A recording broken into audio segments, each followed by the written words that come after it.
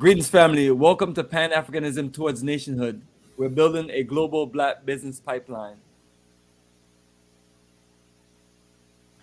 And greetings, family.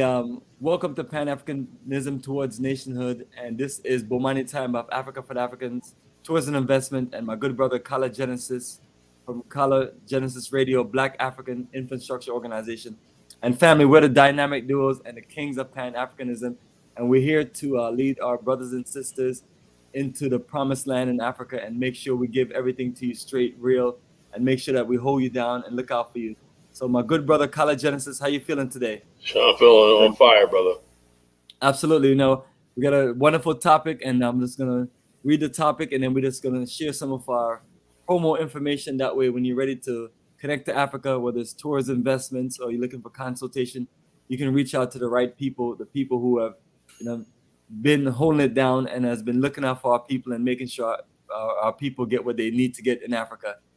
So family, tonight's topic is generational wealth is the key to nation building, live with Kala Genesis and Bomani Tama. Family, this is the Afrikstan analysis. And everything that we talk about as far as Africa, tourism investment, you can view the details on our website at africafortheafricans.org. And what I want to do, family, is I want to share with you the website while we're talking about the website, and make sure that you're up and ready for our incredible Liberia journey for a lifetime. So family, once you're on our website, africafortheafricans.org, you're going to see all this historical, beautiful photos from 2006 to 2023. And then you're going to have some nice music if you want to turn on the MP3 player to your left. And this is available on your desktop and your laptop. For mobile versions, just get right to the information without the slideshow and without the MP3 player. So once we are on our website, you just scroll down past the banner and the MP3 player and the slideshow, and then you get right into the tour information. So we have it right there on your main menu. For those who are interested in our investment, Black Star, repatriation, and Pan-African community, that's there. And also when we talk about repatriation and Pan-Africanism or repatriation and investments in Africa, we're laying the foundation down as we're building this wonderful community. And we've been through a whole lot, and we're still going, and we're still going strong. Because in order to deliver, when you're dealing with these things, you have to put a high level of work in it.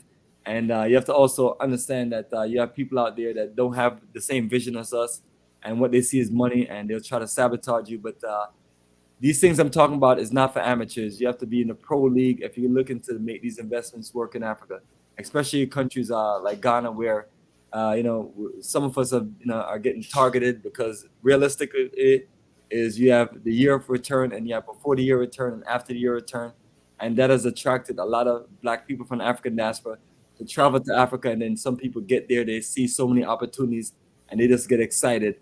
But I'm always telling you, family, don't jump into any of these investments with anyone. You want to come to the country and check it out, and then get a business and investment conference, get some consultation, get some connection and things like that. When you roll with us, that's what we do. We're here to hold the fort down, and we're here to keep energy going strong. We've been in this business for 20 years, from study groups to Africa tours and investment to this taking you on journeys to different countries and just getting you connected. And then 19 years of traveling to the African continent, from 2004 in Senegal, March to 2004 April to Egypt, and building that foundation to where we are been traveling and been able to travel to 10 different African countries and been able to build an incredible experience. And then we launched our brand, Africa for the Africans, in October of 2006. And that has been a way we've been able to just connect us to Africa. And this has been a part of a modern day repatriation and Pan-African movement that have just evolved. And we have laid a foundation, and we're going to keep on representing.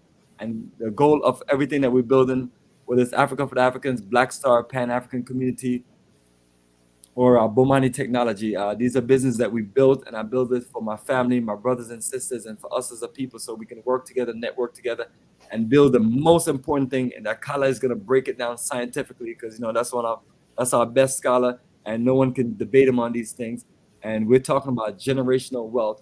So all the things you see people like myself are involved in, it's not just to make a living and make some good money. It's to build future generation. Because what I've seen in the past is those who are involved in this business, as far as Africa tours, investment, and so on, it was only a generational thing. They built the business, they did well for themselves, they inspired us and uplift us and motivated us. But one of the key things is the lack of investments for the future and the lack of laying the foundation to where we can take this to another level. Our roots and culture is always great. All of our journeys are based on roots and culture, but we also have to take it to another level. And the next level is to do strategic investments in Africa, so we can, show that we're successful, so we can have other people that are watching us say, hey, you know what? I like what these brothers and sisters are doing in Africa, and they're making moves and they're being serious. But the only issue that we have in this is that a lot of people join this movement because it was like a money grab, a way to make some money and a way to this, get some shine on Africa. But for us, it's more than that. And as we talk about generational wealth, so when we talk about our children, our future generations, we're laying a foundation down so they can connect on the highest level. So we scroll down, and right there from the logo on the way down, what you have is this, we get right to the point as far as all the journeys that we're doing coming up. And just want to be clear with people, when you see the prices, and all prices are subjected to change. So you see all of the journeys listed from 4,200 to 4,400. Now, these are all-inclusive tour packages, which include flights, breakfast, dinner, and I mean gourmet dinner. We're not going to take you anywhere to eat on the side of the road or eat bush meat or eat roadkill or eat in any shacks. All of the tours that we have, you're going to get the best gourmet dinner. You're going to have entertainment. You're going to have professional tour guides and business people there. So just want to let people know, because one thing I've been getting a lot of questions about when people reach out to me, they say, hey, Bomani, your tour is more expensive than some of these other journeys. And I say, family, don't get hoodwinked, don't get bamboozled by some of these people. What they'll do is just put some numbers out, but then you look at what's included and what's not included. Then you'll find out your dinner is not included, your flight's not included, and certain things are not included. And then when you look at that itinerary, you want to know what we're going to do. Every single itinerary on here is a full day-to-day itinerary. And when I mean day-to-day itinerary, you're talking about 9 to 5. So we're leaving out between 8:30 to 9 o'clock, and we're getting back 4 to 5.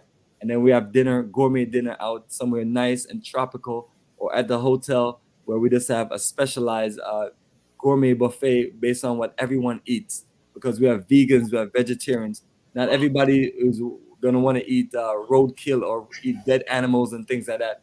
So we make sure that we set these things up to the highest level. So on our tour schedule, what you're going to see is a few different things. We do have exclusive African safaris in Tanzania. We have great partnership in Tanzania. So when people are ready to go to Serengeti, Taranja, or Ngorongoro, Cater, we have incredible staff. And I'm always saying my Tanzania staff is one of the best crew that I've had. You don't really have to tell them anything. These guys are younger than me, but they just been in the business for a long time, and they know how to handle things and know how to get things done. So really appreciate our crew in Tanzania. They have been able to help us do 3 incredible successful journeys from November 2020, November 2021, and November 2022. And now we're coming up on November 2023, which is our 4th journey. So that is right there. All you have to do is click on the link. And that is our next journey. We just got back from our 23rd Ghana journey of a lifetime. And we're going to show you a few brief group tour pictures of our previous groups. It goes all the way down in 2006. So I'll just show you a few. And we have been stepping our game up, expanding and growing our networks. So those are the journeys that we have. And we're going to close out the end of the year for South Africa, December 2023. And the goal is to do South Africa journey for December 2024. But we're just waiting for the response, which has been a good response on this journey. And then we just add a schedule once we get closer to South Africa, December 2023, or after the journey is finished. And our feature journey on our website is our Liberia Reconnection and Investment Tour, March 29th to April 9th, 2024. This is great, especially for those of us who have traveled to all these other African countries before, and then you like it, you love it, you're having a great time, but then you see certain things that's missing. And the key thing, as my brother Kala Genesis is going to break it down later on, that's missing is in an African country made easy for us to repatriate, live, do business, and invest in. And as we can see, I love Tanzania, great country, but it doesn't seem like the elements are in place to accommodate us and to get us what we need. We tried Senegal and Gambia. Love Senegal and Gambia, but it's a bunch of this weirdos out there that's literally this. You don't know who to trust and things like that, and they've just kind of ruined that energy. You know what I mean? And I really love Senegal and Gambia, but it's so polluted with repats and other grifters out there and people that's shaking our people down. I talk about the infamous RJ Mahdi, that how people like himself operate. They had a great chance to really join a network where we're all working together to help our people get accommodated in Africa, but those things that seem to gone left. So I'm pleading with everyone out there. If you have been all over Africa and then you have been disappointed, me and College Genesis are working to the highest level to really pull this Liberia journey off. And the fact of it is we have enough people already for the journey, and we're going to looking to build more people. But I want everyone to just open their eyes up, because when someone like me and Kala is working together and we're talking about all the great things that we can do for our people, our goal is from two brothers that are literally dedicated to this movement. From the beginning, they joined this movement and have never steered off. So that's one of the things I want everyone to just really think about. And my brother College Genesis have done the legwork, which I appreciate, because that's been able to get us to lay the foundation of our Liberia journey. And from his connections, connecting me with incredible people that we've been able to work with and build, to him just breaking down the history, the science, and why Liberia is so important. And just really appreciate our brother, because a lot of times we get into this movement and we know what we're talking about, but then we kind of don't really have the confidence, and then we just don't really push the movement. But this brother is really pushing it to the highest level, to where he's reaching out to his people, and we're trying to get everyone in place, ready and organized. So family, that is our featured journey, and that is the country that we're looking to push our Pan-African movement to where we can basically deliver to the highest level. Countries like Ghana has been great, but the fact of it is we have so many disgruntled people with things that have not worked out for, and they've just been frustrated with how things are. And the solution is to get them an African country that is connected to what they're looking to do, to where your U.S. passport work, to where you don't have to be fighting for residency and staying and having to try to get tourist visas, or not tourist visas, student visas and things like that. You're 60 years old, you're trying to go after student visas. So no knock on the folks who try to make it work in Tanzania. The fact of it is, we all gave all these countries a great opportunity and chance. So now it's a chance of Liberia. For those who are focused on the Civil War, that was 20 years ago, and the country is rebuilding to the highest level. And we're going to show all those documentation. And also we're going to show some videos of other Liberians or other people going to Liberia and just showcasing the beautiful, rich history and culture. So stay tuned for that, family. And then I've made enough space to where our Ghana journey is a little distance now. Before it used to be every 6 months, but we do have other schedules. So for those who are looking to go with us to Ghana, be prepared for this incredible journey, the 24th Journey of a Lifetime to Ghana. That's July 11th to the 23rd, 2024. And then we're going to take that journey to the Nile Valley civilization, Egypt, one of our most historical countries and one of the most modern and advanced countries in Africa, and give you an incredible schedule, incredible layout, and just connect you with different parts of Egypt that you're used to, but also we're going to showcase some interesting parts of Egypt that you have never been to before. As I'm working with my good sister Matrell on a mission, which is somebody incredible that's literally went to Egypt to move during the height of the COVID-19 instead of choosing to go to Tanzania, which I appreciate her doing, because we do need pioneers. So that's what we're doing, family. We're working together with great individuals out there that have proven themselves, so we can work together as a network. And all the other people that I talk about that have let us down, we should have been focused on working together, and we'd have be able to build an incredible movement to where investors and real people out there say, you know what, I love what these brothers and sisters are doing in Africa. Let me come and build a factory. Let me come and do certain things. So we're taking this serious and we're holding it down. And we can't speak for everyone, but we're serious and we're dedicated to this movement. So that's why you see me and my good brother College Genesis working hard together. And trust me, family, we're dedicated to this to the end of time. And the journey we're going to close out with for the end of 2024 will be so far will be South Africa. It's not up on the schedule yet, but we're working towards that. Senegal and Gambia.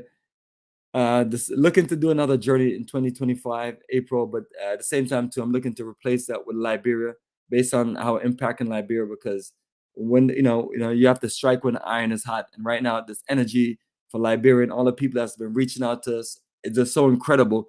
To where as soon as we get there and we just get this information out, we just want to just get the schedule reloaded again for a year later, and then make our second move and kind of build on the momentum. So for those who can journey with us for March 2024, what I'm recommending you do is just stay tuned for us for 2025, because we gotta literally just take advantage of this incredible opportunity. And I appreciate my brother for presenting the information to me over the last 2 years, and he's been talking with me about this information about Liberia for the last few years. And so that's the dedication. Then when we get together and we do things, the goal is to show our accomplishment, to build a movement, to make things happen. It's not just us talking about Liberia and feeling good about what our ancestors do. Our ancestors did great things. So now we're here to build upon our foundation. It's kind of like when I talk about Marcus Garvey and the UNIA and African Communities League, and what Marcus Garvey laid a foundation with. And he laid a foundation for us to build upon it. For those who say, well, he didn't accomplish everything. We don't always get everything accomplished in one generation. But what me and Brother Kyle appreciate is our ancestors laying the foundation down so we can build upon it. So that's the schedule that we have. And so the land for sale investment at Black Star Pan-African Community, that's the link. I definitely recommend everyone who have any interest in what we're doing to click on these links, read the details. And then if you have questions, email me or text me or call me, and let's talk. Let's build a relationship, and let's go through everything, because it's one of the things that's very important. When you're making these commitments, you want to be clear about everything. So I send everything to everyone in writing, and I'm always available to talk. You can meet me here at my office, or you can meet me out in town. We can do video calls and so on. We're available, especially if you're calling about serious business. If you're calling and you don't know much about Africa, and you want to learn and you want to talk, absolutely, family. We're always here to talk and build a relationship. So I'll show you a short little flow of some of our previous tour groups. And these are all the links, previous videos and photos. It's all right there. And all these wonderful groups that we have on Facebook. So this is our last journey right there to Ghana. Another beautiful, incredible group. And we always have these colorful Africa for the Africans t-shirt. The colors, the energy is just very vibrant and very important. So we always just want more for us to just literally just take a look at what we're doing. Senegal and Gambia was there a few months ago. Another incredible journey for April 2023. Last year, Ghana journey, Tanzania journey. And as you scroll down, you just see more and more journeys. And we like to show you what we're doing in Africa. You see big groups, small groups. But no matter what type of groups you see, this is hard work to get done. You have to build a crew in Africa. You have to make sure everything is organized, get people prepared, and make sure that we accomplish everything there in the country. So you see these dates. These are dates during the height of the COVID-19, but nothing stopped us. Ebola, financial crisis, and we're going to keep on. We're going to keep on. We're going to keep on keeping it going nonstop. Right? So you can keep on. You can scroll down once you get to our website, and you see all of our group photos all the way to the inception of 2006. So that's what we have for you, family. So let's get back to our regular schedule program with our good brother, Kala Genesis, as we break down generational wealth is a key to nation building. Yes, my good brother, Kala Genesis, you can go ahead and set it off. Any videos you want me to play, you can post Lisa, I'll be sending you some. Good presentation, good breakdown of the itinerary for next year and stuff like that. And that's why this is how I deal. I deal with professionalism. And to me, Brother Bomani is like, not just in the African thing, he's one of the most professional brothers as far as business is concerned that I've ever come across. He's real thorough with his business. He keeps me on point, tells me, yo, you got to get this, Kyle, you got to get a better mic, you got to get a camera, you got to hold a camera. He's very meticulous on everything. I have no doubt that connected with the right people in Liberia, that he's going to be, and the people that roll with him is going to be a real big success, and so I have absolutely no doubt in my mind. I'm like 99.9% sure this is the man for the job, and so this is what I've been waiting for a long time, to link with somebody that really is serious about nation building, building communities, building wealth, building generational wealth, and passing our posterity on to the next generation, because we're getting older. You know, a lot of stuff we work for, right? We're not the fruits, and we're not going to even be able to enjoy. But we know the next generation, and this is a problem we have in our culture, in our community. I remember one time, I used to always wonder, why is it so important? Like when you see white people or everybody else and whatnot, they got their kid their first car, right? Oh yeah, has Kelsey a car? Oh yeah, and the parents out there, you enjoy your car and everything. I'm saying, why do the parents go out there and put themselves in debt to give their kid a car? Why? Because they want that kid to have a fresh start in life. They want that kid to have what they didn't have, you know, when what they didn't have. Why do people leave their children a house? You know, why do they do stuff like that? You know, it's because you're one generation. When you work, you're supposed to be able to make your life easy, make life easy for your children, the next generation. What we're doing in Africa, right, is so important. That's why we cannot keep wasting time and wasting money, or people want their whatever they want now and everything. We have to look at, if we make a wrong decision, wrong business decision, can we basically pass what we're building on to the next generation? It's not enough just for us to enjoy a little Africa and everything, and we have nothing built so the next generation can come along. Okay, are we laying the foundation where there's going to be jobs, where there's going to be investment? You know, are we making sure that we're attracting so that we have our own banks and stuff like this?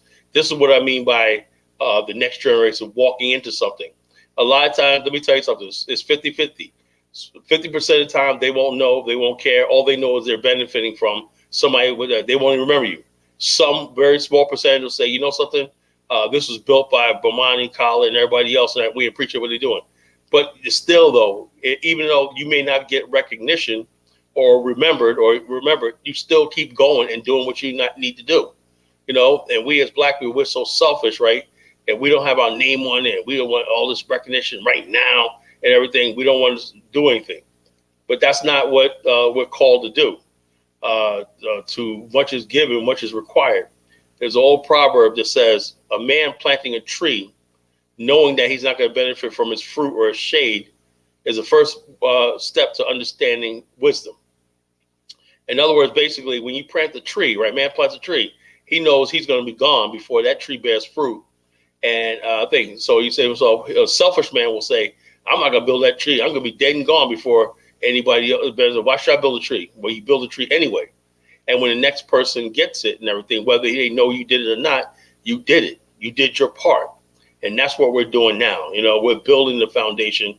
We're building the connections. We're building everything so the next generation could walk into what we're saying. So why? Because the next generation will be able to hold their head up and have something. You know, right now we have absolutely nothing, you know, nothing that's ours. And when I look at Africa and I look at people who mock us or mock our attempts to build in Africa and everything, wait until we really have success on the continent. Where when people say, I'm going to go to live in Africa, and they got jobs, they got houses, they got communities organized, they got stuff like this. This is what we want. And what's going to happen is that the dynamic and identity is going to change. We're not going to be this people that basically sit around in America waiting for white people or talk about systemic racism and systemic this. We're going to have an option to basically build and control our own destiny. You can't call yourself a real pan-Africanist, right? If controlling your own destiny is not on the thing. How do we control our own destiny? Nobody, like Marcus Garvey said, nobody has the last word on culture and achievement and everything. He said, Marcus Garvey said, just like you look at the white man and everybody else doing this, one day you're going to basically have them admire you. And that's what I'm striving for. And it's not going to be given to us. It's not going to be, you can't march about it. But real power and real achievement is taken. It's taken by force. It's taken by will and determination. Where you say, this is what I want. This is what I know is mine. I'm going to do everything I can in my power to make sure this happens. I don't want to hear about no mythical boogeyman, white supremacy, talk about talk about, oh, the white man control. No, we're gonna, whatever it is, whether it's a monetary system, military system, we're gonna make all those things a reality for our own people, right? Or we're gonna die trying. Because I'm sick and tired of people, right, using white supremacy, using racism as an excuse to do absolutely nothing. And then when you fail, you say, oh yeah, the reason why I failed is because of COINTELPRO. No, because you failed because you didn't have a real good plan. It wasn't no COINTELPRO, it was COIN-NEGRO-PRO. You know, you basically didn't have a plan. You didn't have any outlook. You didn't listen to reason and logic and all these things. And you failed to build anything. So therefore, don't blame it on white supremacy. Blame it on your incompetence. And I'll say that about even our past leaders.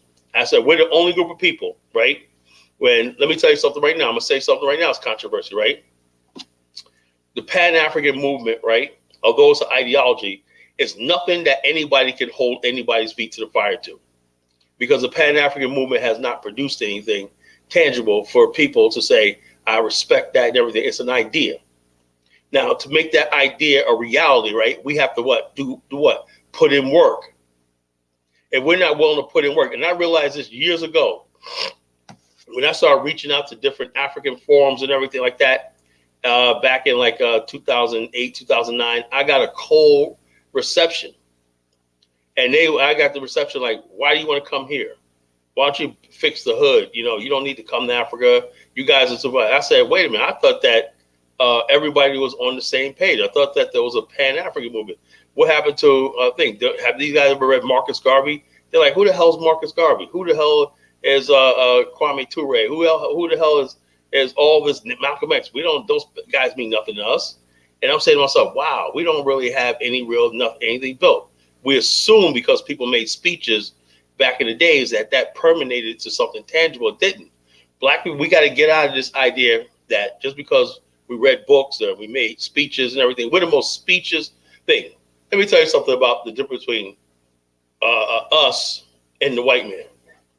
When the white man makes a speech and whatnot, the earth shakes. Mountains move, right? When he says that I want to build a city in the desert for people to gamble, guess what? You see the manifestation of that. That's that manifest destiny. We're going to move from sea to shining sea. We're gonna basically create a canal in Panama to bring our ships and connect the world through the Panama Canal. He speaks it, and you see the manifestation of it. He says we're going to build a new territory called California, and we're going to settle people out there. We're going to march across this land and take this land from the Mexicans and Indians, and it's done. We're going to build skyscrapers, and you see the majesty of his cities and everything that he projected and he built. The black man, we have speeches, right? What are our speeches of? It's just on a recording, something that we get riled up in. It does not basically manifest it. So, and the only way that could do that is we have to have space, land, and territory of our own and be unapologetic about it. Now, I say like this. People say, well, didn't you guys try to go to yeah, okay. A lot of these other countries have their own ideas. You know, I can't go to Nigeria and say, well, this, because the Nigerians got their own thing. You know, the Ghanaians got their own idea what they want to. And you have like this. The black man in the West is the only group of people that have no say-so over the foreign policy that governs his life. We have no say-so over international affairs, everything. A group of people, 45 million strong, one of the strongest groups of people on earth, have no political power. We have no political power. Our votes are just taken for granted and everything like that. And so therefore, what I'm saying is, why when we talk about Liberia, that's a golden opportunity for us to step on the world stage. Same thing the Jews did with the state of Israel, on the world stage.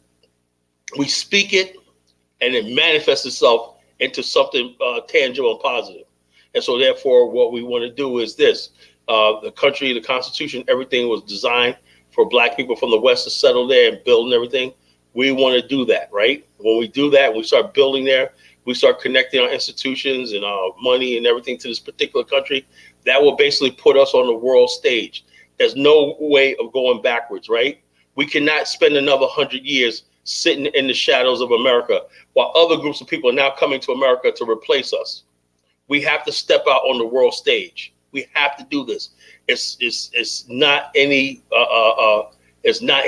question about it anymore. And that's what the Pan-African movement means to African Americans now. We have to build what we call in Afrikstan. We have to build territories. We have to build cities. We have to build international trade. We have to basically find new friends, find new enemies and new friends and everything across the world. We have to basically say to whatever country and everything, whoever it is, if you want to help us and everything, we don't care about what America thinks anymore. We don't care about this. If Cuba wants to be our friend, Cuba could be our friend. You know, if Russia wants to be our friend, Russia could be our friend. Anybody that we have no permanent friends, no permanent enemies. That's when you know that you're ready for freedom or you're ready for liberation. That you basically saying that it's time for us to think. And I'm inspired by the history of Liberia.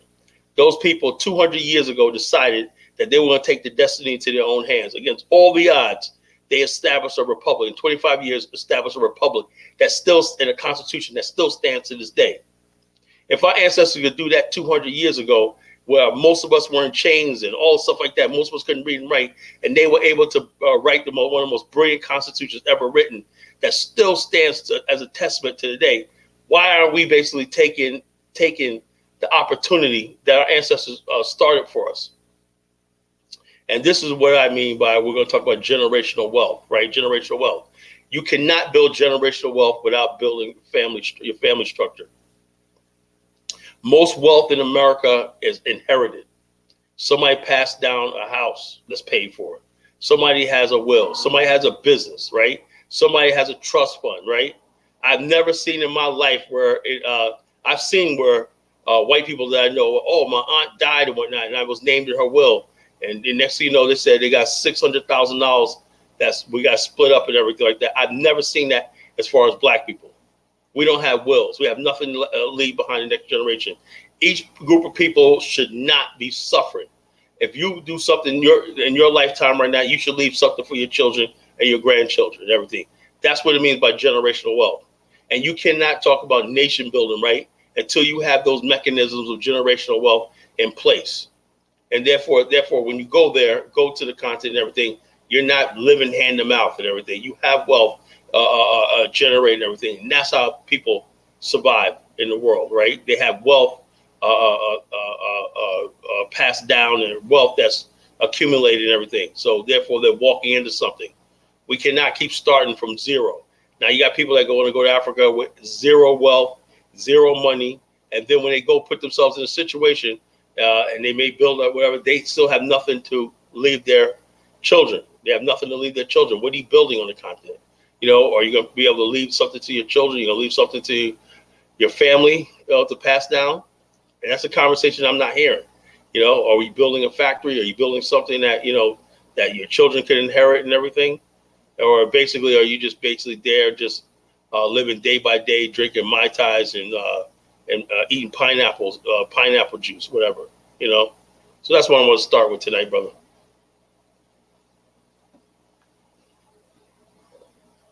Yes, absolutely, brother. And great introduction. And family, once again, this is our topic.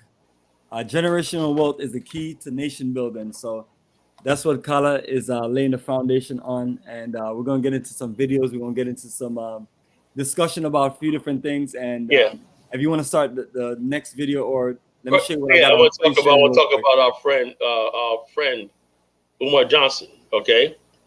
Now, I've never heard Umar Johnson talk about generational wealth. Never heard him talk about that. You know, I never heard him talk about life insurance. I never heard him talk about a will. I never heard him talk about home ownership. I never talk about stuff like that. So now he's basically saying, he says, wow, since you didn't agree with what I had to say, you're just going to misrepresent my words. Brother Umar, we did not misrepresent. We heard you loud and clear. You know, I never said that men were responsible for women's bad decisions. Yes, you did. Yeah, I think you heard your breakdown, and this seemed like let's read the whole comment. It seemed like something that is in response to the things that you and maybe a few other people have exactly kept them accountable on, because You know what I mean? You know, you're not gonna just dog us out and make it seem like we're some patsy and things like that. You know, we have real brothers out there that's really just pushing this movement. That's what I'm saying. We get no respect that from may you. work on these little knuckleheads on the wrap up crew, whatever the hell that is. Don't work on real black nationalists like myself. I go way back, you know. That's the thing about it, brother. He doesn't. When we see him on other people's channel, it's usually some hip hop guys and things like that. Yeah, there's never anybody credible in the pan-African never anybody movement. like this. He would never come on a panel like this and debate, you know, somebody like myself. Never would do it, you know, never would. He says, I said that black men are responsible for the poor option. Is that the same freaking thing? Choices, he says, sisters have to choose from because we have no system. How are you going to have a system in place if you're a minority group? Does he understand? Just a couple of weeks ago, he was just lamenting Ebony K. Williams. Let's play this video, right? Let me find this video. You know, but he's talking about Ebony K. Williams going in on black women were actually agreeing with Ebony K. Williams. I'm not getting with no bus driver. I'm going to get with a bus driver. I'm not getting with no 9-to-5 guy. When you take your 9-to-5 ass thing. And you got women out here now, the man-hating women. They are lauding Umar. He's their hero now. So Umar made his choice, right? There's people out there, black women, right, who work in conjunction with white men, right, who are trying to break the spirit of strong black men in this country, right?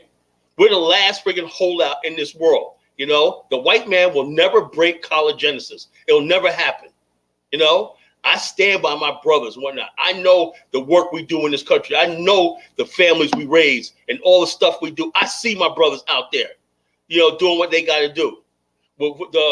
Toward no good, ungrateful friggin' community that don't give a shit about them. Nobody gives a goddamn about us, right? Same thing happened in that Chicago right now. You know, guy gets gunned down and whatnot. And Kim Fox about, like this, you know, just oh no, they were justified in gunning this guy down. Yeah, he shouldn't have friggin' hit that woman, but you basically let it go to trial. Let a jury decide that. You know, basically let everybody cheering. Oh yeah, that's what.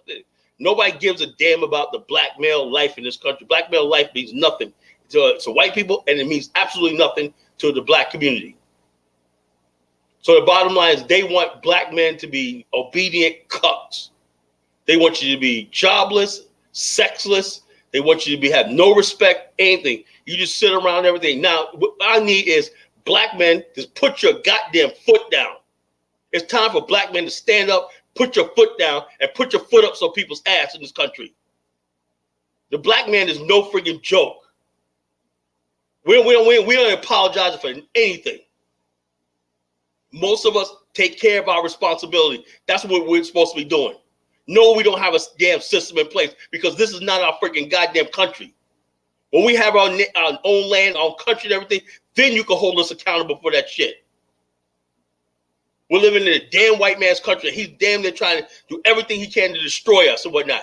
And there's somebody that should have empathy for his own brothers and whatnot. He said, we like this. He should have kept his goddamn mouth shut.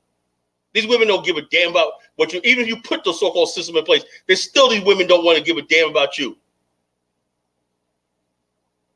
So I'm sick and tired of these people these fake ass people getting up here talking about this. It's like I said, nothing against Orange Island. But when you step against black men, you talk about me. You talk about Bomani. You talk about all our brothers who never did anything wrong in our life. So I'm not gonna bend over and be like, oh yes, we didn't do it. No, get the hell out of here with that shit. Being a freaking cuck. Being some patsy, some goddamn fool. You know, the black man in the world, we got something to say to the damn world. You know, we got something to damn say to the world. We don't like what's going on our mother continent. We don't like what's going on with the homosexuality, all the race mixing, all the shit like that. They're trying to destroy our culture, destroy our community. Look at the BET Awards. Absolutely freaking disgrace. Because the black man don't put his goddamn foot down. We just let anybody run everything. We let the most vile garbage represent us in the news media and whatnot. We let the thugs run us out of our communities and everything, shooting and killing us. We got good brothers that try to stand up to these thugs, get gunned down the street and whatnot. Everybody got us in their cross-eyes, shooting good black men and whatnot. You know, I'm standing up for the good brothers in this country. You go against a black man in terms of an African American man, you're going against me. A majority of brothers mind their business. They ain't in jail. They're not getting mass incarcerated. They're doing none of that. They're taking care of their responsibility and taking care of themselves. And they said black men, they said 65% of black men in America are in the middle class. 65%. So like 10% of black males are in the top 10% of income earners in America. So why don't we talk about black achievement? The reason why we don't have generational wealth, because somebody feels that there's something wrong with you achieving. You know, brothers out there got a business, get successful and everything like that. Oh, it's a white man, let him do that. You're dismissive of black success and black achievement. This is what we're talking about tonight. I want to find that video with him talking about Ebony K. Williams. This guy talks out two sides of his mouth. All right, cool. And do you have another video on me load up? Yeah, give me a second. Give me a second. Ebony. Yes, family, we are on it tonight, family. So okay, want you to show us some love, show us some support, because you know we're really down for our brothers and sisters, and we're really down to pushing this movement. So make sure that you know. I just sent you a video, and the point I'm trying to make is this: look, just like anybody else, right? And I'm sick and tired of. I was watching this one video the other day, right, where the Hispanic lady was talking about this, right? She goes, when you come to this country, right, and when you got sociologists and psychologists and everything, they always talk about black community, this, and you get the impression that black people are just problem people. They can't do nothing and everything. And so we basically have this idea that we come over here and we're better than them because they have all these problems. And then she said, she wondered, she said, wait a minute, black people have a lot of accomplishment and achievements in America, but that's not emphasized, right? It doesn't emphasize people. See, if you're going to make the case that, oh, I need black people to listen to me and everything like that, right? You're going to ignore their success. Let me tell you something about what a real community is. Like I said, generational wealth and nation building and everything. A nation is when somebody is black, right? Well, that person's a billionaire or that person works at McDonald's. That's still your brother and sister. That's still your brother and sister.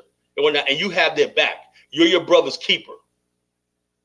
I don't like this divide in black people based on their income level. Now, he basically talked about, in this thing, talking about Ebony K. Williams was wrong. First, he says, I agree with her and everything. He talks out two sides of his mouth.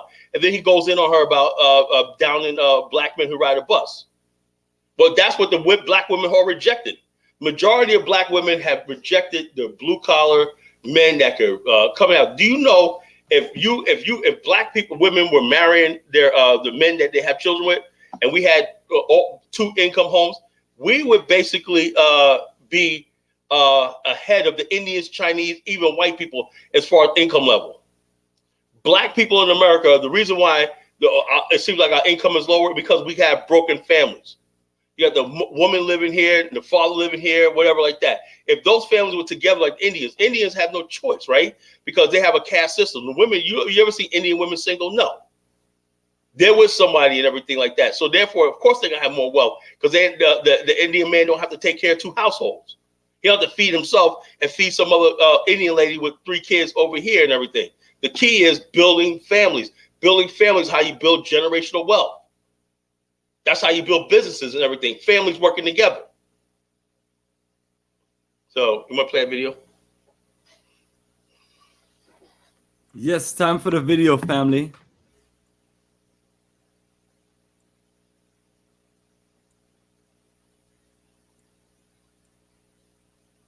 Other day, sister, you was talking down. Let's reload. I didn't disagree with much of what you said today, but that's not what you said the other day, sister. You was talking down to working class blacks. You are a bourgeoisie. If you are an interracial dater, if you are a bunny hopper, then what you are telling me is your whole diatribe, your whole rant against black men driving a bus was a justification so you can date a white man. I hope that ain't the case. Spoke well today, my sister. You still didn't deal with collective working responsibility, though. I still heard a lot of Eurocentric individualism. I still heard a lot of Eurocentric individualism. And I don't know where you've been getting your reports from, sweetheart, but we got 2 million Africans with college degrees unemployed because you was doing a whole lot of pushing college. You was doing a whole lot of pushing college today, like it's some form of upward mobility. I'm sorry, Sister Ebony K. Williams. College is not an opportunity for 21st century Africans. I didn't disagree with much of what you said today, but that's not what you said the other day, sister. You was talking down to working class blacks. You are a bourgeoisie. If you are an interracial dater, if you are a bunny hopper, then what you are telling me is your whole diatribe, your whole rant against black men driving the bus was a justification so you can date a white man. I hope that ain't the case. Spoke well today, my sister. Hey, Bomani, you got playing over. Still didn't deal with collective working responsibility. Yes, man. Let him hear it again. I still heard man. a lot of Eurocentric individualism. That is Umar Johnson right there, family. Okay, now what he said was this, right? He says you're talking down to working class brothers, right? Now, when he says working class brothers who got to work 40 hours a week, maybe pick up a part-time job and everything, they got to take time to freaking raise somebody else's kids and everything. He says that's our fault, by the way, thing. So in other words, basically what he said was, even if you have a wife and kids, your responsibility to get out there in the community. Not everybody got time or somebody's time on their hands to be on YouTube and making YouTube money when they got all this free time on their hand because people sending them cash apps and everything. A lot of us got to get out there and work 40, 50 hours a week to make ends meet. You know, that's the reality of majority of black people in this country. We're out there basically busting our ass, you know, to try to make ends meet. And those brothers out there, and I'm saying to myself, a lot of them say they work jobs, they get that promotion, whatever like that, or they get their more education, they get a better job and everything. It's a grind. Some people might go into business for themselves and everything. So it's a grind. So basically, like I said, I'm my brother's keeper. I understand how hard it is in this country as a black man, you know, because you don't have the support system of people, right, in the community. Nobody cares that, nobody says, you know, man, that's a good brother out there working a job, you know. Let me give him some praise. Nobody gives a damn about you. If you're a blue-collar guy and whatnot, people look down on you, you know, and they scorn you and everything. You know, you look at somebody working at a gas station. Oh, you see how people treat people all the time, you know, in Black America. If a person's just working a job and that person's not doing nothing to nobody, he's not harming you and everything like that. You know, you act like, oh, he's nothing and everything. But yet you let a rapper or somebody like that, they got a whole lot of money and everything like that because he made a rap record and everything. Suddenly you hang on to his every word. And that's the reality of what we're dealing with right now. And and also all these black women who reject blue collar guys, yes, they want either a rapper or a white dude. You know, they got a song out now, talk about, I got a white guy, he feeds me, it was a hit song on black women. He feeds me chicken and pasta. I got a white guy on my roster. He feeds me chicken and pasta. So this is what I'm talking about, you know. Not only that, not only just the white guys, but the number of black women who are turning lesbian. You know, you got that going on. Women are turning lesbian. They're going for interracial dating. It seems like the last option on any black person's mind is getting with a working class blue collar brother. You know, it's either a white guy, a thug, you know, some rich rapper or whatever like that. You know, I've seen a video the other day, women talking about, oh, I got to find an excuse. He's such a good guy. He does everything, but I'm not happy. I'm satisfied and everything. So you're going to break up with your somebody. So therefore, that's all our fault because she says, you know, he's boring and everything. And let's talk about the elephant in the room when we talk about masculinity. Let's talk about something, right? When we say masculine women, right, we're talking about women who take manly things. A woman that has a high body count, right, is just the way the world is, you're a whore. You know, a man that has a high body count, oh, you're a stud and everything. Women are supposed to keep a body count low. Now we live in a world where a woman could say, they ask women, what's your body count? You got women 30 years old and they've been with like 100 men. What kind of men, what kind of wife can you make somebody? And so therefore, when you talk about that, you say, why wouldn't black women masculine? So, well, we have to be like this, right? We have to be like this because we have to rate ourselves. So let's say men aren't around, right? Does that mean you have to go out there like a man and sleep with any men you want and get stuff out of guys, everything like that. That's what we mean by masculinity. You know, a man goes out there, that's our nature. We're just trying to screw everything around and have fun and everything like that. That's what man told a woman says till you fall in love and settle down and everything. A woman could wait her whole entire life. I know women who waited their whole entire life, right? Virgins until they're 40s, so they find that one man that they want to. That's what God put in women. God put that in women to be reserved. You know, it's even in the yin and yang. The woman's nature is to be receptive, reserved and everything. Wait for that one man that might give their heart to and everything. So the masculine woman, right? She's going to go out there. She thinks if men could go out there and sleep around and everything, then she can go out there and sleep around. But that's our fault because women decide to be masculine. They decide they look to Steve Harvey, act like a lady, think like a man. You know, all this friggin' nonsense. A woman's not supposed to think like a man. A woman's supposed to be a woman.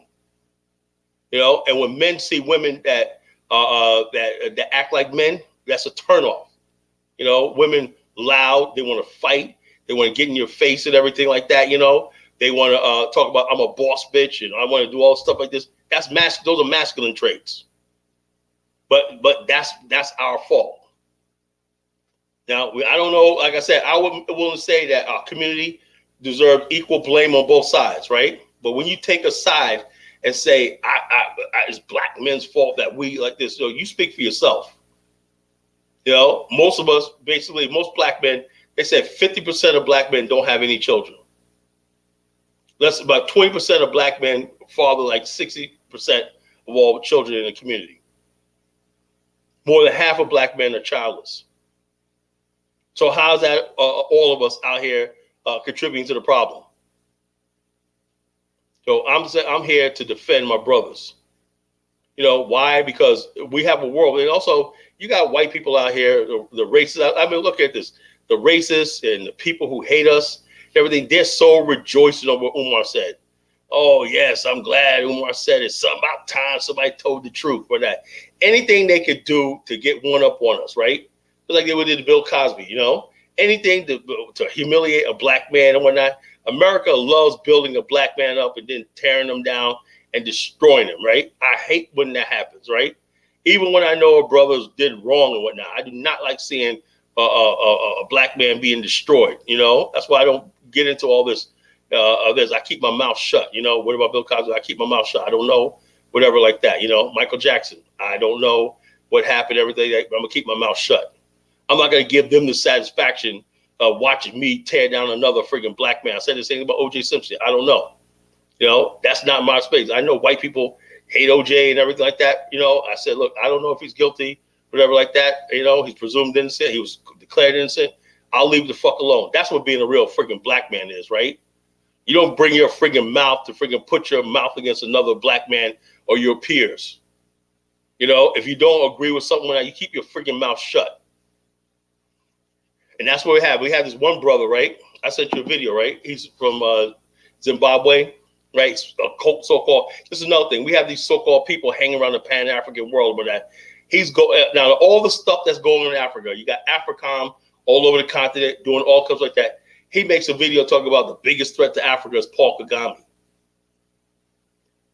You know, we let people, like I said, there's legitimate criticism that we can have right there. But when someone makes a statement like the biggest threat to Africa right now is Paul Kagame, because you're jealous what Paul Kagame is successful in this country and everything like that, and he's doing business and he's building Rwanda up and everything like that. You want to find a way, because in our mind, the black person's mind, right?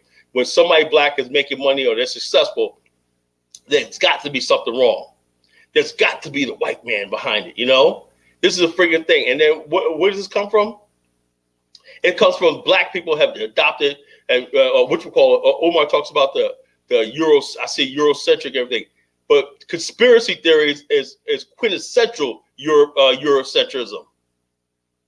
Europe colonized the world thinking that we don't colonize the world. They're going to come here to Europe and take us over. Europe, the white European, the Western man is the biggest conspiracy theorist in the world. He taught us how to be conspiracy theorists. He taught us how to act on our emotions and our prejudices and all stuff like that with no proof or anything. So when you got a conspiracy for everything, especially when you use conspiracies against your own people that's successful and everything like that. There's a problem with that. The white man have us believing, oh, these little tiny Jews. Everything that's wrong with America is these little Jews that's running the banks, running, and we go running with that. But small hat. Do you have any proof? No. Why? Because you hear the white people say it. The white man always has an excuse why he fails, why the stock market crashed, why the Dust Bowl didn't work out one night, why he did the floods of Mississippi wiped out half the civilization. He put black people in internment camps and everything like that. Anything that goes wrong in America and everything like that, he always has a scapegoat. Oh, the Jews are behind this. The Jews are trying to race mix and destroy our race, forcing black people and white people to mix together and everything. It's always somebody else. It's always somebody that's trying to do with them. They take no responsibility for themselves. And we learn from our masters how to be conspiracy theorists. Like, well, you got these black people working around FBA. Oh, the black immigrants are trying to take over the HBCUs. Black immigrants are taking black people's jobs. They're taking, there's a conspiracy. They're trying to replace us. We become black Anglo-Saxons because we got a conspiracy for everything. If you get rid of all these people and everything like that, you get rid of the white man, Jews, the black immigrant, everything, black people will still be in the same position you were. And so what are you going to do if, let's say, the black immigrants, the African immigrants disappear? What's going to happen? Is your life going to get better? No. We always got to have somebody to blame shit on. Now it's the black man in America. We're responsible for all the hell that's breaking loose in black America. Now, it was funny when it was like, okay, like, there's like Tariq, his thing is black immigrants, everything. Oh, black immigrants, black immigrants. Umar is like, oh, it's the black males themselves as the cause of all the problems in black America. So you got Tariq talking about the black immigrants and all these people like this, right? You know, all these black Anglo-Saxons. There's always got to be somebody that's a problem. You create a problem, a straw man, say the problem exists and everything. Now you're going to attach somebody to that problem. That's why a lot of us are pissed the fuck off. Black men have done everything they can to build our community and everything. But the bottom line is the black man in America, the black community have rejected it. And when you see the crime, the thuggery, and all this disrespect and everything, like you see in the BET Awards right now, it's not a rebellion against white society. I've known this for years, right? A lot of our hip hop and everything is a rebellion against black society. You're rebelling against the black family.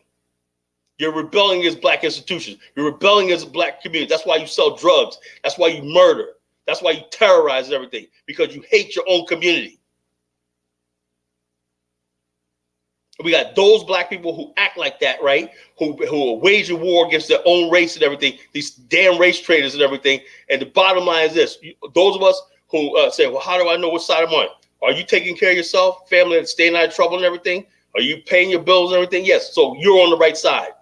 I don't give a damn if you call yourself a pan-Africanist or communist, conservative. If you're doing what you're supposed to do in life and everything, you're okay with me. We could talk about pan-Africanism in the future. But when you basically are hell-bent on destroying our community with drugs, with garbage music and everything, with misogyny and all this kind of filth and everything and trash and everything like that, you are an enemy. Nobody ever calls those type of black people out.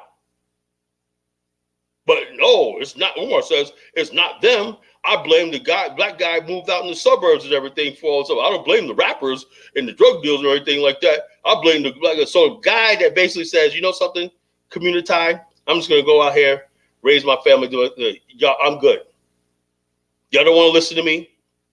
Y'all don't want to follow our lead, because it used to be a time where black people, we had strong black men in our community. You could be a garbage man, right? Mr. Parker is a garbage man, worked for the city, right? But when you walk down the street, it was yes, sir, and no, sir. That's the black America I came from. He may work for the city and everything, blue collar guy, whatnot. But when he's Sunday, he's out there with his Sunday thing, going to church on Sunday, or he's going out to with his wife and everything, stepping out with his wife in his Cadillac or whatever like that. And you see him walking on the street, you tip your hat, you say hello, and yes sir, hi and bye. We don't have that sort of community anymore because people aren't taught to respect the elders in the community anymore.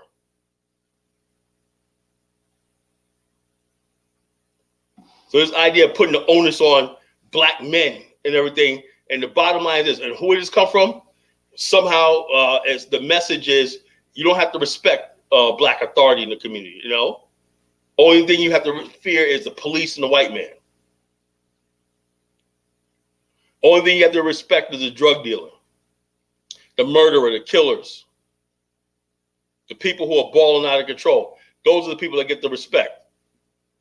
So you're dealing with a dysfunctional community, a toxic dysfunctional community that's been like that for the last 30 years. So how do you go talk about building generational wealth when you can't build a freaking community?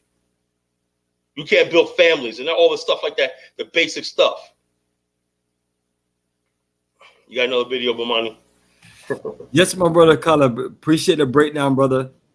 Very clear, and I'm hoping that more of our people, literally tune in and get some of this knowledge, because this is real talk. And I mean, in order for us to progress and make some serious move, we got to hold each other down and things like that. But we see these guys out here being the famous word Captain Saver. You know what I mean? Yeah. And literally just being patsies and things like that.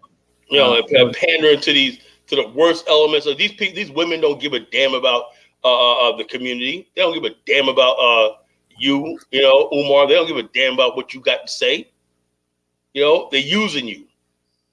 But they think you're some big time leader and this and the other thing. No, it doesn't work like that. Well, I mean, when these guys get themselves these self-proclaimed titles like Prince of Pan-Africanism, people out there that's like, they literally eat it up because they're looking for some black savior, they're looking for some black leader, but the leadership comes from us as a people, and things like that.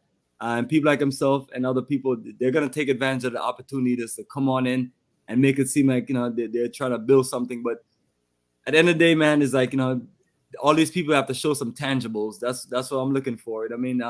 Talk is cheap and things like that. And that's why we're gonna deliver Liberia to the we're gonna deliver. We're gonna make this happen. We're gonna have a shining country that we have business and everything like that. We're gonna make that a Pan-African, black nationalist, citizen, unapologetically Afrikstan, black Pan-African paradigm and whatnot. We're gonna be on the world stage and everything. That's what we're gonna do for the rest of the world.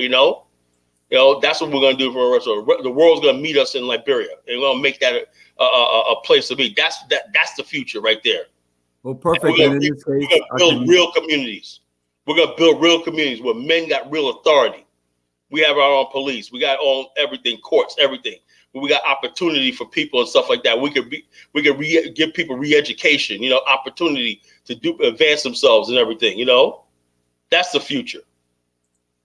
Not sitting here beating ourselves up over shit we don't have no control over in America.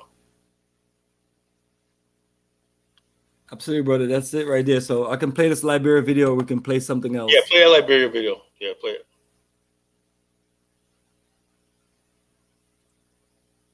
Don't even think about visiting Monrovia, Liberia without adding these top 3 attractions to your itinerary. I'm Charlie Cooper. I'm a journalist who loves to talk food, travel, and experiences, and essentially make your life easier, your travels easier, and just make it more fun. Let's get into it.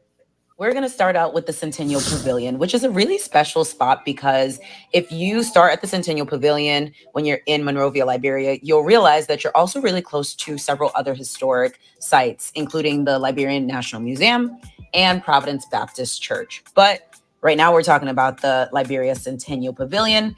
And really, it's a commemorative site that was built to celebrate the 100th anniversary of Liberia's independence back in 1947. Now, on this site, you'll see the gravesite for former President William V.S. Tubman, who served as the president of Liberia from 1944 to 1971. And so basically the pavilion was constructed to celebrate again the 100th anniversary of Liberia's independence in 1947. The pavilion actually has served as a venue for Liberia's independence celebration, but also the inauguration of presidents. So it's a pretty big deal. Right in the backyard, you'll find the Liberian National Museum, which I mentioned earlier. And I know I said I was giving you guys the top 3 attractions, but this is a bonus that you have to check out. By the way, our tour guide was fantastic. Literally, he had a wealth of knowledge, was hilarious, personable, and just a joy to have tourists around. So if you go on this tour, look for this guy. He is fantastic. Let me tell you a little bit about the Liberian National Museum. But first, a joke from my tour guide. The joke of the Bottle Trap is they will be like link up to the left hand business. Okay. That's what they will see.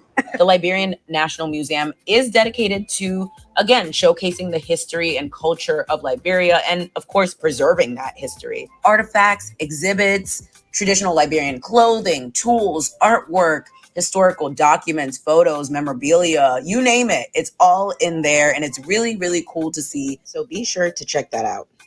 Now, let's get into number 2 on the list, Providence Island. So Providence Island is a small island located off the coast of Monrovia. It is incredibly significant in Liberian history because it was actually the site of the first permanent European settlement in Africa. So back in 1821, a group of free African Americans and former slaves from the United States were sent to Liberia by the American Colonization Society.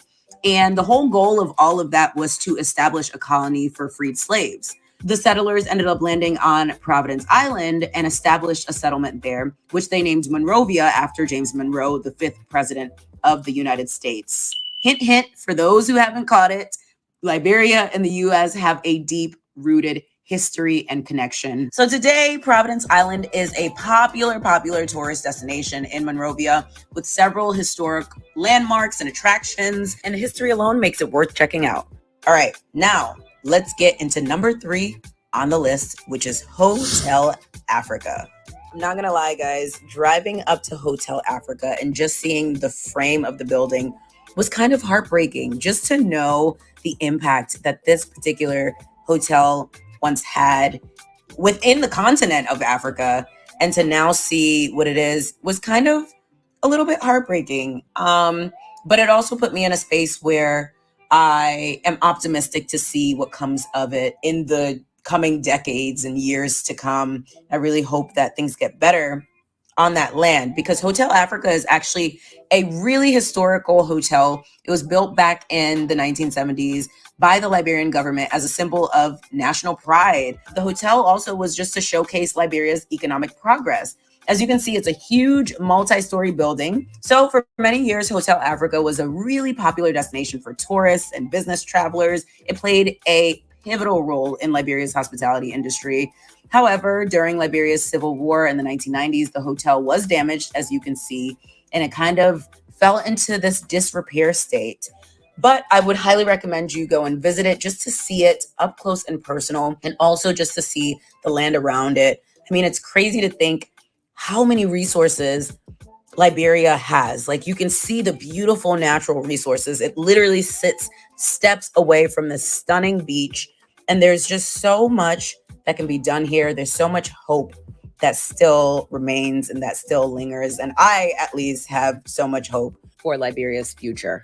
That's my top 3 locations you absolutely have to visit when you visit Liberia, to learn the history, to learn the culture, to learn why Liberians are so proud. We have such a rich history, and I'm really excited to tell you guys more about it. Listen, comment below. Let me know your thoughts. Again, this is a community, and I'm so glad you guys are a part of it. Please don't forget to hit like and subscribe on this video, and check out my other Liberia videos. Bye. Love that lady, love her. The bottom line, Hotel Africa, I went there. It's in Brewerville, right before you go upriver. We go up past the St. Paul bridge and everything like that. It's right there in Brewerville, and it's off to the side and everything like that. Don't be confused with the Ducor Hotel. It's a different hotel. The Ducor was built in the 60s. That sits up on Ducor Hill, on Snapper Hill, on the top of Snapper Hill. And I went in there and everything. That's where they have the mosque of J.J. Roberts, the bust of J.J. Roberts right there.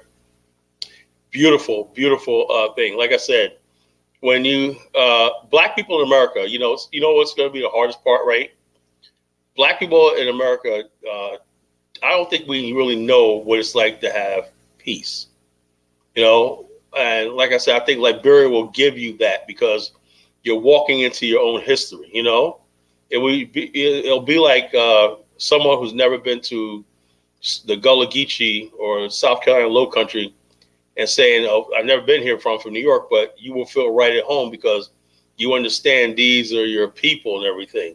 That's the same feeling you're going to get with Liberia. Nothing that doesn't take away from people in the Gambia, Senegal, and stuff like that. But this is a really unique history because this is us returning and building, you know, and fighting white supremacy.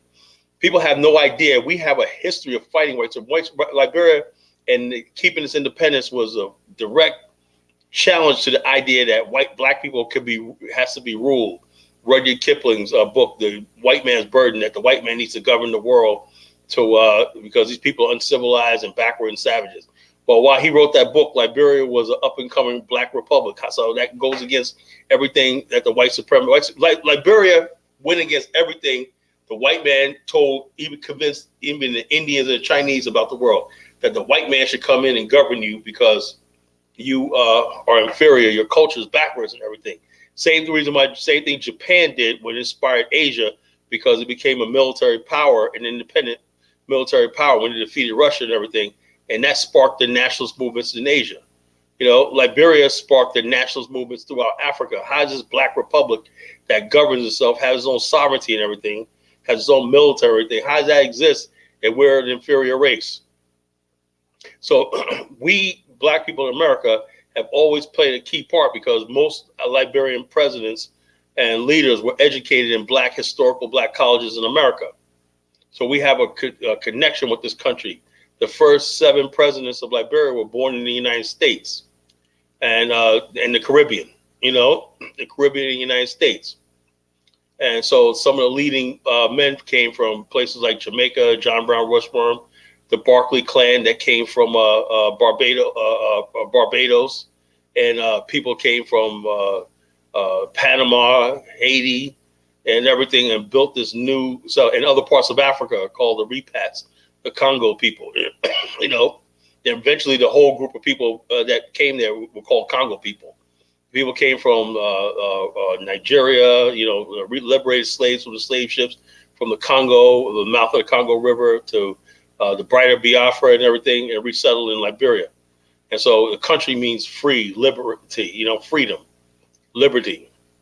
So somebody said, keep pushing in due time. Caribbean is in the English side, but you're around English. I don't know what it must be talking about, some Cameroon stuff. That's another thing. People who talk about their pan-Africanism, right? That we're not having no discussion about what's going on in Cameroon with the Amazonian liberation movement. No one's talking about that, right? The only thing we talk about is what's in the news headlines and everything. We get vague, abstract news. You know, everybody talk about things like dating and whether some African Americans are begging for food and everything like that. The Pan-African movement is coming a shit show. You know, we want to talk about serious things that is going on in the continent. You know, how can we be a help? You be a help by being informed. We should know what's going on in the continent. We should know everything that's going on in the continent. You know, we should know everything that's going on in the continent. We should know what's happening and everything. We should care. You know. And we're not talking about just anything. We're talking about people's lives here. You know, while we sit here and talk about this Pan-African stuff, like a feel-good stuff. This is not a feel. Let me tell you something, folks. Let me tell you something we in the BAIO know years ago. Everything that we do is not going to be fun. Everything, this right here, just like a caterpillar, before it becomes a butterfly, it goes into a chrysalis. In that chrysalis, it's going through pain and transformation. And out of that chrysalis comes something new.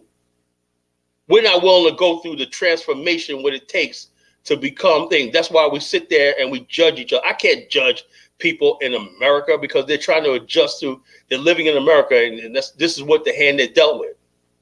Now, if you want something new, you want to be liberated, everything, we have to have a nation of our own.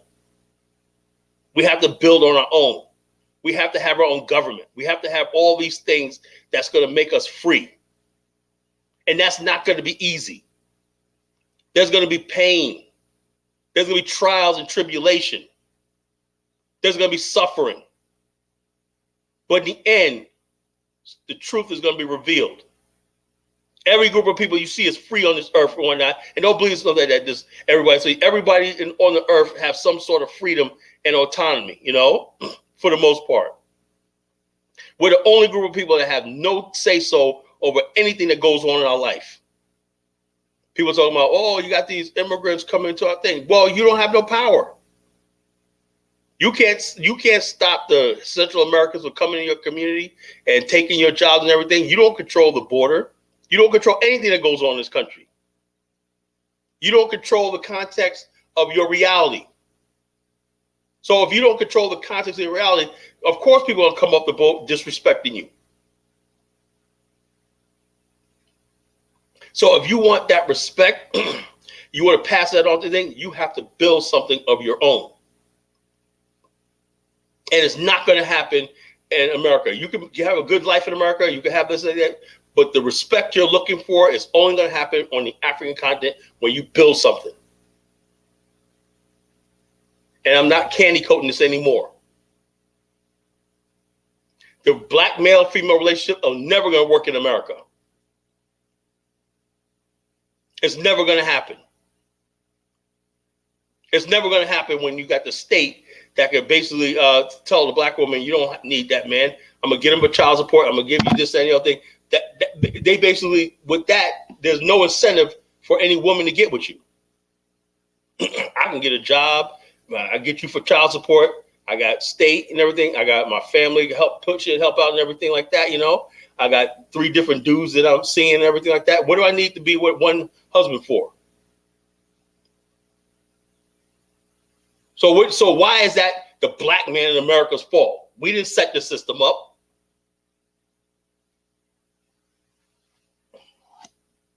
So all this stuff just really gets me burned. The answer is nationhood. Now, the women and everything that want to participate in it, it doesn't mean everybody got to get on the boat and leave and everything, but it should be the fact that everybody knows that there's one place in the world where things work for us, where we got families, we got communities, we got safety and security. That's why our ancestors went to Liberia. They knew the life they wanted to live, right, was never going to happen in America. Get my book, Journey to the Promised Land, on Amazon. Understand why our people did what they did. And each character in the novel talked about why they left. And also, in one part in the book, chapter 6, Dreams, Stories, and Tall Tales, right? And it's a brilliant chapter. Everybody like, Kali or G, I like to toot my own horn, right? Because I read a lot of books in my life. I read books. I've been a bookworm since I was 13 years old. I used to read my mother's Jackie Collins novels, right? So I didn't really know how to write story books and whatnot. So this was my my thing, my skill of reading books and novels and everything my whole entire life. Anyway, in the chapter, right, they were all sitting around and just having candid conversation. Like, why are we on this voyage? Why are we going here? And then, well, you know, you had to figure where people are lying or not. And one guy in the chapter had a really good business in America. And they're like, why are you on this voyage? So, well, you know, I like that. And they're looking at him like, you left your business behind in America to be on this voyage and everything. Well, and then it comes about it. Some people just want a new start. They want to know what it's like to live in a black country, whatever like that, you know? These were some of the people that could have stayed back in Charleston and probably had a good life and everything. But they said, look, the chance to have, I heard this a black country and everything, I want to be part of it. If I'm going to work hard, why not be part of something that's all mine? You know? Some people is more obvious, right? Some of the people that were just working class and everything like that, well, we know why you want to go because Charleston is kicking your ass, you know? So, you know, so we know why you're on this voyage, you know?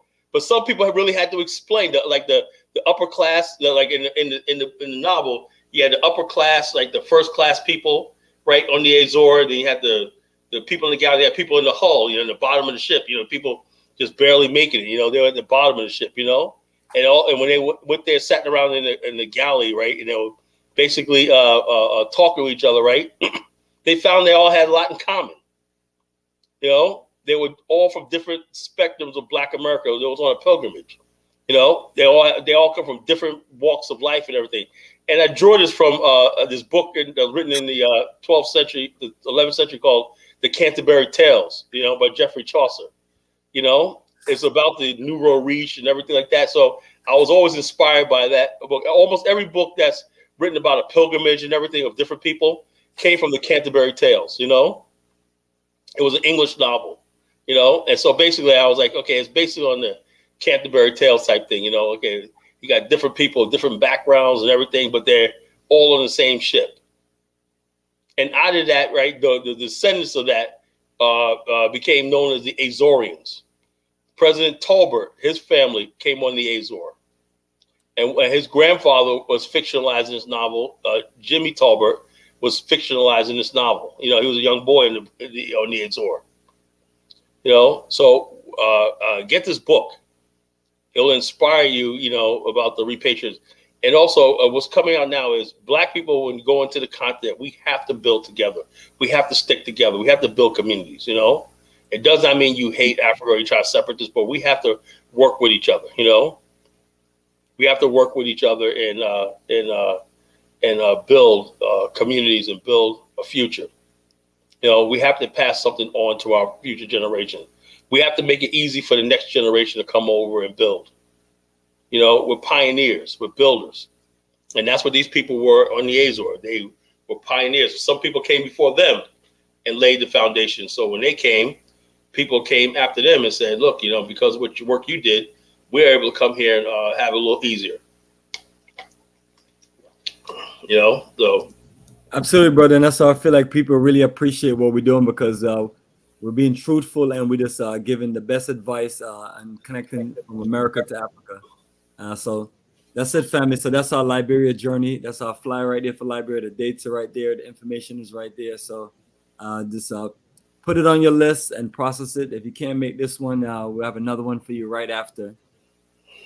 Yeah, we're gonna, like I said, we're gonna light this tour up and everything like that, because I'm looking for, like I see that Hotel Africa. Man, imagine if we can get the right Black people from America, investors, to come and rehab that, to rehab that hotel and rebuild it and stuff like this. That's the stuff we need to do, Absolutely. Somebody asked about citizenship. Liberia, let me tell you something. That's the least thing you have to worry about, citizenship, Liberia is a country you could basically, with your U.S. passport, you can get anything done. Only thing you can't do in Liberia is vote, and they don't really do dual citizenship, Now, if you want to give up your U.S. citizenship, which I don't suggest you do, yeah, they'll give you citizenship, but that's only them protecting themselves, So, but you could in Liberia, you could have residency, you could own property, you could own a business, you could do all stuff like that without being an actual citizen. There you go, man. I appreciate you breaking that down, Khaled, because I remember I was telling you today, at one point, it seemed like all of Africa was on lockdown, and one of the countries that was available and open was Tanzania. And I've done well in Tanzania as far as our group tours there, our roots and culture tour there. Phenomenal place. I love the tropical energy, love the great food and the great history and culture. But based on the information that we've seen out there online, we've seen people basically saying that they don't feel like the country is set up for them, because it's something that is really up to us in West Africa to really build a place where you feel at home and things like that. So I'm telling you, family, unfortunately, that's the same issues that we have with other countries, Senegal, the Gambia, and some aspects of Ghana. So we're doing our best to deliver something to you at the highest level that's really made for you. And if you're an American investor and you're looking for an African country that's basically similar in the laws, which keyword, family, laws, because laws are very important. When you talk about laws for things like land. That's a difference maker based on what country you go to. And if you're talking about laws, it's based on how long you can stay in a country. That's another thing also. So Tanzania didn't really deliver in those areas, and people find themselves stuck. And we're seeing on different channels all kind of different chaos and things. None of us really know what to believe, whether people are really trapped there, starving or struggling to the highest level. But that's not what this repatriation and Pan-African movement is about. It's not just like, let me just run away from America and just run to whatever African countries open up, right, and then go there. So the people there have gotten a rude awakening, and even people have left my investment group and say, you know what, I like Tanzania better, which I was like, okay. I was like, and then they realize once they get there that it's not something that's worked out. So when we're telling you to stick with us building communities, us working together, and us making these movements, very important. So we're gonna take it to a whole different level with you for Liberia. We're gonna do all of the field and the ground research and put all the things in place.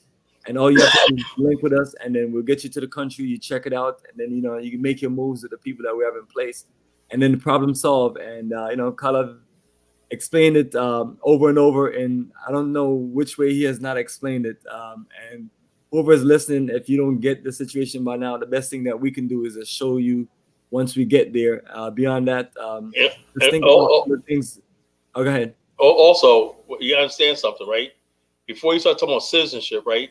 You have to be able to bring. So I always ask you, okay, get on.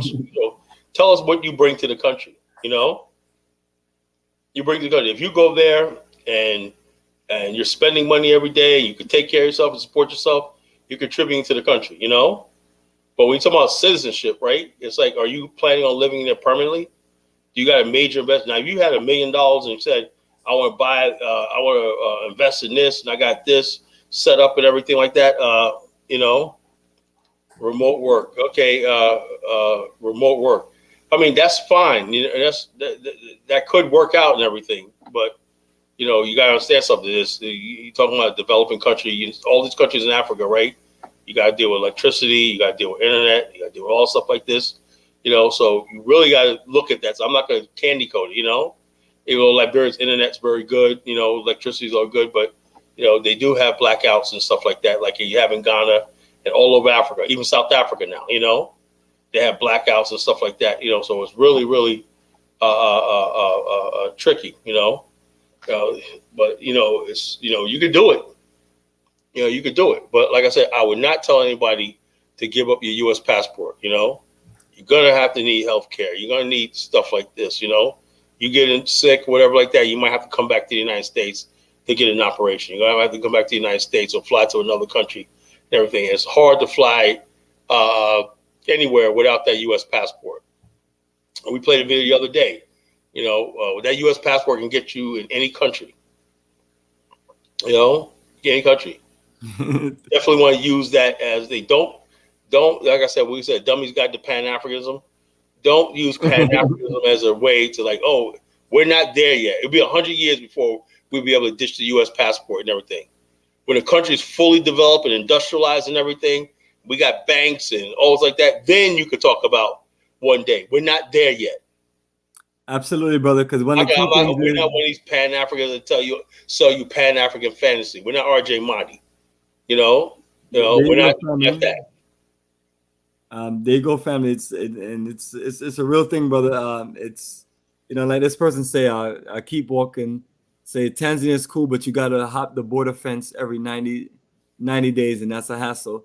And so it's like if we as a people, if certain countries in Africa don't see our value, and then they can't put things in place for us, and that's the issue that you're dealing with in East Africa.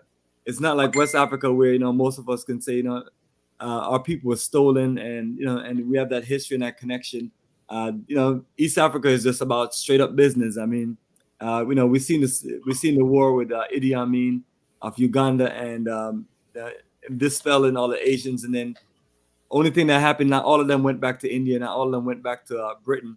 The majority of them stayed in East Africa, and then they double up. So now you go to from Ethiopia, Kenya, Uganda, Tanzania, they're dominating the energy. So it's like it seems like when you go to those places, there's like these foreigners are more African than us, you know, and some of them been there for generations, and some of them have been there since the early 1900s and mid or early 1800s. And that's the situation we deal in. Not saying that our people haven't been there that long, but you know, we're new to this moving to Africa, and then once we get to Africa, we see all these other races and nations of people. So I'm telling you, family, one of the things that we can keep working on is building energy in West Africa, and beyond that, I'm not saying that, you know, we shouldn't go to East Africa and things like that, because you know you have more and more people moving to East Africa. But you know, if you're looking for a place in Africa to where it's home, you know, we're gonna have to make Liberia work for ourselves to the highest level, because again, family, we have tried many other countries, and we have seen, we have seen the end results, you know. So and you got a country that's welcoming you, welcoming you, because the one thing they tell me is, they said, you know, if the reason why they make it easy for you to get property in Liberia, because they want the word to spread to other African Americans. They told me that, I said, yeah, we want more people. Well, y'all coming over here. I was shocked. 2 years ago, I couldn't believe what the hell I was hearing, because I'm always hearing about, oh yeah, this, that, thing. But in Liberia, so they'll say, yeah, man, they was telling you, yeah, they want more of us to come, more you guys to come over here and invest and build, and so that's what they want. The governments want, that's what they want. So, and in the Constitution, right? The Constitution never specified what a Liberian is. There's nothing in the Constitution that says you're a Liberian. It just says you're a person of Black, African, or Negro descent. So somebody could be, if you're a Black person, right? You could actually become a de facto citizen, even with a U.S. passport. You could actually live in this. What they do? You get your permanent residency. You'll have the same rights as everybody else, as just being Black. As only thing you can't do is register to vote and stuff like that. That's reserved for the citizens, rightfully so. That's reserved for the citizens, And also, to be honest with you, you really don't want to get involved in local Liberian politics. There's a huge private sector. There's plenty of opportunity. There's social clubs and everything like that. You really don't want to get involved with politics and everything, because politics in Liberia and West Africa is very, very toxic. Now, as a country develops, right? The country develops and people, the middle class is created, right? Politics is, put it like Hong Kong, right? They say Hong Kong was so rich, right? People didn't care about voting. They said, why is there no real political parties here? They said, well, people in Hong Kong like making money, then they like making laws. You got Hong people coming in from the boats from China, right? Going over there with boatloads of money, putting in Hong Kong. But Hong Kong's been growing ever since the end of World War II, when the communists took over. And so the Chinese people that came from the mainland, they're like, man, we're making money, we're doing this, we got real estate, we got shops, we got commerce and everything. So and they said cab drivers, they say they make so much money in Hong Kong. They said you can make so much money. There's money everywhere, They said when you're making a lot of money, you don't got time to talk about politics and laws and everything. So like I said, go there and basically participate and be in a position where you can make money and make an opportunity and stuff like that. Don't worry about the politics and everything. If you got an idea and everything like that, make it work. But when your thing is you want to get into politics and making speeches, and you're going to head for disaster. When you start injecting yourself into local politics, you don't want to do that. Don't want to do that. There you go, man. Umar Johnson would be a great person to get into African politics if he could run for one of those countries. That would be a classic. Yeah, it'd be funny. Yeah, absolutely, man. And if you have any other video, you can post it. This is a video from Phil Scott, the African Diaspora channel, and he has some good updates on RJ Mahdi. I don't know if RJ Mahdi talked his way out of this interview, but we can listen to some of it. Yeah, go ahead. I want to hear what he says.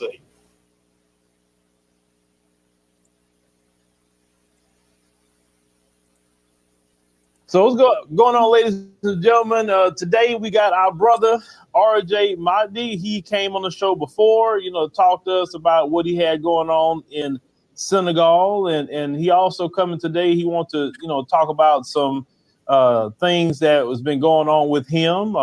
You know, some people heard about a few things that was going on. Like I said, I'm definitely not going to speak on it, but I want to give this brother the floor to, you know, clear any kind of you know, confusion, misinformation, miscommunication, or anything like that he feels that he needs to clear up on the platform today. So, you know, before we get started, you know, RJ, we appreciate you coming back. Thanks a lot, man. Thanks for having me. I appreciate you and your time. All right, RJ. So, you know, I'm gonna give you the floor and let you just kind of speak on the current issues that's going on, and let you just clear the air before I just ask any other questions that I may have. I mean, you know, like we've seen plenty times before, you know, there seems to be, you know, factions of our people, of our community who have used their proximity to, you know, some of us here on the ground to, you know, sow division. And so we all have seen it. It's been not just here in Senegal, it's gone on in Gambia, it's gone on in Ghana, it's gone on in Tanzania, Kenya, and many other places. Where, you know, these folks are getting on the ground and, you know, essentially infiltrating into these Pan-African organizations and development projects, inserting themselves and then creating problems that seem, you know, very, you know, bad. But when you really look into them, you figure out that it's really just a whole bunch of, you know, a bunch of talk, a bunch of gossip, a bunch of, you know, defamation more than anything. And so, you know, if at any cause, it's really just my turn, you know, so they've decided to target me and my organization. And so, you know, we're here to talk about that. All right. So lead us to what the problem is, because like I said, I don't only want to speak on it. I mean, I heard things that's been spoken, but I want you to just to go from the beginning to the end. Tell your side of it. Yeah, so essentially, you know, like I say, what's happening is these folks have used their proximity to us to, you know, create these kind of issues. But, you know, on a grander scale, there are people who want, you know, these kind of markets for themselves. They want to be able to come over here to Africa and have, you know, monopolies on certain industries and certain imagery. They want to pretty much control this Pan-African space to a point where those of us who've really actually been on the ground doing this for years, we pose a threat to those kind of people. You know, these are the newcomers, the Johnny-come-latelys, the capitalistic ones who only want to come for the profits. You know, my family and I, we've been here for nearly 10 years, and we put in a lot of community work before we ever did anything economic, or before we ever got into anything, you know, in terms of investments, relocation, all these things. We were here, you know, helping to build schools. We were working with nonprofit organizations. We were giving free English classes to young people. We were doing business incubators and teaching folks, you know, how to start businesses and giving away money to them so they could start businesses. We were, you know, cleaning the streets with our hands, doing street cleanups. We were doing tons of community work, like, you know, working with the clinics, doing free giveaways and different programs with the clinics to help with public health, etc. And so, you know, this is how we got started here. This is what we came here for. We didn't come to Africa to, you know, have the same kind of, you know, nonsense going on that we experienced in the U.S. We came here for, you know, the more tangible purposes of repatriation, which is, you know, getting closer to that God conscious, you know, finding ourselves being more closer to our cultural ancestry, etc. And so, you know, that wave was good for a while, for several years. That's what we saw coming here. And that's the kind of people that we connected with and linked up with. Over the years, you guys have seen us welcome hundreds of people here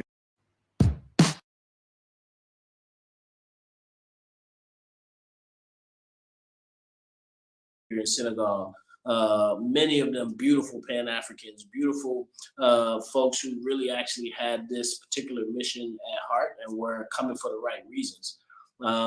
As of late, you know, that's kind of switched over. We're not seeing that same type of people coming. Now we're just seeing the oh, I just saw this online and thought it'd be a good thing to try out type of people. We're just finding people now who are coming for the get rich quick scheme. You know, I want to just come and just, you know, do what you do. You know, you guys look like you're making money. I'll come and, you know, be a consultant as well. I'll come and, you know, sell land too. I'll come and, you know, get invested in this business or that business because I want to get rich and make money off of Africa.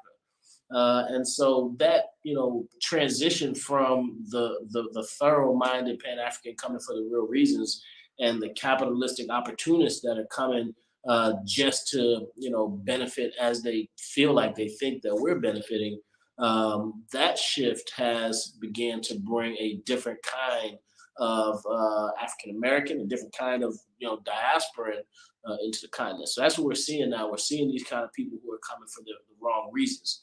Over the last 2 or 3 years, we've seen, you know, those same kind of people jump into the YouTube space and start doing this, you know, kind of negative Nancy YouTubing and, you know, chasing after, you know, who's a scammer, who's a, you know, who's that, who, you know, the tabloid type thing. And so that became obviously, you know, a toxic insertion into this particular culture, into this particular market as well, you know. And so now that's become the thing, right? We want to, instead of building with each other on productive terms and talking about things that are mutually beneficial, collectively developmental, we're seeing people who are chasing after the latest, you know, negative things. And so, you know, now they've gone around country to country. The same type of situation we saw happen down in the Gambia a few years ago when our organization, the Exodus Alliance, stepped in to help mediate. We came in as, you know, the community is supposed to, and we stepped in and offered elders and professionals who helped mediate the situation. And we saw that backfire. And we saw, you know, different influencers and YouTubers throughout Ghana and Kenya, et cetera, experience the same types of, you know, backwards blame, as you could say, because a lot of these things are really frivolous. We're not seeing serious crimes being committed against people. We're not seeing actual, you know, illicit scams or intentional scams against people.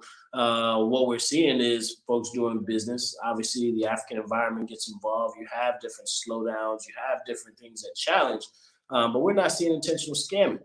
And so I've actually spoke up against this a number of times when it had nothing to do with me. You know, when it was just other people here. You guys have seen me speak up against this numerous times. I think on your channel, the last time we talked about the Dusties in Africa coming for the wrong reasons. But now it essentially these folks have targeted us. And we've, you know, identified who it is that's doing it. And we understand that, you know, obviously we pose a threat to these people.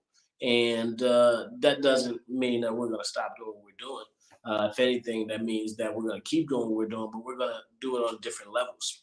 And so I don't know, you know, if you guys have seen, we've had to shut down entry into our Exodus Club. We're not taking new members into our club as of a few days ago, you know, mostly because of this same type of new breed of folks who are on the ground or coming to the ground. So yeah, we'll go a little deeper into that. All right, so this is more so, you know, like I said, clear the air type of interview, and this is what I was kind of told that you'd like to do. So, and you can just clear this up. Is true, false, etc. Was there a woman accusing you of scamming her? Exactly. We had a member of our Exodus Club who came for a tour. We gave her a tour, was successful.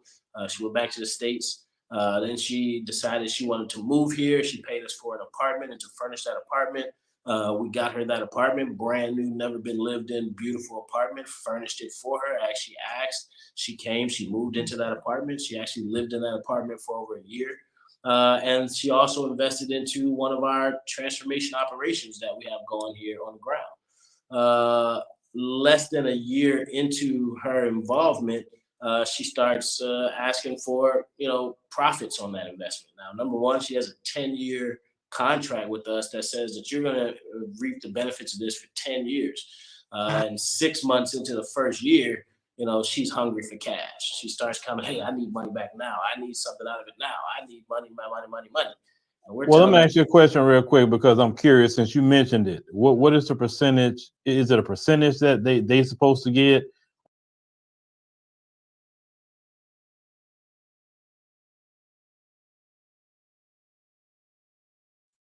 All right, brother, I'm going to pause this for a few seconds. And he said a whole mouthful and things like that. One of the things that people like himself quick to talk about is all these people want to come to Africa and things. You know, yeah, a lot of people want to come to Africa. I do the same business in Ghana way before that, you know, people like himself ever been established. The first person I actually had moved to Ghana was in October 2007. I brought them on a trip and literally just helped them to where they're there. I even got that interview up right now on YouTube and things like that. And one of the things is you're going to deal with a lot of naive people who don't have it all together. So they're dependent on people like myself, RJ Mahdi, and other people out there that have established operations and movement. And it's just up to us to deal with them. Like I always tell people, when you do business with me, if you pay for a tour, you're going to get a tour. If you pay for land, you're going to get your paperwork. You're going to get things like that in place. And you'll see the tangibles from all of the highlights on that tour. And then the tangibles as far as the land, business investment conference and things like that. What he's doing is deflecting. And that's what most people like himself do. They just deflect and things like that. And they make it seem like everybody's after them. Have I personally have people after me? Absolutely. You know, when you're in this game, you're going to have to deal with that. It's not, there's no way around it. And you're going to have disgruntled people. But what I always say about those situations is there's one key word. There's no one that brings several hundred people to Africa or have 1,000 people in their group and then it's a perfect situation. You're going to have issues. But what do you do when you have issues? You mitigate certain things in general, but also you make things right.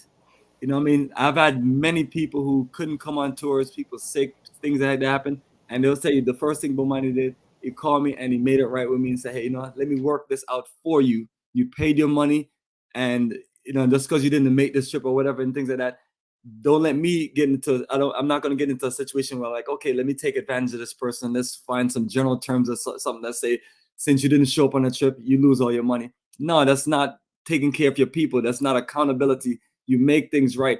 And say you have people who say, hey, no, I want my money back and things like that. Just like the famous lady that Nigopian used to just come after me because he has issues with me and things like that.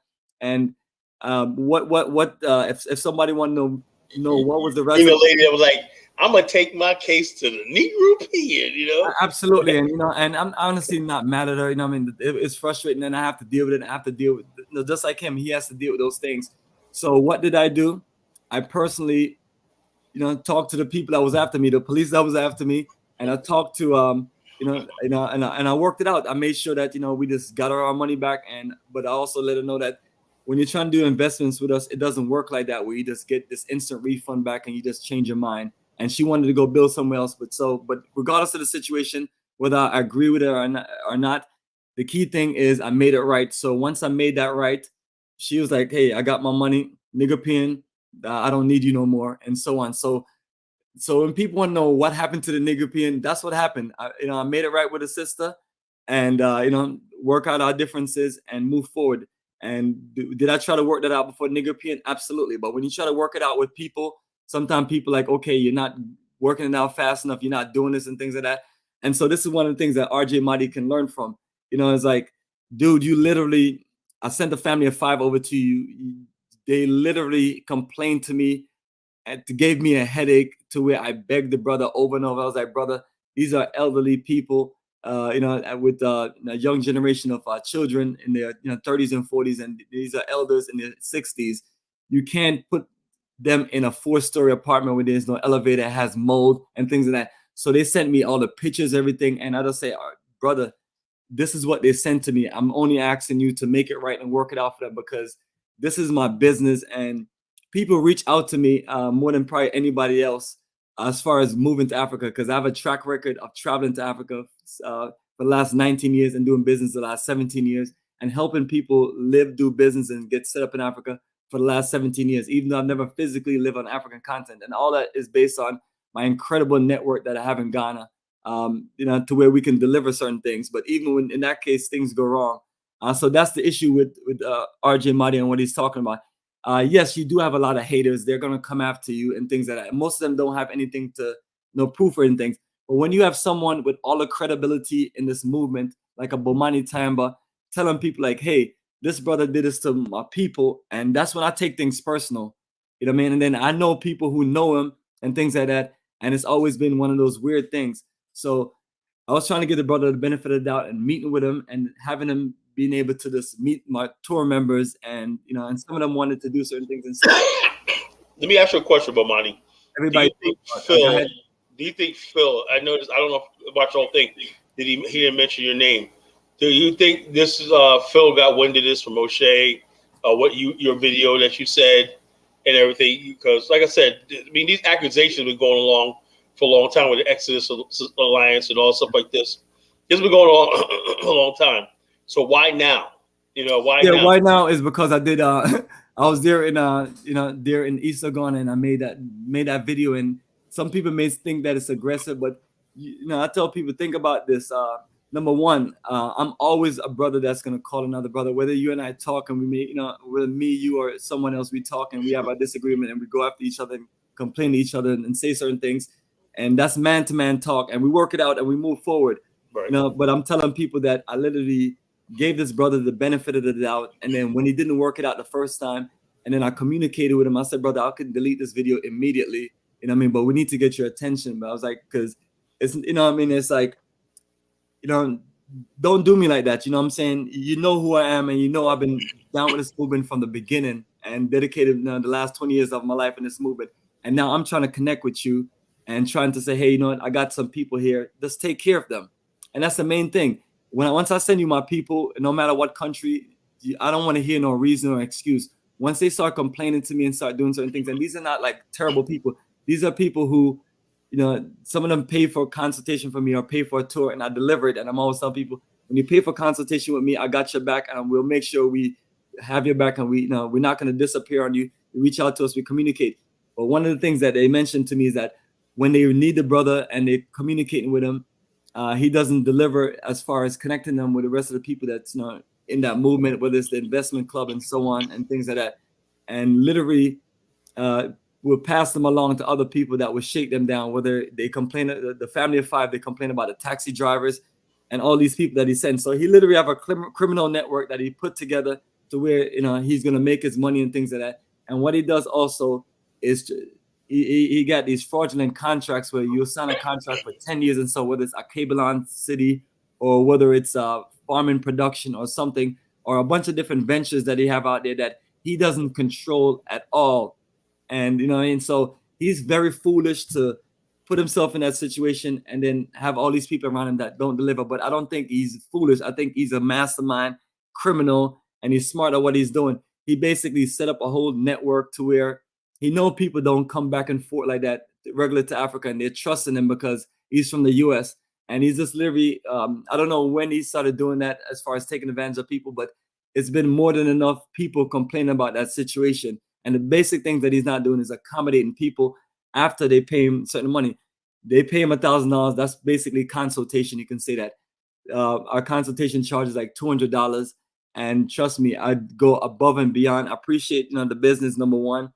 And number two, you know, your goal is to deliver, and your goal is also to be on standby in the system, because again, he's talking about the dusties coming to Africa. They're not dusties coming to Africa. These are hardworking Black people who have committed their life in America. And some of them, they tell me some of the worst things that they feel about America. And I'm not here to judge them on how they feel. Your job is only one thing: accommodate. You're in the world of tourism and investment. So when he's talking about people who want to take this platform for themselves and things like that, I was like, brother, I've been had this platform before any of y'all ever existed on this YouTube, pushing repatriation and investment. The thing that you have an advantage of is that you're able to get things set up in Senegal. It's no different from what I've been able to get set up in Ghana. And the difference is, you know, when we work with people, we build them as a family. So every little issue is important. If you say that, hey, I'm in an apartment and things are not working out, then your goal is to work it out with them. Keyword, make it right. But when when people tell me, hey, I saw RJ Mahdi and I was trying to chase him down and he ducked behind somewhere and ran off. And I mean, these are the things that they're telling me. And you know, these are not people that are liars. These are people that they followed you, they work with you, they support you, they're about their business. And again, they're hardworking Black people who decide that some of them make foolish decisions and pack up everything like this family did and move to Senegal. And their whole trust was in the fact that they paid RJ Mahdi $1,000 for a lifetime member investment, which $1,000, even if it's just basically a few hours of consultation, that'll be enough to get you set up and get you connected and get you to feel all right in the country. But he abandoned them and left them stranded. And you know what that family of 5 did? They made another bad decision. So they moved to Ghana and then they ruined their lives over more because they were so frustrated with the thing. Because if you're in Senegal and someone like RJ Mahdi is holding you down and he connecting with the other repats and you're all networking together and you're all connecting together, I'm going to feel safe in Senegal to where, oh, hey, I got my family here. I got people that look out for me. So now I can focus on trying to build my time of living and doing business in that country.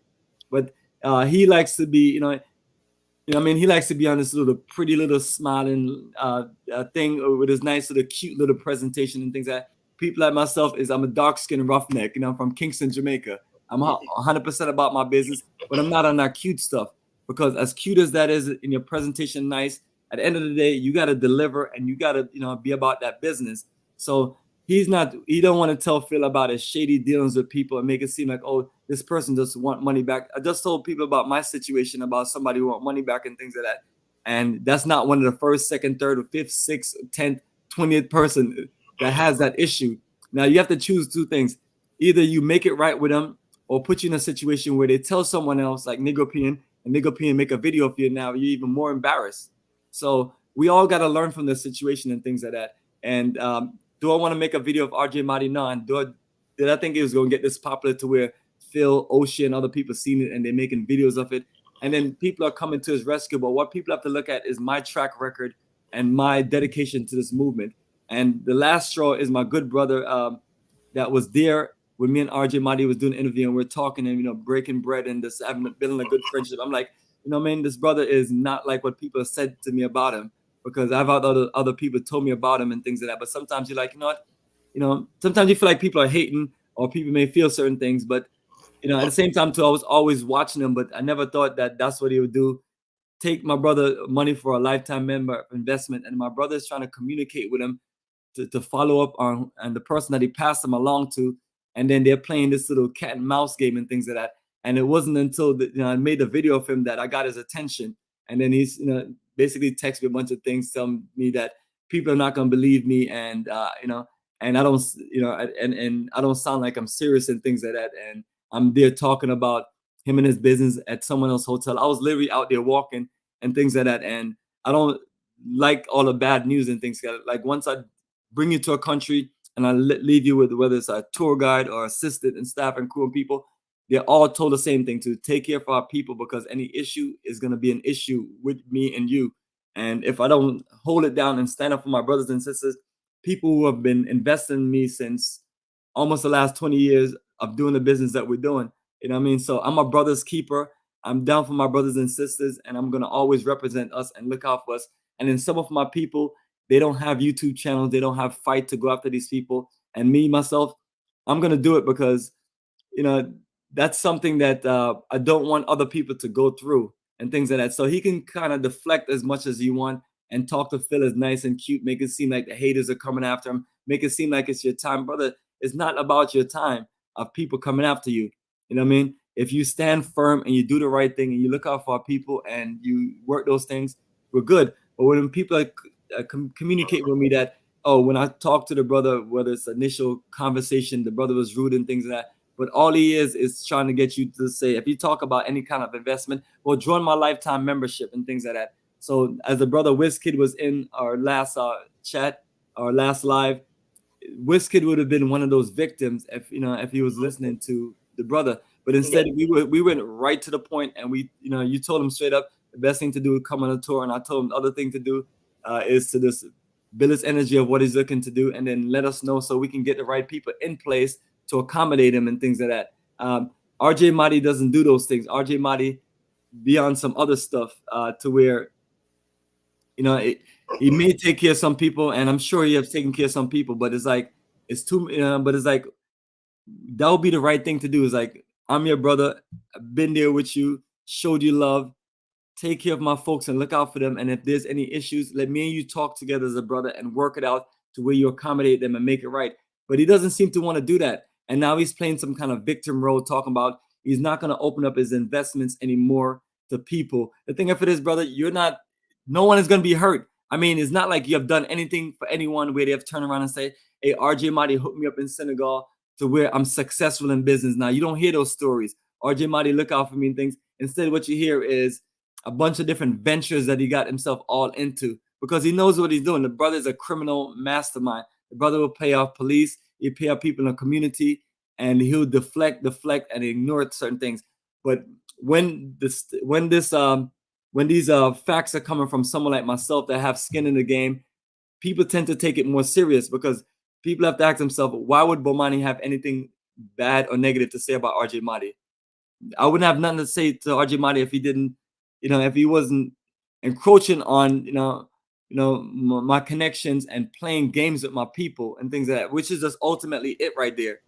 You mean? And then you have other people reaching out to me in my network and saying, you know what? I didn't, it's like, Bomani, I didn't tell you this, because sometimes people don't want to tell me things because they're like, you're going to get angry, you're going to get frustrated, and you're going to go after people. And I'm like, that's the Kingston, Jamaican, Brooklyn, New York rebel in me.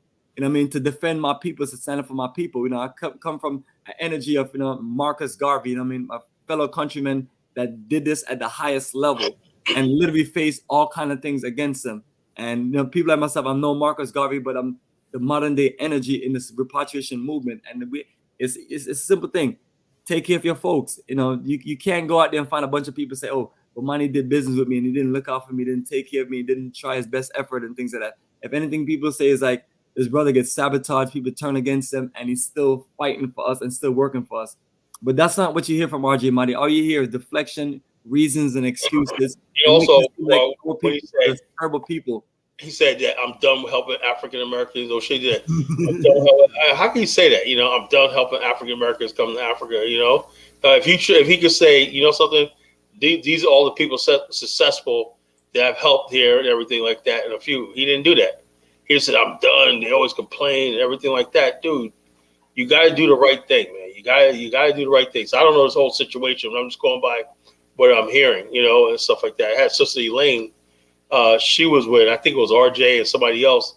And she went to the Gambia, right? And then she said they had her in a room, a house, and then the floor was dirt on the floor and everything like that. The stay was terrible and everything, because she went over there and she tried to do it out. She ended up going to Ghana. I don't know if you ever hooked up with her, Sister Elaine. Elaine.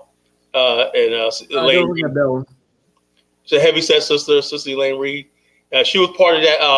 What's that investment in Ghana? The Pan-African Credit Union, whatever. Oh, the credit union, yes. And she had lost money in that and stuff like that. So she was around, and so she just really got frustrated with the whole movement, stuff like that, But she wanted to go to Africa really bad. Now she's like, doing the thing right. She's got a, new husband now, and they like they're happy.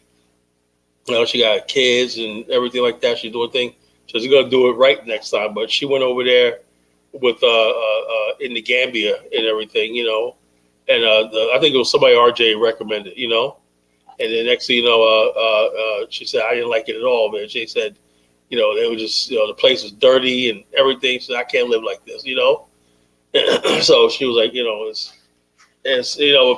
goes, the people, you realize the people only want money, and you don't blame them. You have these countries, people are poor, and you pull out $400, man, you feeding the whole family.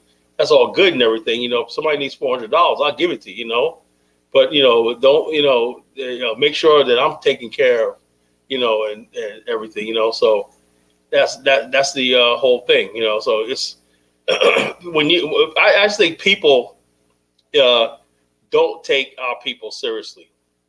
They don't think our people deserve anything. And one of the things we got to get out of is, I got to get out of America because racism and everything. you fall right into the prey of people who say, okay, you want to get out of America so bad. So they don't think, they say, they'll put you in a friggin' hut, you know, at least you're out of America, but you're living with no running water, no electricity. You're living with roads, and, you know what I'm saying? Just because you want to get out of America so bad, you know? Oh, $2,000? Oh, yeah, I got you. You know, come over here. So, you know, you go over there, and that $2,000 is gone. And you're like this, you know, because we have to get out of that idea. That's why I said the best way to do it is join communities like Brother Bomani got, you know, and build, you know, where you save your money and plan for that. There's nobody that needs to leave America unprepared. You know, I'm dead set against that. People, I just got to get out of America. Some people, like, let's say, some people got the means to live on the continent. They got money, they got residual income, you know. They be maybe making $150,000 a year. They could work half the year and they live on the continent. Some people got better means. Not every black person, there's another thing. Not every black person has the same financial circumstances. You know, your circumstances might not be like the next person's circumstances. Your circumstances might be better than the next person's circumstances. So therefore, I always say, well, what's your circle? What are you going to do? What's your skill set? What do you plan on doing? Now, the best people to move to the continent are people who are retirement, got a 401k, got a pension fund, everything. You got a healthcare plan, also like that. You're ready to go to the continent. Those are the prime people, you know. Or if you can get a job with an NGO, or you luck up and got some real business investment that you're got deep pockets. You're a representative of some investment group, whatever, you know. But just to tell people you're gonna go to the continent like that is. And I would tell people all the time, I say, okay, you're gonna come to Senegal. Okay, how are you gonna make your money? What are you gonna do for a living? I don't have any plans. Well, if you know the person don't have any money or income coming in, you know, if you set them up with a place, that's gonna last for like 1 year, and then next thing you know, they're out in the street. So instead of saying, you know something, I don't think you're ready, you know, like that, I'm not gonna take your money because it's gonna end up in a disaster. It seems like he just like takes the money. You know, $1,000 investment thing. And so, okay, what is that person going to do? That's why the woman start asking for money. So I invested in a thing. When am I going to start seeing money? Why? Because she's living over in Senegal, but she ain't got no income coming in. What do you think? Absolutely. And when these guys do these contracts and things, a lot of stuff is vague. And then, you know, they have this little 10-year draw out. Just like my brother that was traveling with me to Senegal, that I left there in RJ Madi, got him to pay for his membership. The brother was literally connected to a farm and production investment, and you know all these things are set up by RJ Madi. So the brother invested in the farm and production. They'll show you the farm. They'll show you empty lot and say this would be a Kabbalah city and things like that. And they literally just play these games. So I tell people out there. I have no need to lie or to go after people. As a matter of fact, most of the time they see me on the show, me and you, and all we're talking about is just what we're talking about. We may bring up Umar Johnson or Dr. Arakana or one or two other people, but for the most part, we're not out there just calling people out or coming after people. We're just here just to drop a presentation. But this person literally he has literally just shake down my members, and it's just too directly, but as time has gone along, other people have reached out to me, and they basically told me that they let it slide. That's a key word. Just let it slide and let it go. And I tell them that we do that an awful lot. They do that an awful lot, but I tell them that, hey, I'm my brothers and sisters keeper. We're family. You did good business with us. Appreciate you supporting our business. And these are people that didn't even know me. They just trusted me, and then I delivered. And so I show people all those 30-something journeys that I did across Africa. You see people there, that means those people, tickets are paid for, accommodations were set, guides, buses. And I'm a person with a whole lot of energy. So if you want to go out late at night or you want to go do something else, I got you. We'll hang out and socialize and things like that. So we begin to build a level of this conscious energy. So people like RJ Madi, they see these networks out here, and he's talking about how long he's been doing.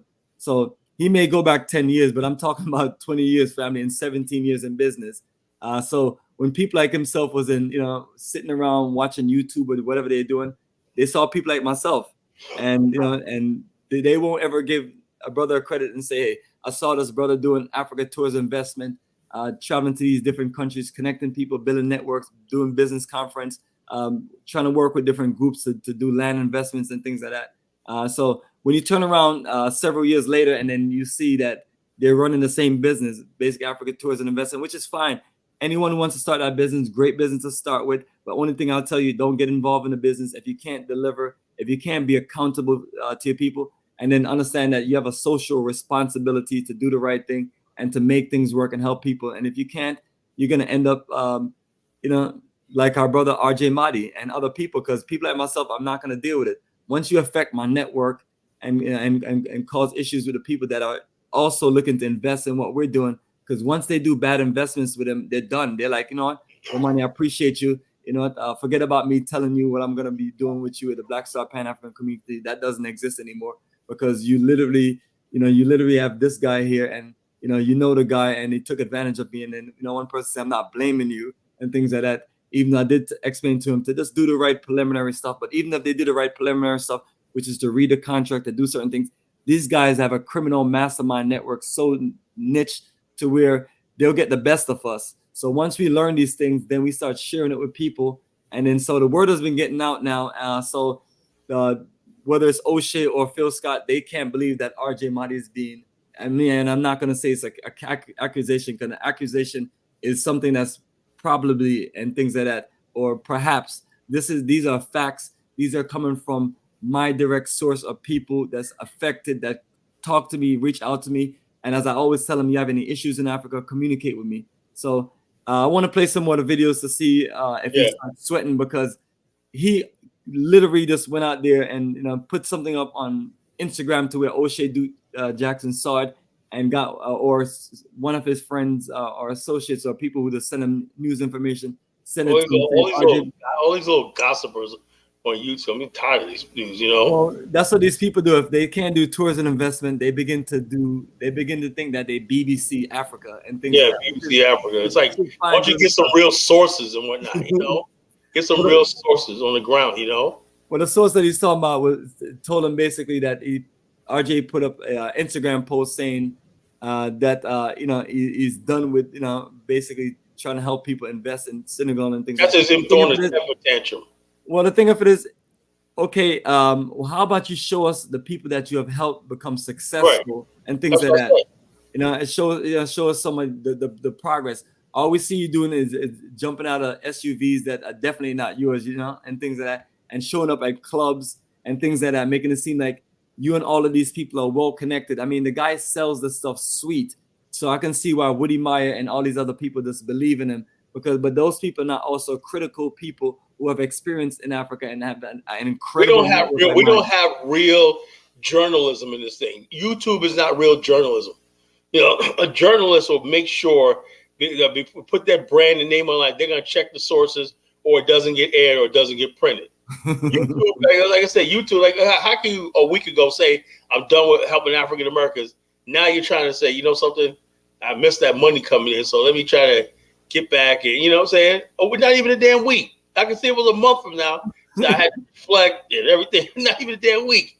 He's like, brother, he called up Phil and started crying to Phil and said, Phil, you believe me, right? I did a good interview with you, man. Give me another interview so I can explain myself. And Phil is a wise man. Phil, like, I don't want to, Phil likes ratings. Phil's like Howard Stern. Well, he's like the YouTube Howard Stern. He just cares about ratings. And views. That's all Phil cares. And I have nothing against Phil and everything like that, but bro, we have to get more people. We know we need a friggin' real, as far as Africa's a real research team. Where we have fact checking and verification. So you said this, a fact checking. That wasn't true. I see so much mention like O'Shea did today of this show. Oh yeah, African American women are making more money. Dude, that's been debunked so much. Majority of black businesses are owned by black men. The majority of people income in America is African American men. Black men are doing really well than black women. That's a myth they keep putting out there. And black immigrants are not succeeding against African Americans. We have the institutions, we have the banks, we have the top 20 black businesses in America, billion-dollar corporations. That's African Americans. Stop portraying us in this light. That's what happens when you're not a a real news source. You just go by sentiment, you know, and all this kind of nonsense and everything. You would think that people, YouTube, be like, okay, look, we're trying to say that if Black America, right, the real Black America that we're trying to attract, right, gets interest in Africa, it's ball game. We could take over the fucking world, you know. But if Africans don't even know the strength and potential Black America has, you know, when we play that top 20 Black businesses, people like shocked, like, what? Industries, gross of $1 billion. We didn't know. Of course, you're not going to know, because the bottom line, all you see on there is somebody calls himself a psychologist talking about 2 million Africans with a degree with no jobs. Nigga, you crazy? 2 million Black people with a degree. Mother, Black people go out there and tear this country up. You have all that degree money, you ain't get a job. Are you crazy, Umar? Where they get this stuff from? They just talk out their ass, and when they take it as gospel truth, we don't have real journalists and real people with facts and everything, you know. And so, therefore, what it looks like is that Black people from the West don't know what the fuck they're doing. And what's going to happen, like the boy who cried wolf, when it comes down to somebody that's really reputable, that's going to friggin' build something, oh no, we had enough of y'all. There's a video out that I want you to play after this called a response that Afro Think Tank did to Tanzanians are officially tired of African Americans. Wow. Wow. Like, Kandanda did that. And, you know, Kandanda's a gossip, you know, like, you know, watching Kandanda sounds like watching The View, you know? Wow. O'Shea, my boy, is like Whoopi Goldberg and shit, you know? Wow. He's like a Whoopi Goldberg and shit. Whoopi talks out her ass every day. It's like watching Kandanda is like watching The View, you know? It's talking bullshit and everything. So I'm gonna show you that video, and we're gonna play that video or not, you know? Tanzania African Americans, you know? And I'm like, what the fuck, you know? Yeah, greetings, my brother Goham. Goham, what's up, brother? I know you like rolling, man. Like, what's going on? He's living a life with his lovely young wife and whatnot, you know? And that's what I'm talking about, man. You know, living in Ghana and posting up pictures on Facebook, you know, on TikTok. I follow his brother, you know? He's living a life with man. Family, this is one of the best brothers I've had that, you know, roll with us. Been to every country that we have had on our schedule over the last few years, and just been real supportive, and just always really appreciate our brother, and you know, and that's what I'm talking about. You know, it's like we have to work together in this, you know. And so Goham and several other people who have traveled with me and connect with me, you know, we're working together to build a space and building energy and things like that. So I'm telling people, don't feel hopeless because RJ Mahdi has given up and trying to deflect and run. There's there's real ones of us out here, and just like me and you are working on Liberia together, and me and other people are working on other countries together, we're putting our best minds together because we have seen the situation with this movement where it's been, you know, where it's just been dragged the wrong way, and you know, we as the vanguard as a movement, we're gonna keep on holding it down and keep on representing. So I'm gonna see what RJ Mahdi comes up with because, you know, this would be a good comeback, you know, to see if he can sustain and stand the test of time. And you know, because the part of this movement is you're gonna have to go through certain things, and when you're not doing the right thing, people like myself, especially when you affect our bottom line and affect things that we're doing, we're gonna speak out about you. So you know, didn't expect to do a video to where it just went out there like that, but you know, I should already know that a bunch of these other YouTubers like Kazorian, you know, O'Shea and Phil Scott is gonna pick it up, and some of them I'm sure reach out to RJ like, hey, I saw a video that crazy Jamaican guy Bomani did a few, you know, that guy. Yeah, I'm really shocked at Kazorian, right?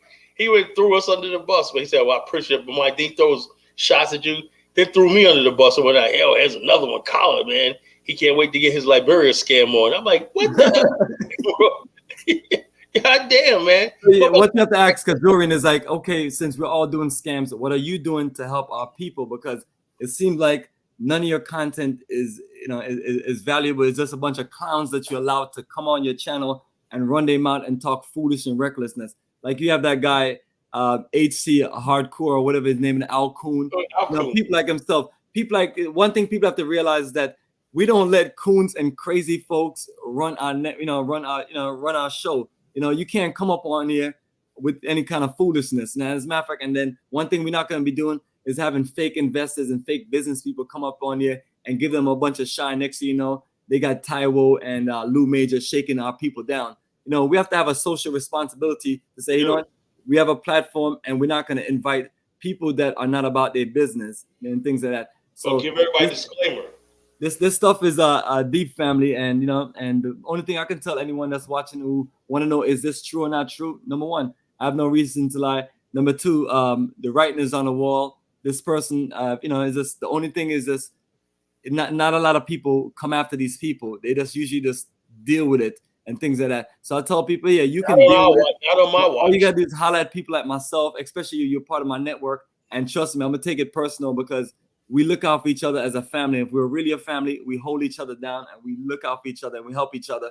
And then we defend each other from people who are shaking down our movement and taking advantage of our movement and not delivering and accommodating our people after taking in large sums of money to do certain things. One thing people can't say is like, oh, I can't get a hold of you, Bomani. Yeah, you can email me, text me, whatever, and I'm gonna communicate with you, especially if it's about real business. If you just reaching out to me for foolishness and things like that, you know, then I don't have time for that. You know, and then especially if I spend my time with you and talk with you as best as I can, and then you refuse to put money down or commit to anything, and you just want to waste my time, those are the only people that I don't have time for. Other than that, you call, you want information, everything is sent to you in writing.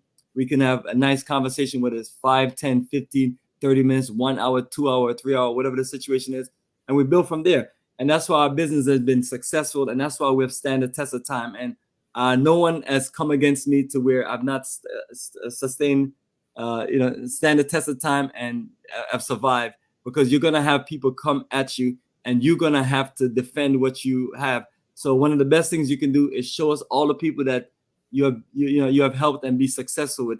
RJ doesn't show that. It's like, so you're talking about all of these things. So explain to us all the success that you have helped people build. So that's the issue. So family, we're still back on the topic. He goes, I got receipts, Colin. And he showed me a picture of him in that nightclub. I said, damn, I can't say nothing. This nigga got a nightclub and whatnot. You know what?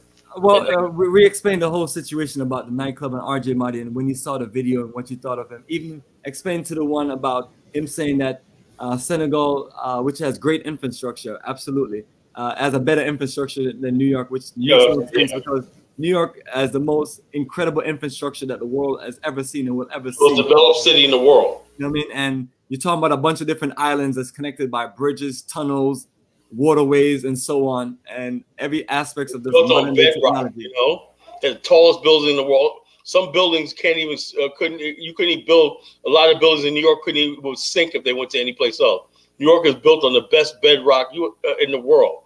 Exactly. Look at the Empire State Building. That's been out since the 30s. So Empire State Building been around for over 80, 90 years, still standing and it was before the Burj Khalifa and all these other new buildings. Empire State Building was the epitome of skyscrapers for decades and things like that. And then what did the people in Dubai did? They copy everything from the tourism of how Jamaica worked to the infrastructure and the organized operation of New York City for tourism, business, and investment and things like that. So, but yeah, please share those two stories, brother. Which one? The one about him saying that Senegal have a better infrastructure than he said, he was up there talking about Africa when it comes to Senegal, we got better infrastructure. I'm like, in New York City. I said, dude, man, I understand, like I said, remember the College Genesis always says, exaggeration is what? The bastard child of what? Enthusiasm. Let me say it again, right? I got the meme. I can't find my meme. I wrote this meme up years ago. A jewel from the College Genesis, right? Exaggeration is the bastard child of enthusiasm. When someone is enthusiastic about something, he exaggerates. That's the child. That's a birth of enthusiasm. They exaggerate. So when someone says this, or you gotta say, oh, he's an enthusiast. You gotta recognize when someone's an enthusiast. Like me, I try to balance what I say about Liberia, because I'm like this. I'm not gonna exaggerate. Like it's supposed to, oh, you go look, no. You go over there, whatnot, what are you gonna do for a job? I'll tell you all the limitations and everything, Don't worry about citizenship. Oh yeah, citizenship on day one. They're gonna be like black people at the airport. They're like, but it don't work like that. Automatic citizenship, brother. Automatic. So I'm not gonna exaggerate like your life will take, but I'm telling you, as an African American, right? living and doing business in Liberia is going to be much easier than any other part of Africa because of the Constitution. Now, how it turns out is every individual. If you're smart and hardworking, you'll be successful. If you're lazy and goofy and so forth, you're going to fail. It's simple as that, you know. I'm not going to exaggerate talking about as soon as you get off the plane in Liberia, your life's going to, oh, you're going to get, no, don't work like that. But if you say, you know something, I'm a lucky type of person, I'm going to put hard work on me like that. Yeah, you're the type of person that will make it and do big things, you know. But citizenship and everything like that, Liberia, with a U.S. passport, you're black. All you need, the citizenship is in Liberia. Your black face. That's the only thing you need in Liberia. You know, you're black. You're deemed to be a citizen. As simple as that. You know, use that U.S. passport to go in and out and do what the hell you gotta do and everything. You're black in Liberia. That's all they care about. You know, especially if you're black and you speak English. You know. You're from America, you know. That's all they care about over there. There you go, family. So we're working these things out, and my good brother Goham say that's only in Sierra Leone, and he's right on point because that's the can you get citizenship in countries like Ghana? Yes, you may have to wait like 20 years. Like some people, not saying that some people didn't get it in a few years, but it's a little challenging. But my brother's right.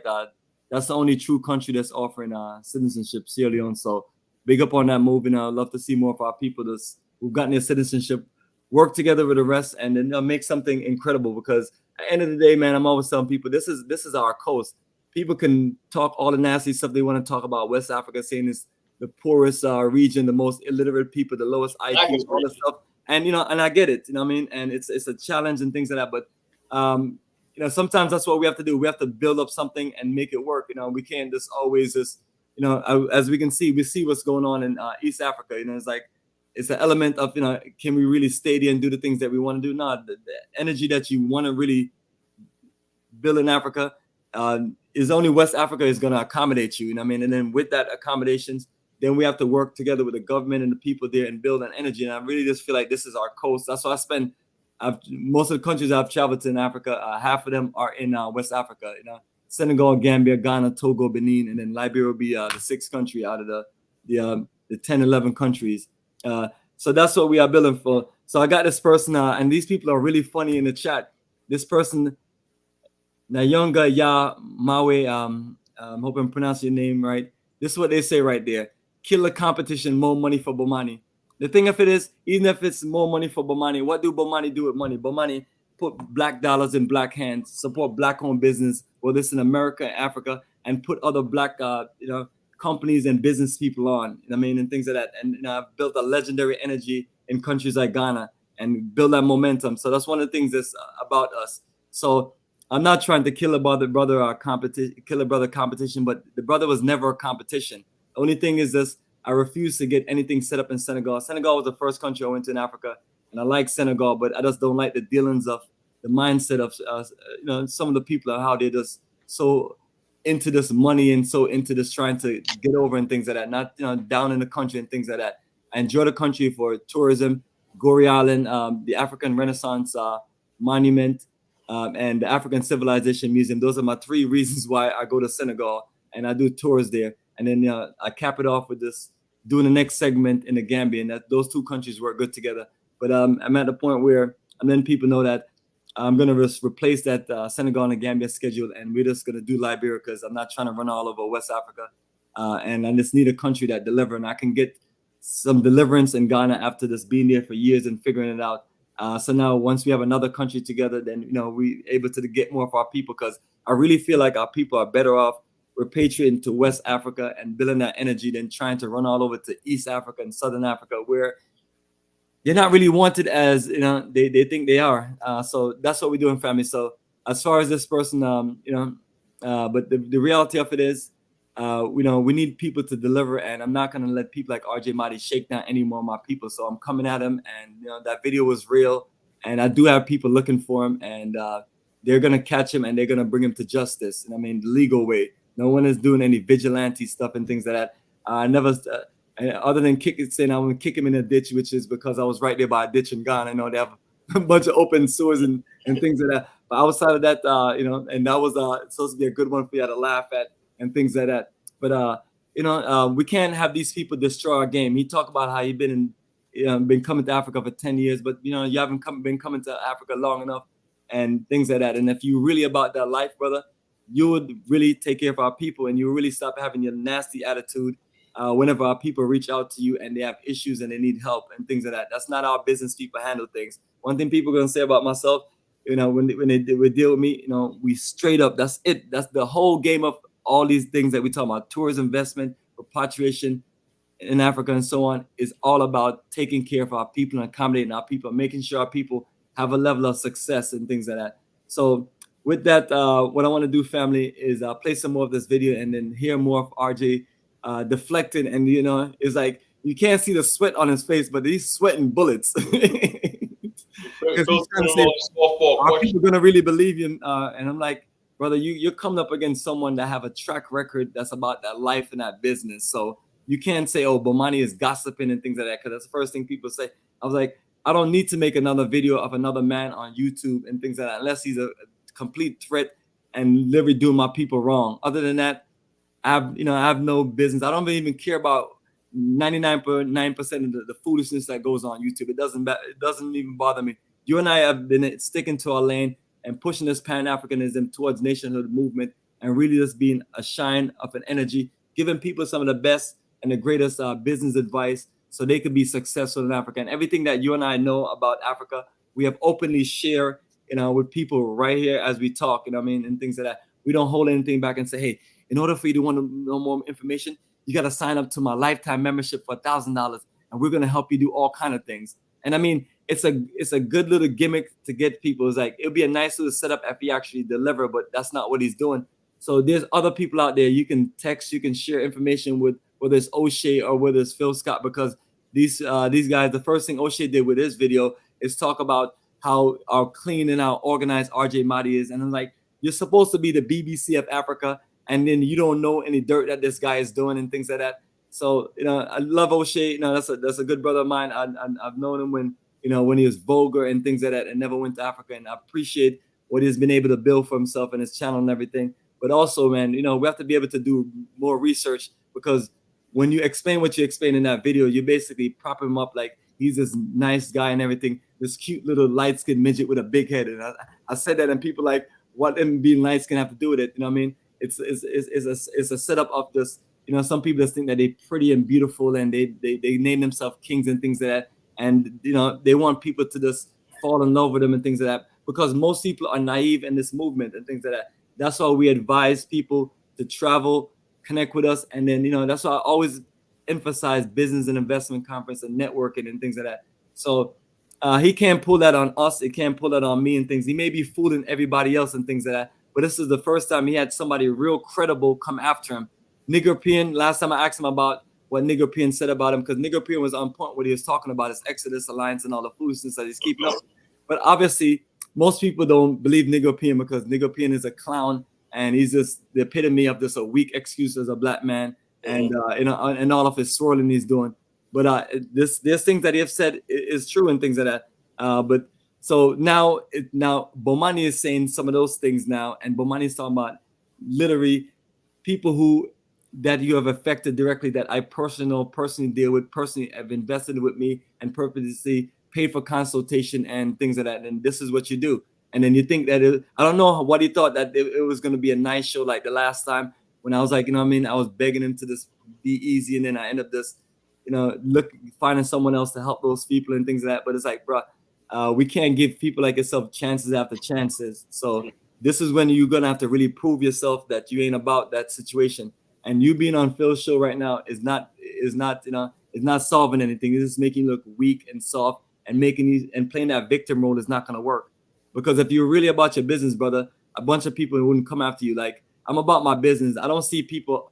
I see little clowns making videos about our land and things like that, talking about these guys love land and these guys got land and it's just nothing on there and things like that. I see little fake YouTubers doing things like that. But no, what they don't ever realize is that the greatest investment that you can invest is real estate and land. Look at how much of us have missed out on great investment opportunities in America dealing with real estate, and things like that. So, people like myself, pioneer movement, plus we also showcase the progress that we're making. Maybe progress that we're making is not fast like people want it, but we're making progress. There are people building homes, We have people we're working things out with. And then while we're doing those things, we're learning better at how to do certain things. And we're keeping it going. So what happened to the Nigerian? What happened to the Nigerian is the Nigerian said I was going to go to Ghana, and I was going to get arrested. And then people like, well, Bomani's doing a bunch of videos and he posting it like in real time saying he's in Ghana and everything. But what happened to Nigerian is when he come at people like myself and he can't prove that I'm what he say he is, and then I defend myself and show credible sources and credible tangibles that I'm about my business and things like that. Because there's no one of us that do business. You're not gonna have issues with one of your members or people you do things with. The issue is, can you solve it? Can you make it work to where people don't have a bunch of dirt on you? And that's the difference between me and some of these people. So let me play some more of this and then we'll just cut it off, because I don't think he's gonna say anything as far as tangible to what he's really about. I think he's just gonna keep on playing the victim role. Mm-hmm. And so, family, we are all right. So let me pop this thing back up again.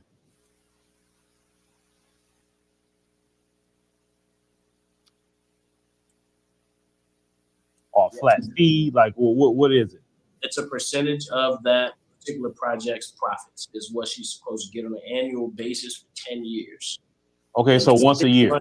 To the first year, she's strapped for cash, and all of a sudden she's coming to us hungry for money. I need my profits now. How much is made? How much can I take out? How much can you give me back?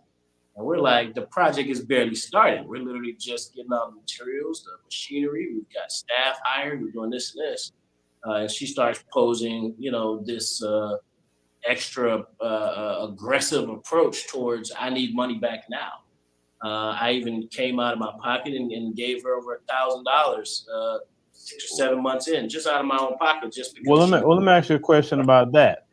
Do they sign a contract about the investment? Absolutely. Okay, and in that contract, it clearly says annual payment? Absolutely. Okay, so she signed the contract, which if you sign the contract, you sign the contract, and that's just what it is. I mean, even if you go to a court of law, and let's say even in America, they're going to say, hey, well, let's see the contract, what the terms of the contract was. And that's exactly what happened. Once she took this case, and first just let you know, she didn't go to the courts and just mention this particular investment. She went to the courts and said, well, I've spent, up to $30,000 with this guy, and I want it all back. I want the money back that I spent on a tour. I want the money back that I spent on an apartment. I want the money back that I invested. I want it all back plus interest so that I can pay my lawyers, et cetera, et cetera, et cetera. So she literally went to the police and made them believe that I had just stolen this money from her and ran off. This is how she pitched it to the police. It was like, hey, I gave this guy 30,000 USD and he's blocked me on all communication. I just want to have him arrested, and get my money back. This is what she told the police. And this is why they stepped in and arrested her. Okay, all right. Hold on. Before we get into the arresting part, when you did the contract, was there paperwork and receipts and all that done? Absolutely. Invoices. Let me walk you step by step. Okay, so the apartment, the furnishing of the apartment, everything was clearly wrote down, and she said, okay, she paid for this, and this is the receipt. So now in that contract, it says once you pay for this, it's non-refundable? Yeah, in that contract, she didn't do the contract with me. She made the contract directly with the apartment's landlord, who speaks perfect English. Okay.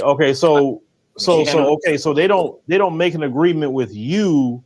They make an agreement with the apartment. No different like here. Just maybe say, hey, well, this a person that can rent the apartment. Hey, we'll put you on to them. So all the money went to the apartment themselves, correct? Absolutely. So we just find the apartment for you. We have relocation specialists, pretty much agents that go out, they find the apartment that you're looking for based on the budget that you give them.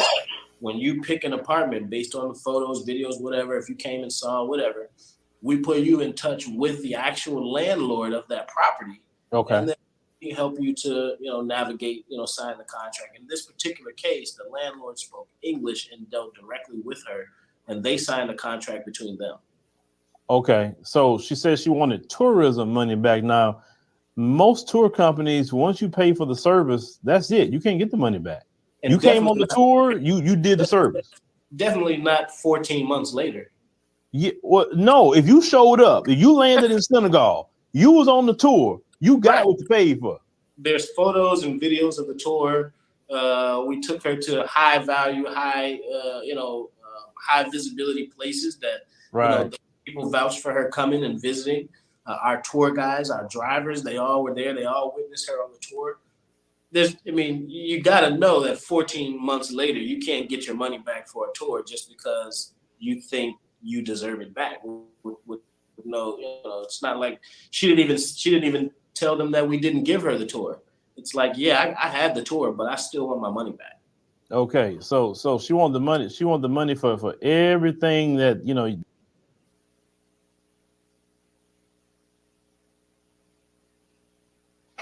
What do you think? Let me just stop this. I wish the lady can speak for herself, man. I mean, he's just like making up all kind of stuff. She want the money back for this, for that. I mean, brother, tell us what you did to the lady for us to be disgruntled with you. What did she get for $30,000?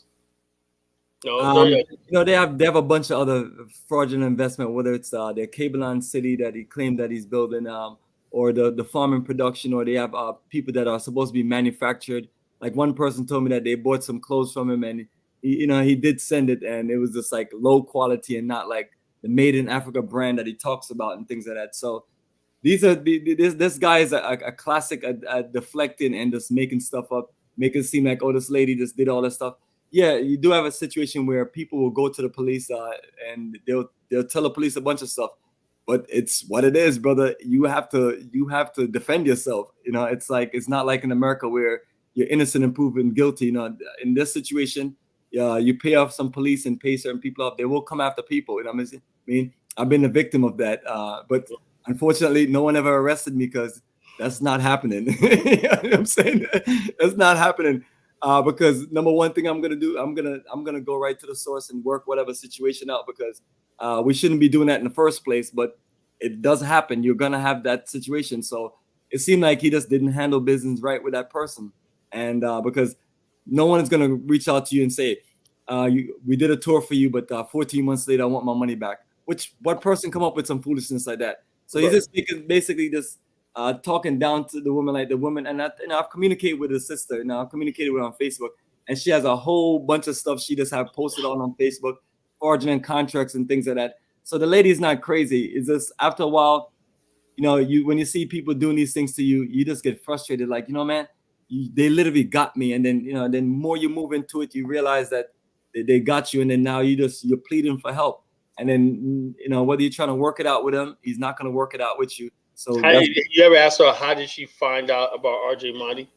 That is a great question. I don't know if you've explained it at the beginning, but people usually find out from him because he has these emails that he sent out about Made in Africa project, lifetime investment membership, Africa for the Africans. He talks about the tours and accommodation because he claimed he got all kind of people, tour drivers, bus drivers, tour guides, and so on and so on. Literally the same thing that people like myself talk about in Ghana, and things like that. So it's like, it makes it very hard to believe him, and he's not getting into the meat of the situation. Like when people pay their consultation or investment membership, do you really go above and beyond? Do you really look out for them? Do you really try to work things out for them? Do you really try to be that good brother and be there? And things like that. Once they're paying you that kind of money, you have to make yourself available. Now you can't say, "Oh, they paid you this money," and then you're busy and things like that. So let me ask you a question, right? Does Senegal have a corporate stock system? Did she buy stock in a corporation where, let's say, the land is, like I said, that's the whole thing about when you invest in land, right? If the land is not deeded, whatever like that, it can't be used as collateral in stock, right? And also a farming project, right? Because you got capital and everything. Were there buyers set up for the product? What was the product? Do you have manufacturers that you're going to do? So it's like this. They say before you farm, right, the product is already sold before it is even harvested, right? So in other words, if you're going to farm, right, every farm, you grow. Let's say you grow tomatoes, right? Tomatoes take what, 2 months to grow, right? Then you harvest, right? Then you take that tomatoes, take it to a cannery and everything, replant again, right? And then also once it goes to the cannery and everything like that, the payment for the crop is paid for, right? If it's a long-term if she's investing in both ends, right? She should say, okay, I invested in this farm, right? When that farm crop is over, do I get paid one time, or he said once a year, right? What is the profits? Now he could say after a year we didn't make any money, right? We didn't make any money. We're still in debt. We're still in the red, whatever like that. And so therefore, let's say it was mismanaged, whatever. And so therefore, I think when people get into investments and they basically, a lot of times people are new to investments. They hear stuff like investments and everything. They think it's going to work like America. It doesn't work like that, right? So she probably went in there emotionally. I'm going to get invested in Africa and stuff like that, right? And then it didn't work out. It could be something where wherever she's invested might take 5-6 years to show any profit, and then is there any track record, right, of your what he did before, or they just learning by going along? Like, let me give you an example. Let's say you want to invest in Liberia rubber, right? Well, if you buy rubber farms in Liberia, you already got a buyer, which is Firestone, that all you basically do is tap the rubber and everything like that, right? You invest in the tapper, pay your tappers and everything, and then tapper latex, and you truck it over to Firestone, boom, you get paid, And so therefore, you see, okay, we this is what's going to cost right here. The trees already matured and everything, but it's going what you're mainly investing in is labor, right? Some equipment, maybe some buckets, or maybe a truck, whatever like that. This is what's going to cost capital. This is what you're investing in right here. This is an operation, right?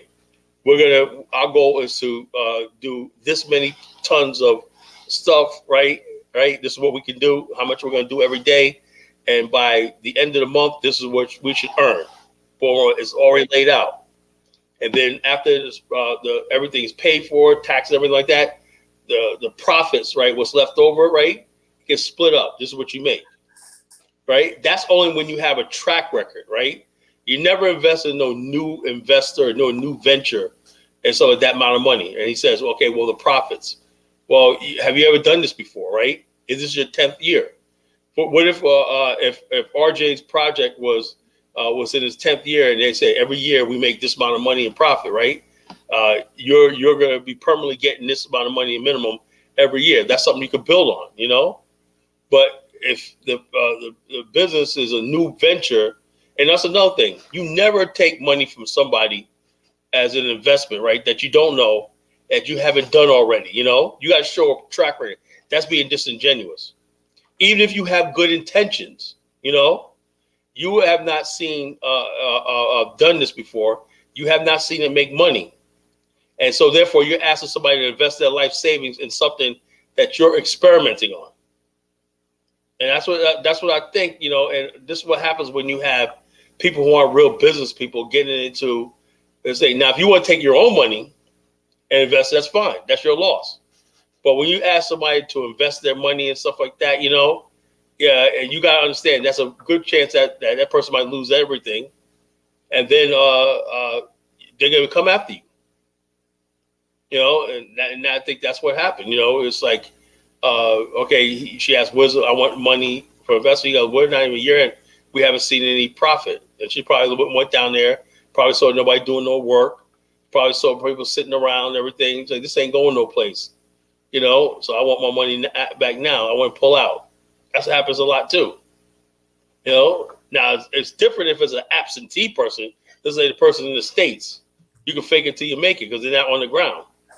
But when you got that person, she probably going there snooping around, looking at stuff and looking at everything.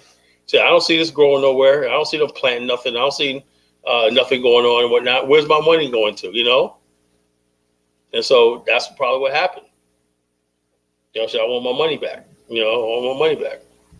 Yes, because the reality of it is, you know, you hear this guy talk about a lot of different things and all the connections and things you have, and you know, they just, you know what I mean? And I do understand sometimes people are trying to figure things out, but this guy he come on the scene making it seem like he's an expert and he got all of these things. That's his problem. And then, oh, I came there, we, you know, we built schools, we cleaned up garbage, we did all kind of stuff. I mean, all nice, cute public relations stuff he's talking. I mean, I'm like, brother, that's cute and nice and everything. I mean, but let's get into the situation of are you really delivering for people? Are you really trying to help people?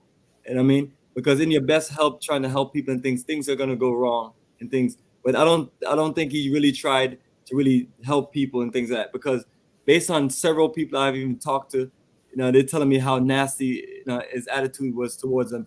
And I was like, you know what I mean? I was like, I'm a man's man. Ain't no man gonna talk to me disrespectful, because we're brothers. I'm gonna treat you like a man and treat you with respect to where we can talk about anything and things like that. But I realized that's his energy, and he knows who he can play these kind of games with, you know. But the only thing I'm wondering, brother, is like, why you tried Bomani Tyehimba, you know what I'm saying? You know, people like myself get crazy, you know what I mean? Get crazy to where, you know what I mean? I love my people, man, and I don't want to see people playing games with my people and playing games with our movement and things like that. If you're out there trying and things don't work out and you know, things fall for you, you know, we definitely understand. But that's not what this is. This is you deliberately trying to play games with our people and having no. You know how hard it is, right, to be part of a real investment movement that's going to make money? You know how hard it is to get into that? You know, even if you got $20,000, $30,000, you know, if there's something that's actually real, you know how people are like, no, we don't need your money. We already got partners. You know, that's what they'll tell you. You know how hard it is to get into a real investment? You know, when somebody tells, oh, we got this real investment and everything, they use money, they're learning themselves and everything, and they're gambling with your money. That's why the Lou Major and Taiwan and something didn't work. You know, it's hard to get into a real investment. You know, a real investment. A real investment means that people got the machinery, they got the experts, they got buyers, they got financiers. And first of all, when you invest, this is what you do with the investment. In case you don't know, first thing you do is you take the initial capital, right? Take money, right? And you put the money into escrow, right? Let's say you have a group of properties and everything like that as collateral and cash, right? Then what you do is you get a line of credit, right? That's going to pay all your that like 3 times over. This is what the expenses is, everything like that, you know?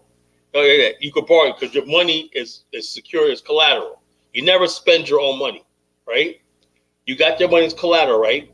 Then you get other people, right, to say your money's secured, right? Your money's secured. We already got, let's say, $200,000, right? We're going to use that as collateral, right? We need extra capital and everything like that. If something goes wrong and everything, your money's secured. You know, that's what it is. You have to have an surety bond, you know, insurance and surety bond and stuff like that to make sure that the investment is, hey, when you invest in America, right, securities and everything, you have to have insurance, you know, investment bonds are insured, you know, so that for loss. If you don't have that set up and everything like that, you don't invest with nobody. You know, so that you have to do things the right way, you know, the right way. That goes back to this so-called generational wealth. Why aren't we building in, I don't know if Senegal got a stock exchange, you know. I know Ghana has one that they're working with and everything that's growing, but there's a lot of fraudulent inside trading and people not paying the stuff. And so I don't know what else running. Nigeria has a lot of inside trading and stuff like that goes on and everything like that. When you have a secure, why we haven't gone together and have a really good West African securities exchange where people could put their money into an exchange, a stock, buy stocks and bonds and everything like that, right? Where it says, okay, I got a bond, right? I bought a bond, right? In 5 years, it's going to return 20%. I could sell it or just take the dividends out at 5 years, that the interest in the dividends that it made over 5 years. You know, you never use cash to invest. You know, you never use cash to invest. You know, you have to have banks. You have to have all that set up and everything. You have to have insurance firms and everything, you know, liability insurance. What if somebody on that farm gets injured, right? and you got to pay out medical bills and stuff like that. Do people even think about that? That's what business insurance is for. Right. You know? So therefore, like I said, people, when they talk about African investment and everything like that, they're not set up right. And people just go over there and I just put my money in this, and they think it's like America. If you go invest in America, first of all, there's no, unless you're going to go to some people that you know, you might have an investment club or whatever like that. There's contracts, lawyers, and everything like that, terms and everything that holds up in a court of law. Well, that's what he's supposed to have in place. I mean, you know, you hear how he talks about how organized his stuff is and everything. Yeah, so so when somebody says, "Okay, I want my money back," everything, no, you agreed to this, or we're going to turn. You're going to get a. Did he ever say how much profits they're going to get every year? You only talk about the profit. You know, a business, right? Only like on an average business, only returns like 10%, 11% profit a year. So if you got 100 people, good point, brother. Good point. You got 100 people splitting up 10%. That's not a whole lot of money. I think that's why he talks about 10 years and things that. You know, these things also backfire on you and things like that. But I don't really feel like he literally had these things organized for people, because if he did, we would see him. The thing of it is, when you look at on his YouTube channel, it's like he was at a period where over the last several months he's on a run of trying to figure something out, you know what I mean, and hoping that somebody didn't come after him. But you know, that's not the situation. And when I was right there in Senegal, I was asking my my tour guide brother who knows them, and asking one of my other brother what happened to RJ Mahdi, is he around, and things like that. Because you know, one thing about people like myself, you know, when we show up, we're ready to confront people, but it was never there to confront at all. So we just let it go, and then I just end up being in Ghana like a month and a half, about a month later, and and then it just got me excited, man. And I'm like, yo, man, I was like, this dude, man, I was living in Senegal, and I had to come to Ghana to hear that he's doing this to my folks, man, and things like that. And then the other lady that he's been talking about the whole time on the show, I'm looking at all our information and everything, and it's like, this person is not doing anything wrong. This person don't seem like they were hungry for no money back and things like that. They obviously invested a large sum of their money and things like that. But and it's like, I really wish we can hear from her, because he's just selling to Phil about make it seem like this lady is just a terrible person and things like that. And even if she's a terrible person, she did invest a large sum of money with you. You know what I mean? And it's the same situation. I just want to know, for the most part, why would anybody invest in like a multi? You always start with one investment. Let's say years ago they had a fish thing. Remember that they were showing the abandoned fish market, right? They could have did something with that, It could have been something, but it's going to take hard work. Be honest with you. What's labor going to be? If you don't have the real money to invest, you don't invest. As simple as that. You don't take people's money, and you're not set up for a real investment. I personally could not do that. I could not take somebody's money and say, okay, let's invest in this right here. It's going to work. Do you have buyers lined up? Do you have if you're going to fish, right? Well, okay, do you have modern fishing vessels that's going to bring you fish in? Do you have the refrigeration and all that stuff like that? The equipment, is that working? It might take you a couple $100,000 to get the place operational, right?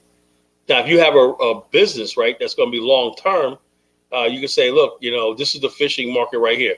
Now, West Africa has a lot of fish, a huge market for fish, but you cannot basically just rely on one market. What if you have a frozen fish industry and you're shipping fish to, let's say, down the coast to Sierra Leone, to Liberia and stuff like that, and you already got buyers lined up, right? You say, now you got a business, right? Hey, I got buyers, marketers that'll take this fish and buy it as soon as we think. There was one brother that was in Ghana years ago, like 10 years ago, it was light-skinned brother. And he was basically got into the fish industry, tilapia, right? And he was frustrated because all the vendors that would buy fish from, right, he had to, rob Peter to pay Paul on that, right? And he said, what would help out, right, if the people, they try to think where they have microloans, where the vendors and everything got a line of credit where they could buy the fish and everything like that from him, so he gets paid right away. Right. Now he get paid right away. He said, then I can grow more tilapia because I know as soon as this stuff goes, people can come, right? And now they don't have to front me the money, the fish right now when I sell it now, and I got to chase them down for my payment and stuff like that, you know?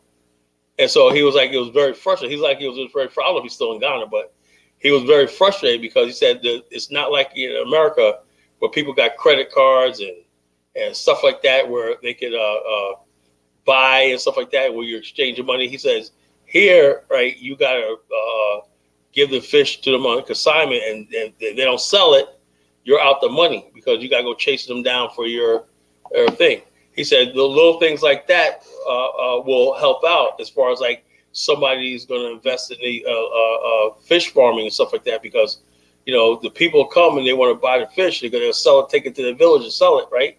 But they don't have nobody to buy it from you. You know, they don't have no money. Right? They're relying on you to give them a front or give them a start. So people got to look at all this stuff like that. Where's the market? What are you producing? What's the market? What are you trying to sell? Do you have buyers lined up? Say, oh yeah, we're gonna produce this right here. Do the farms? Do they got storage? Do they got proper refrigeration? Do they got trucks to ship the stuff to? Do they got buyers and stuff lined up and everything like that? You know, do you have all the stuff?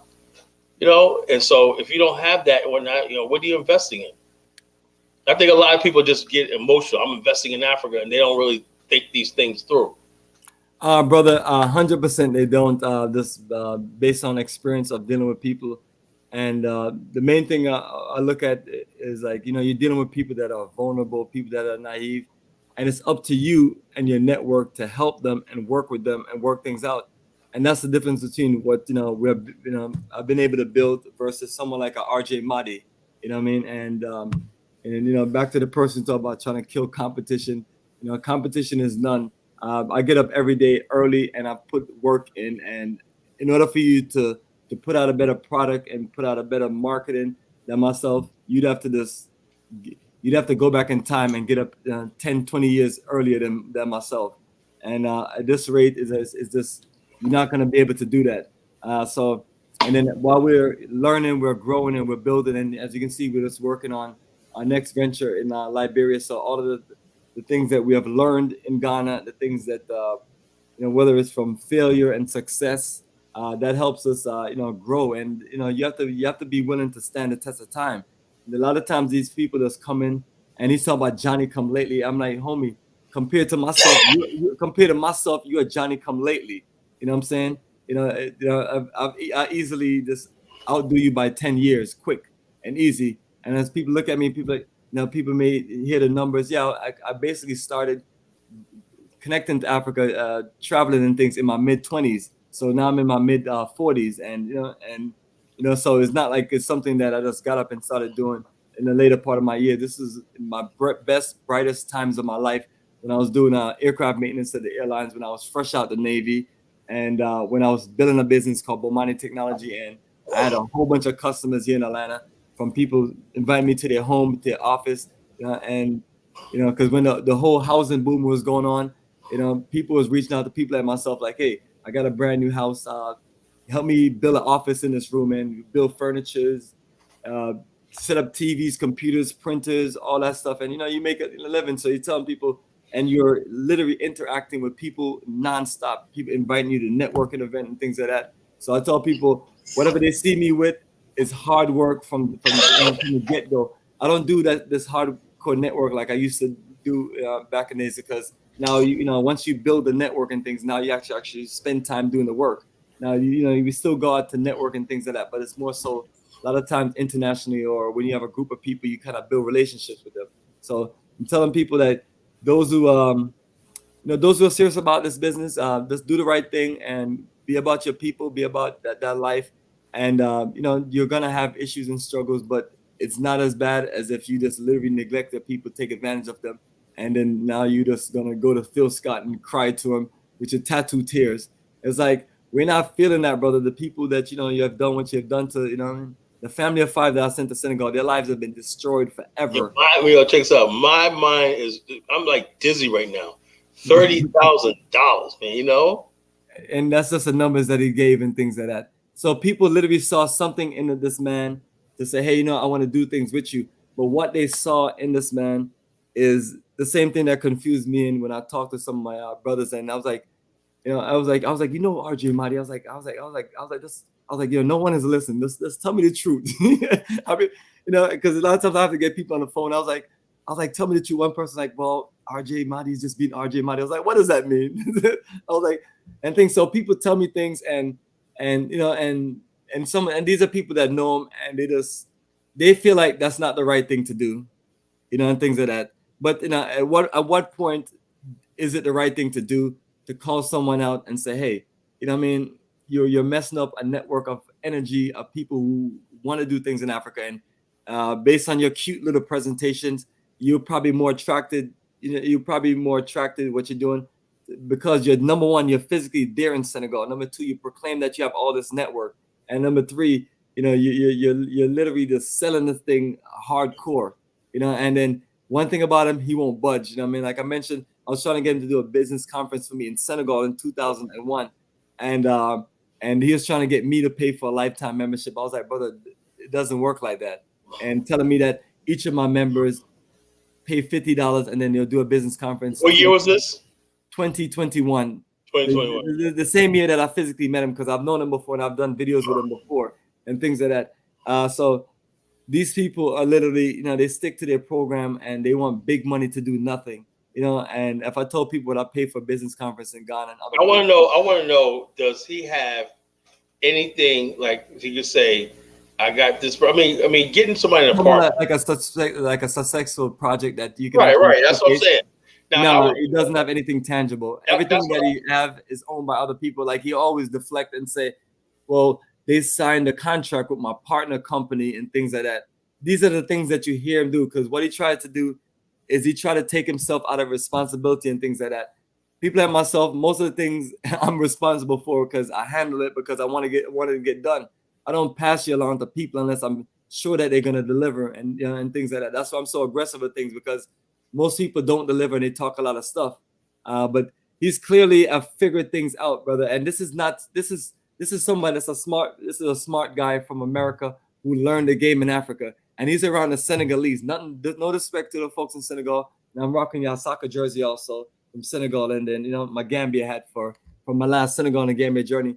But a lot of our folks in Senegal be on some other stuff, and things like that. So what I would think is, just like in Ghana, you're there for a while, you start picking up the nasty, dirty, local bad habits as far as scamming people and as far as this giving promises and not delivering and things like that. And so you end up being that person. But we don't need you to be, a Senegalese. We need you to be a brother from America that understand that we're your priority, and then understand that most of us are coming with literally lack of knowledge to the highest level, but we want to invest in Africa. We want to spend our money, and we're hoping that when we deliver our money to you, that you can deliver something to us, even if you just try. Because some people understand that these things are not guaranteed, but when they see a lack of effort, when they see a lack of just basic communication. I personally, my conscience, right? If this lady that went to Senegal, how old is she? She a young woman? No, I would say probably about in her mid 50s. Is she retired? No, not retired. What is she? Now she was planning on living there. What was she doing for work? What did she do for? Some people literally. Sometimes some people come up on money. Maybe your family give you some inheritance or sell a house. Your mother died, and you get life insurance money. So and then some people work very hard in their life and they invest their money and their money grow. And then now they see this excitement about Africa, because it is exciting. Because I'm telling people 20 years ago, it was hard trying to get people to just be into Africa. And then all of a sudden, between a bunch of us, whether it's the old school people that are no longer in business, to myself and other new people on YouTube putting out information, and then the countries like Ghana, they're saying, hey, I'll come to our country. So people have been excited about it. And it's just that they didn't know a lot of the things that we're all sharing now about the things that can literally just go wrong. But they were excited. And Well, then I look at this is the apartment she had was she was paying rent, or she bought the place. no, with these apartments, what they do is you pay them for like a year, or in some cases a few months. So those are things, the same thing that he does there in Senegal, the same thing that we do in Ghana. We work with one of our people. Like he mentioned that he has brokers and other people. This guy claims to know a lot of people, but it's like, if you know all these people, I mean, can any of them deliver? But it's not an apartment that she owns. But this is another situation that I'm hearing about, that that they literally just they'll accommodate you, just like they'll sell you clothes aka made in Africa, but it'd be a terrible quality, just like these apartments. So my people they're not Senegalese, I mean, and the average Senegalese that you put in these places, they're fine with it. But it's like our level of standard is different. Not saying that we're better than anybody, but you're putting U.S. money into an investment of an apartment, so you're looking for something nice and organized. Just like when people look at our house that we have there, as far as Black Star Pan-African community, it's not an ownership of, we don't own that house.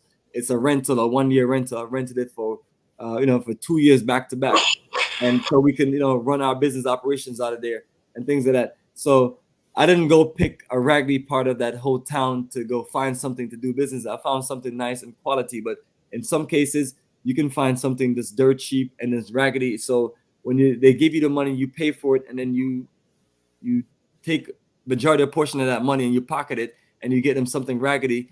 And then the first thing you're gonna be like, well, they're not gonna complain. And if they do complain, you just tell them some lies and things like that. But it's like, you can only do that so long. It's gonna catch up to you. And then that's the situation with RJ Mahdi. The foolishness that he has done is caught up to him. People can recognize when people are doing things and things go wrong for them, and they will have some kind of mercy for you and things like that. But to not like talk to and treat our people right. Like, I just got off the phone with a sister earlier today, and she was telling me how when she was calling, because she's one of the sisters that once she came to Ghana with us, then she liked Ghana, and she was like, but then she was like, okay, there's certain issues she see in Ghana, so she was always looking for somewhere else, and I'm happy she found the place that she's looking for in Africa, which is, I'm always happy to hear that. But you reach around, and then people like himself claim to just be down with us, but then you can't have a 10-15 minute conversation with me explaining your investment guide in program. I mean, I remember even sending another person that was supposed to be on my Senegal trip this year, and then my Ghana trip, and I was like, I followed with him like a few weeks in. I was like, did you talk to RJ Mahdi? Did you like anything that he had to offer you and things like that? And he's one of those, he's one of those street smart guys. I mean, he's a New Yorker, and what he had to tell me, I was like, I don't trust that dude. You know what I'm saying? It was like, you, Bomani, you're okay with me because at least you're tangible, you show what you're doing, and you're available and you're accessible. And if I need to talk with you to ask you a bunch of questions about anything before I get into it with you, you would at least talk with me and explain things. You won't give me any kind of attitude and then tell me just like basically stop talking and just pay for the investment membership and we'll help you. It's like, if you're an investor and you have questions, just keep on running off those questions. A person who's going to accommodate you for investment, they have to answer every single last one of those questions until they're completely satisfied. And if they're not satisfied, they should not move on anything. And that's what this person felt like. Okay, well, this person don't want to talk with me and don't want to rush me off the phone, and I'm not going to invest in that membership, because these are people that want to move. Like, I get a good energy of calls and consultation, whether it's free or paid. And that is the main thing. People, for whatever reason they have, because people have different situations, they want to leave America. And I'm not here to convince people to not move. Only thing I could tell people is like, I've been going to Africa for 19 years and I live in Georgia. So you can add, one and one together, and hopefully it come out to two, and then you can kind of see clear that some of us don't need to make these moves unless we work together to put things in place in the country. And that's why I'm always talking with you on how we can work better to get things more set up in Liberia, because I know the phone calls are coming, brother, the texts and the email, they're coming, and things like that. And I told people, just be patient with us. Let us at least get to the country and do certain things, because I don't want y'all to make any more bad decisions. I've made enough bad decisions in Ghana, Senegal, the Gambia, Tanzania. South Africa, 5 popular countries that I've traveled to and got experience with, and I've seen the mess that has happened and things like that. So we're trying to be your brother's keeper, you know, we're trying to be on some brotherly, sisterly connection to where we're giving you clear information. We're being real with you. We're analyzing things. We're not here to just like, you know, take advantage of people because they're naive and they're ignorant to the situation. Because just like most contracts and most tour details, like I'm always telling you that people literally call me all the time and say, hey, you know what? Your trip is too expensive because this person's selling me something for $1,000 less. And I was like, well, the ticket is not included, and the tickets are $1,500 to $2,000. So I was like, are you really coming out?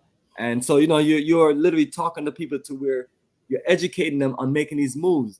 Because as long as people keep on doing these things, it'll be another RJ Mahdi that's gonna do. You know, someone else is gonna replace RJ Mahdi. You know what I mean? The thing, you know, that's if he really quit. Because now he's talking about he's not quitting, that he's gonna come back stronger. I think that motivated him. That was a whole week after. Oh man, we done did it. I felt bad, man. Okay, added the thumbnail with tears coming out his eyes, talking about I quit and things like that. Yeah, he's like, man, nah, man. See, what happened was, you know, he told the story and whatnot, but I'm still getting over the fact that somebody actually looked at that little nigga and said, gave him $30,000. You know, presentation will trick anyone, especially if they don't do the research. Because even when I pop up RJ Mahdi information, he has all these little nice little thumbnails and everything, always in a blazer and stuff like that. Bro, I am not fooled by anything I see online. You know, I learned a long time. I don't believe nothing I see online. You know, you go out. Some people will make it seem so good, man.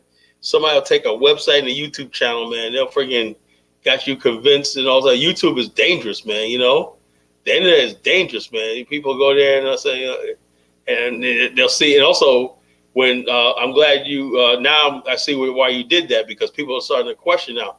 Before it was like, oh, you get entertained and beguiled by people you see on YouTube, right? Oh, he's a cool guy and like that. So they'll say, I like a lot of people, right? But you see me investing in them? Hell no, you know. And just like we don't have them on our show, like some people just put all these people on their shows and then vouch for them. And when things go wrong, oh, I don't have anything to do with it. They're grown. Yeah, I'm like this, yo. Responsibilities is holding on your platform to where you don't let people who ain't about their life and business get on and then take advantage of your platform and your network. And that's what this dude RJ Mahdi does. Yeah, and it sounds good and everything like that, but I'm like, I'm like this, I'm just really, I'm like how serious this is, man. I hope this doesn't damage our community. Look, it might be a thing where we might call for a moratorium on investments in Africa until we get all this shit straight, have one big conference and see who's real and who's not and everything like that. Say, don't invest no money with anybody until we all get together and just have a clear everything's laid out on the table and say this is what it is. And then also in each country, right, are these people basically ask the government officials, can you trust the government officials? They may be paid off. That's why me personally, right, I know enough people in Liberia that you cannot come and do that because I know who's reputable, who's not. You know what I'm saying? That's just years of me dealing with that country, me knowing like hundreds of people and in America, like so many Liberians in America that I'm friends with and stuff like that. You know when something's real and something's not. And the thing is, though, even with that, when you start talking about your investment, now WizKid had a good idea. He said, "I got money, I'm going to invest in everything." You have a project yourself, or you like this. You never say somebody that you don't know and you give them $30,000 on something that they, that you wasn't there from day one. You don't know how it's going to work out and everything, and you're just going to give them $30,000 for some so-called investment. They signed a contract. They signed a contract, and it was very big. Contract is worth toilet paper. So y'all got a contract. I got an agreement.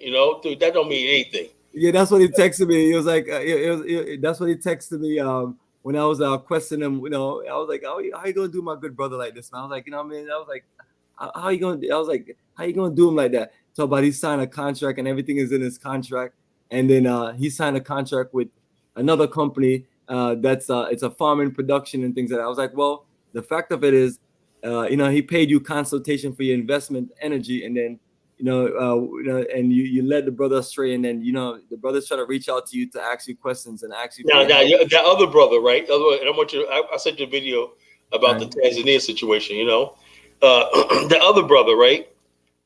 He was going to invest in a farm. Do you know what exactly was a farm? So I can tell people what they always say farming. Everybody. That's another thing I'm gonna tell people. Well, it's farming production as far as this whether it's profits from the fruits and vegetables that they're farming. But he did mention that it took him to the farm. So they'll try to make it look as real as possible and things like that, and work their little craft. But it's like, if you have your people and your people are coming back saying, hey, this is happening and things like that, not saying that you have to trust your people word and everything, but then when you see a trend going on, you're like, okay, well, is all of my people lying or playing games, or all of my people just complaining? And these are people that have no reasons to do those things. These are people that you have dealt with and they're serious. So it's a very interesting thing. And the only thing I have to tell people that are listening is like, go ahead and reach out to RJ Mahdi and send him the money. Like I put right here, beware of fake King RJ Mahdi, $1,000 fraudulent lifetime investment program. If you buy his membership, it will only neglect your needs and link you with other crooks. And these are factual statements coming from me based on my connection with him and the people that he has, done wrong and things like that. So it's directly affect what we're doing. He's not some third party person out there that I never had any interaction with, never directly connected him with people and things now, like that. Come to think of it, right? When they were looking at that fishing thing, how do we even know that was even really for sale, that they own? You know what I'm saying? You use, oh yeah, and I thought about too. Oh, that's a good investment. How do we even know that was for sale? How do we know that he had this? It could have been somebody saying that they own it. Let's invest in there and everything like that, and people don't check out the paperwork. It's like I said, my whole thing is that's exactly what they do, brother. That's it. That's exactly what they do, and people be like, that's a lot of things you're accusing them of doing. I was like, they have to dig into it. This thing is deep. And then when you ask these questions, they get all, what, you don't trust us? We don't trust us? I say, you show me the farm. How do I know you own this farm? How do I know you own this farm? Show me the profit statements for the last couple of years. What am I investing in? I said, what do you need my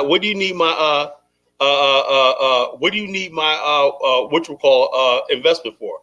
Why? If I'm investing $10,000 right now, show me how I'm going to make money. How am I going to make money? I'm just investing in some farming project. Or what do you need my money for? If you say the farm is working right now, what do you need? Why am I investing in this? And so stuff just don't add up. Is because I want to give you an opportunity to get paid too. That's why. So I'm like this. So, like I said, we're gonna do it different in Liberia. We're not gonna steer nobody some half-ass investment and stuff like. No. I suggest that people, when you come over to invest in Liberia, you have what you want to do. Don't be like sitting there like stuff like, let's say if you want to invest in something like construction, everybody needs construction, and if you basically say, okay, I'm gonna invest, right? But let's say you meet somebody in Africa and say, okay, we build roads, we build this. Oh, geez, okay, I do that in America, right? Let me buy an excavator and bulldoze and everything, and we're in business. That's a business, right? Because you're going to be making money with contracts. Also, you meet them say, oh, the government says this is what we're going to do, like this right there. We could hire Chinese, but we would like to give you that contract and everything.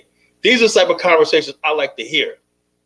You're an electrician. Okay, I could put the power lines up. I could do this, that, the other thing. What I like to do is, okay, I like to invest in a warehouse. I like to build a fence in a security. I'm gonna bring my equipment over and everything. Instead of me giving you the money when I'm gonna invest in equipment and everything like that. Do you have any business I can get into like that? Oh no, just give us the money and everything. So when somebody just asks for your money, you say, okay, what are you investing in? You are investing in computers. And another business people don't think about? ITC. ITC.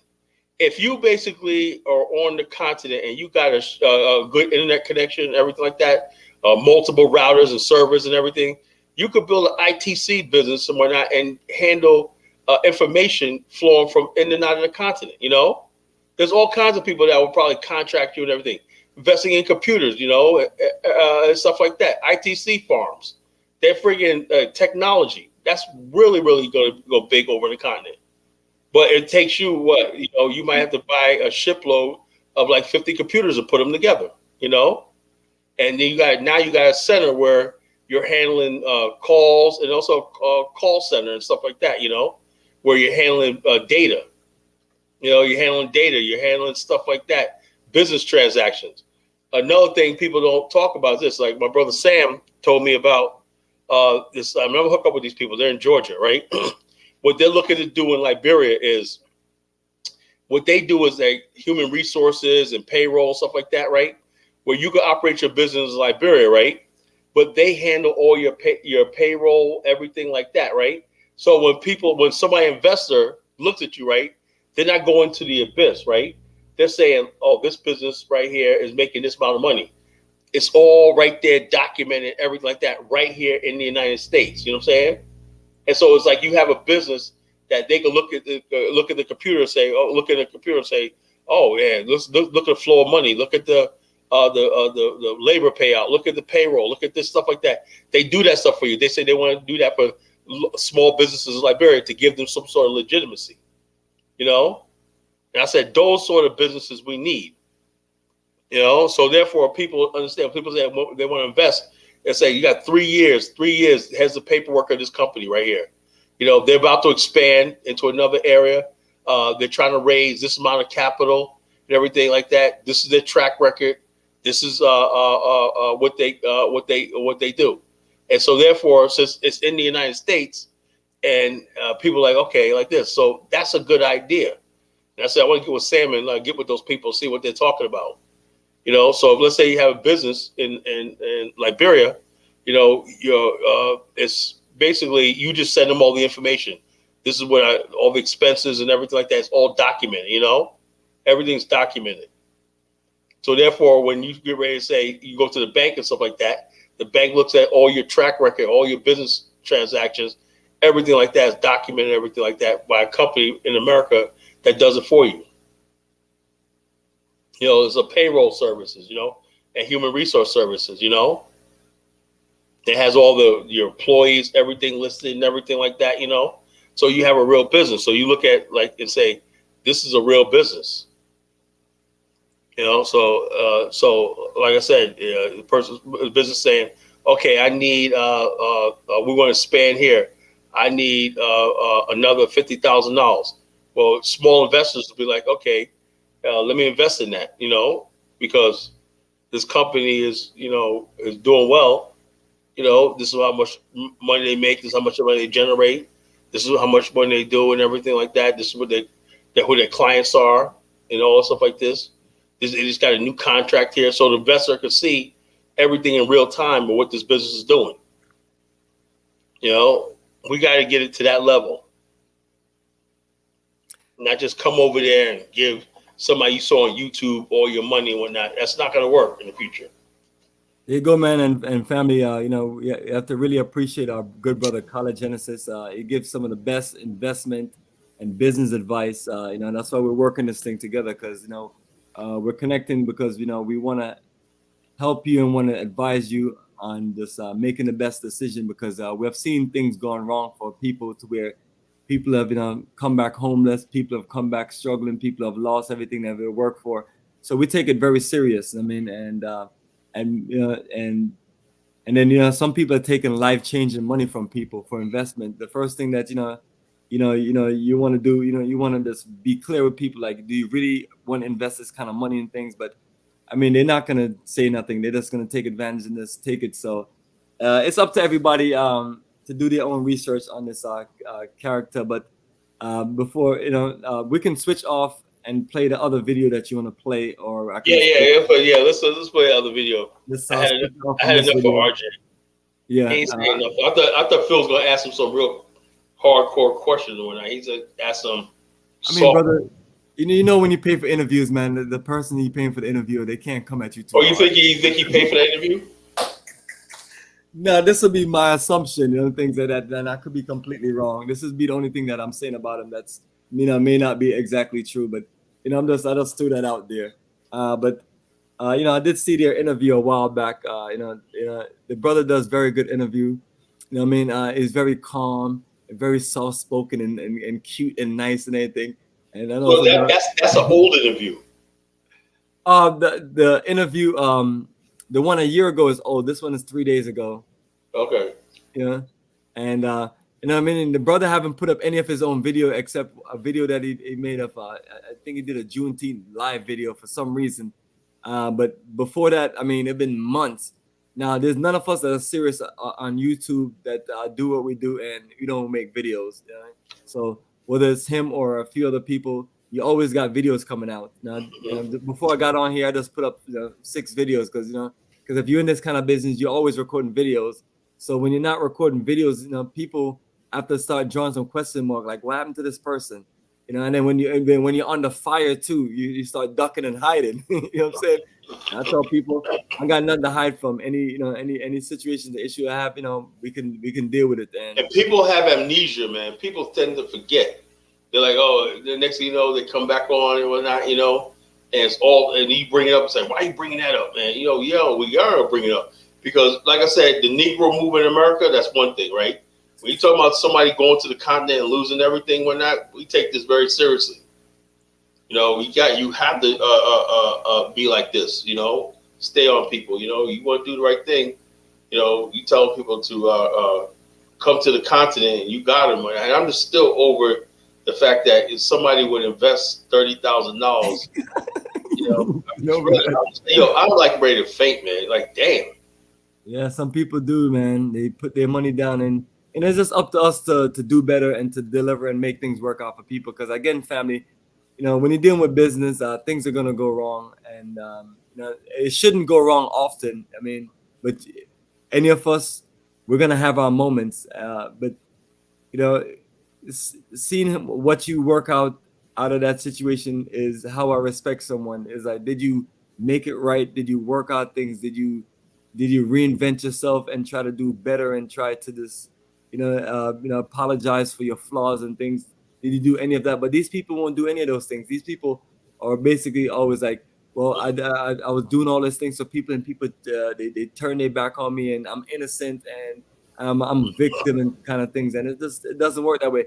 I don't think people get up out their bed every day and try to see who am I gonna blame for my failures in society and things like that. But if you listen to people like himself, they literally just that's their situation. So it's a scapegoat mentality, and I'll move forward. And for those who want to check out the rest of his interview, they can check it out. But I've seen enough. I've seen enough of is him justifying things in this, not talking about the real situation. So let's hear what our brother Afro Think Tank has to say, and let's drop this down. Right, is Afro Think Tank. Today we're going to do a reaction to the topic of Tanzania officially tired of African Americans. It was a topic on the King Ganda show. Shout out to the crew over there at King Ganda, O'Shea Duke Jackson, because I got some input. On this. So I'm going to go ahead. I'm going to roll the clip, and then I'll meet y'all back here with my input. O'Shea Duke Jackson, Sacramento, California, African American. Yep. So guys, watch this video with us. It's from the Financial Alexander, but the original source is Lala's Journey. I've actually met her. She came for Rachel Nalumu's networking event, I think the end of last year, December or something like that. Where does she live at? I think she's now in Accra. She goes between Accra, TZ, and Uganda. Yeah, but she's a lovely lady. Okay. So yeah, let's watch this clip from her channel and then react to it with us. Okay.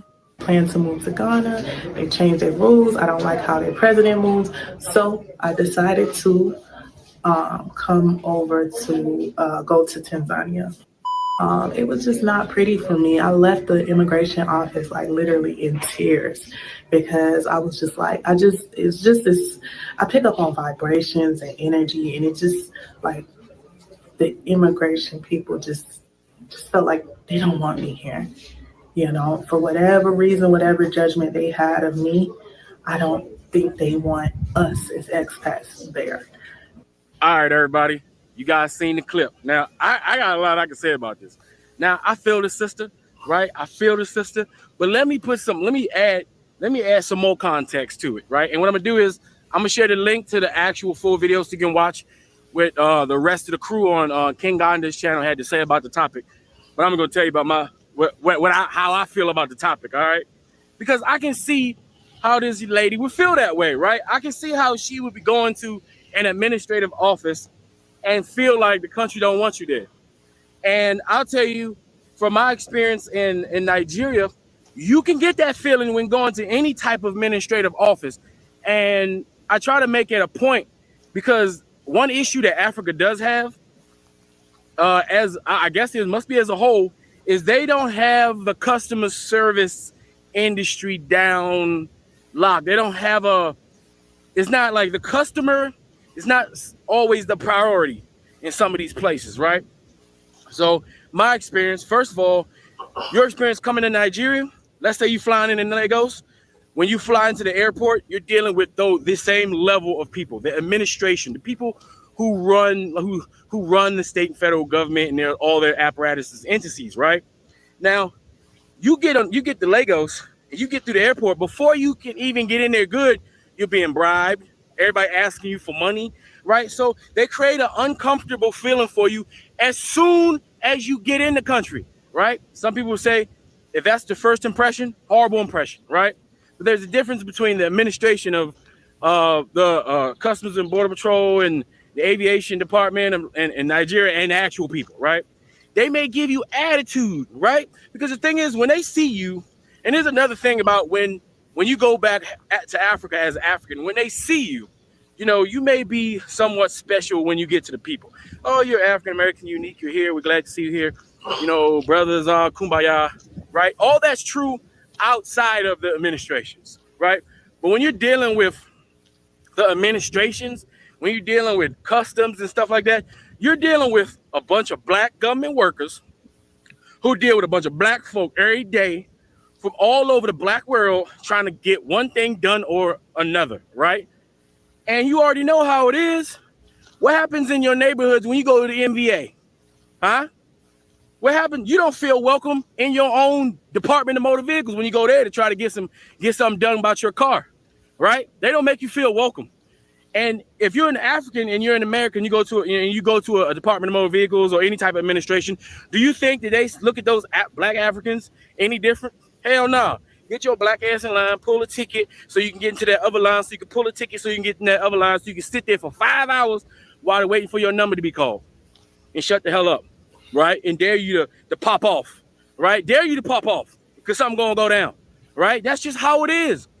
Matter of fact, in Nigeria, even the Nigerians don't feel like they're welcome when they go through these administrative systems, right? They don't feel, nobody enjoys the government administrative systems within their countries. Nobody has great experiences at all. They always feel like you're annoying them and all that, because the lady was talking about she wasn't feeling the vibe. I ain't never walked into any type of administrative office and felt any vibe of kumbaya or welcome here. Never in my life. When I in a kitty state, Nigeria, I had to get my visa extended, right? I went to the local visa office because I had to go meet the comptroller. I had to go through hell just to get through there. You think I got any special treatment because I'm African American? You think I ain't get no special? I had to sit my ass in the goddamn front like everybody else, right? I had to wait and meet this person and meet that person, and everybody looking at you funny because they want to know. Not only are they looking at you funny, right? But then I'm also an American too, so they got questions and they're curious on top of all this other stuff. It can be annoying. They can make you feel like you're not wanted, but that's not really the truth. You're still dealing with black people who at work, right? Who dealing with other black people on a daily basis. Their business is not to make you feel welcome. Customs and Border Patrol and immigration and visas, they're not there to make you feel welcome. They're there to verify your identification, to verify who you are, to see if you can be in this country legally or not. They're law enforcement. They are policy enforcers, right? They're not they're not the welcome party, right? So it doesn't matter when you go into Africa, you go into any other building, because you black like them, they're not going to look at you like you're special. You understand? Now you may start talking, they realize you're from America, they may, be a tad bit nicer sometimes. But when you're talking about countries that's used to Americans, like by now, Tanzania is used to Americans. But wow factor is over. There's no wow factor. Now they have to deal with Americans that want to stay illegally, right? Or stay unlawfully, or using loopholes to stay in the country, right? And when you do that, and then you're not being an asset to the country, you are a burden. And if you are a burden, you are a problem, right? The same way in America, right? What do? Complain all the time. How the Mexicans coming over here and they taking our jobs, even though they take jobs we don't want to do, i.e. look at Florida. Ain't nobody trying to go out there and do no damn construction work now that all the Mexicans and Puerto Ricans done rolled out because of DeSantis, right? Anybody trying to do that work? It's proven, right? But the Mexicans and the Latinos, at least they have a value. So they actually come here and they doing shit. And America still don't want them, right? People still don't want them, even though they do all the work we don't want to do. So imagine your black ass going to a black country, right? And you ain't contributing to nothing. You're not even doing construction. You're not even building anything. You ain't doing nothing but taking up space and potentially taking an opportunity from somebody else, right? So, of course, that's an issue. And right now, there's a lot of African Americans, a lot of Africans in general, who want to escape. They want to escape to Africa, right? The issue at this point in time is that Africa is not prepared for you to escape to it yet, right? Right now, you have the diaspora pioneers that's going there collaborating with the Continentals, and what they're doing, they're setting up the platform, they're setting up the foundation, right? And that foundation has to be set up with businesses and institutions and organizations and nonprofits that are owned by the diaspora and Continentals as partners to facilitate those things. We African Americans and African Diaspora need to go over there with our brothers and sisters on the continent, and we need to create the jobs that our brothers and sisters here in America and various other places on the Western Hemisphere can escape to and work for, right? We need to create a job that we want our African Americans to work for. Like in Nigeria, I need to create a business that can hire an African American, and then I can come here and get an African American that just wants to escape the system and move to another system that they think they'll feel more comfortable in, and they wouldn't be a burden because they'll be a net plus, they'll be a net asset, right? So that's the thing. So at this point in time, while we're trying to get our shit together, Africa is not prepared for an influx of individuals who cannot contribute to the development and stabilization of the continent. They just can't. They can only, right now, the only thing that's really the only thing they really want people who's going to add to the growth, right?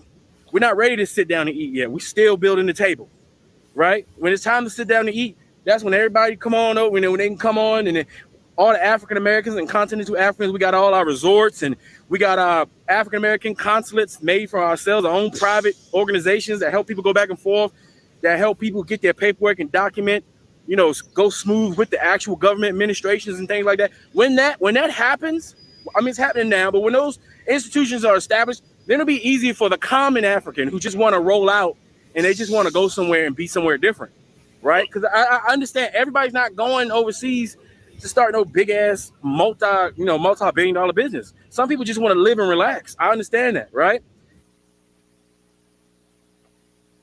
So let me pause it for you.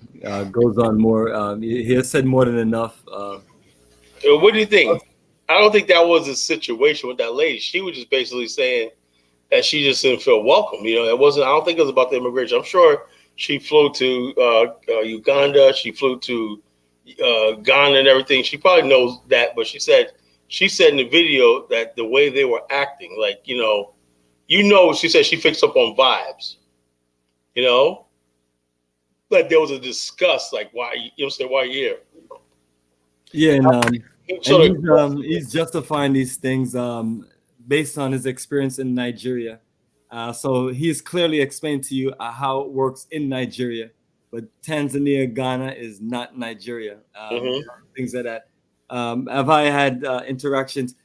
Most of the time, people like myself, I don't show up at places. I have residency and other things, and I don't show up at these places. And the thing of it is, when I'm in Ghana, I'm not trying to just make it seem like the people in Ghana just the golden, they at least welcome you and show you some level of energy. I don't recall too many people going to these offices and having an issue and saying, "Hey, Bomani, I went to this." People have told me, yes, I went to get a residency, and based on certain energies, I don't think people really want us there and things like that. And some people may be a little frustrated because they see you living a nice life and you can come to their country and you can go where you go. But it's like we didn't create these passport laws and these things and situations. But the lady had a valid point, as far as just her level of frustration. But this has been the thing that's been consistent with Tanzania, and that's why I say that. As far as myself, like I don't know anything for investment in Tanzania. I tell people we straight up going for a roots and culture tour. We're gonna enjoy the tropical places, Zanzibar Island, and we're just gonna enjoy the country. And we're gonna put black dollars in black hands and raise the energy of our folks. But I think he's speaking from a standpoint of just the craziness that goes into Nigeria, and that's why when people like Dennis are saying that Nigeria is a place that we should be investing in and repatriating into and things like that. Well, it's not gonna be, because people are not gonna feel welcome. Despite all the tricks that they do in Ghana, like I could never say that I went places in Ghana and I didn't feel welcome. I've only reason why I keep going back to the country, even when whatever is not working out and things, is because the level of welcome and the level of the energy of our people. So our brothers and sisters in Africa have to step it up and treat us as people returning. And I understand that the education system is not this dear where the government have taught the entire African continent or the entire country about Black people in the diaspora and their importance and things like that. And when he's talking about some of us coming to do small scale business, it's like, I don't know what these countries want, because that's one is another issue that in my business conference I had in Ghana, the people were upset because, Ghana is recommending that you come with this amount of money and this amount of energy. And it's like, when I'm here in Georgia, you start a business with $100. That's why I started Africa for Africans with $100. You know what I'm saying? I literally get into business, and that has worked out very well. I've just starting a business by just, paying for your business paperwork, dropping $100 in the bank and doing those things, and then just doing the work and building. That's what we're used to. But it's like some of the countries are want to see you come in. It's like, but not all of us are like the Chinese, the Lebanese, the Indians, and it's like countries that give them their support and things. So another thing, our people in Africa, especially on the government level, got to treat us a lot better, and we can't make excuses for them and give them reasons to where that's okay for them to treat us that way. And that's why large numbers of Black people in America start going there and stuff like that. That will attract the sort of investment. Right now, if you're a black person, like all the Black people that got these big companies and everything, right? They're not going to go to a place, right? And they're the only African Americans and everything. If you have communities established, now South Africa has a good chance because there's a growing number of expat African Americans. You know what I'm saying? So when you go there, of course, you're going to link up with the local South Africans. But it's good company when you have large numbers of people living there doing well that you can network with, go out with, and fellowship with, And so the countries in Africa ought to invest in Africa. Right now, the question, you watch that video, right? They're basically throwing Black America under the bus on Kendana, right? They say they're going over there, they're overstaying this embarrassing stuff. They're overstaying very bad, brother. Stuff like that, Afro Think Tank didn't talk about that. It's like, so in other words, basically what it's saying is there's a lot of African Americans in Tanzania that made it and doing well, right? But how African Americans are. We're always judged by the people who fuck up. We're always judged. So in other words, basically, not only are we're judged by the white man, everybody else, by our worst, right? Now we're being judged in countries like Tanzania. This sister, I don't know what she does for a living. She must have money that she could travel there, right? So she obviously is not going to be a burden. She could get on a plane and go there, right? And she said the vibe she got was they didn't want her there. But that wasn't a typical. She didn't talk about the typical attitude if somebody's just having a bad day, as Afro Think Tank was trying to say. That's another thing. People got to stop Negro splaining. I get so tired. To deal with the woman was saying. She said she did not feel welcome. She didn't say that about Ghana and these other countries. She said, I went to Tanzania and there's like a vibe. Then O'Shea and them picked up on it. Yeah, well, you got to understand what's going on. There's African Americans there that are homeless, and they go over there and they say this and they do this and they fuck it up and everything like that. But what does that have to do with that lady? Yeah, these guys. That's what I'm saying. It's like these folks, thinking that they BBC Africa and things like that, and it's like it's like they're just pushing a certain energy. Like I mean, I don't know if it's gonna. I guess it's just easy to sit around and just judge and talk, make videos about everybody else, what everybody else is doing, because he's even admitted in his video that the one he played with myself and RJ Mahdi, that he's that as far as some of the other things that some of us are involved in, he wouldn't do those things, which is fine, because you wouldn't last, you wouldn't last very long, because you're gonna have to really you're in a situation now where you're not the one that's, you're the one that's being judged versus you judging people. What I mean? So like I tell people, my life is an open book to where you just criticize anything. People have said things about my child, label me this, call me that, and things like that. And but I'm always telling people, don't get on YouTube if you have a thin skin, because people are gonna come for you and they're gonna have That's why my favorite button right here is the ban button and the block button. I mean, I be getting them. I think I average about two bans a day. I average about 2 to 3 bans, per live stream. And I mean, what did that last person do? What did he say? He said Scotland Yards is looking for me. That's more than enough for me to block you. Yeah. So why is a detective firm in the UK looking for me? It's like, why even post something stupid like that? It's like, I've done nothing in the UK and I've done nothing against their people and things like that. So it's just like, I'm a person that I don't have time for stupid people. Like, I appreciate the people that have subscribed to what we're doing, because they're quality people, and we've been building an organic energy.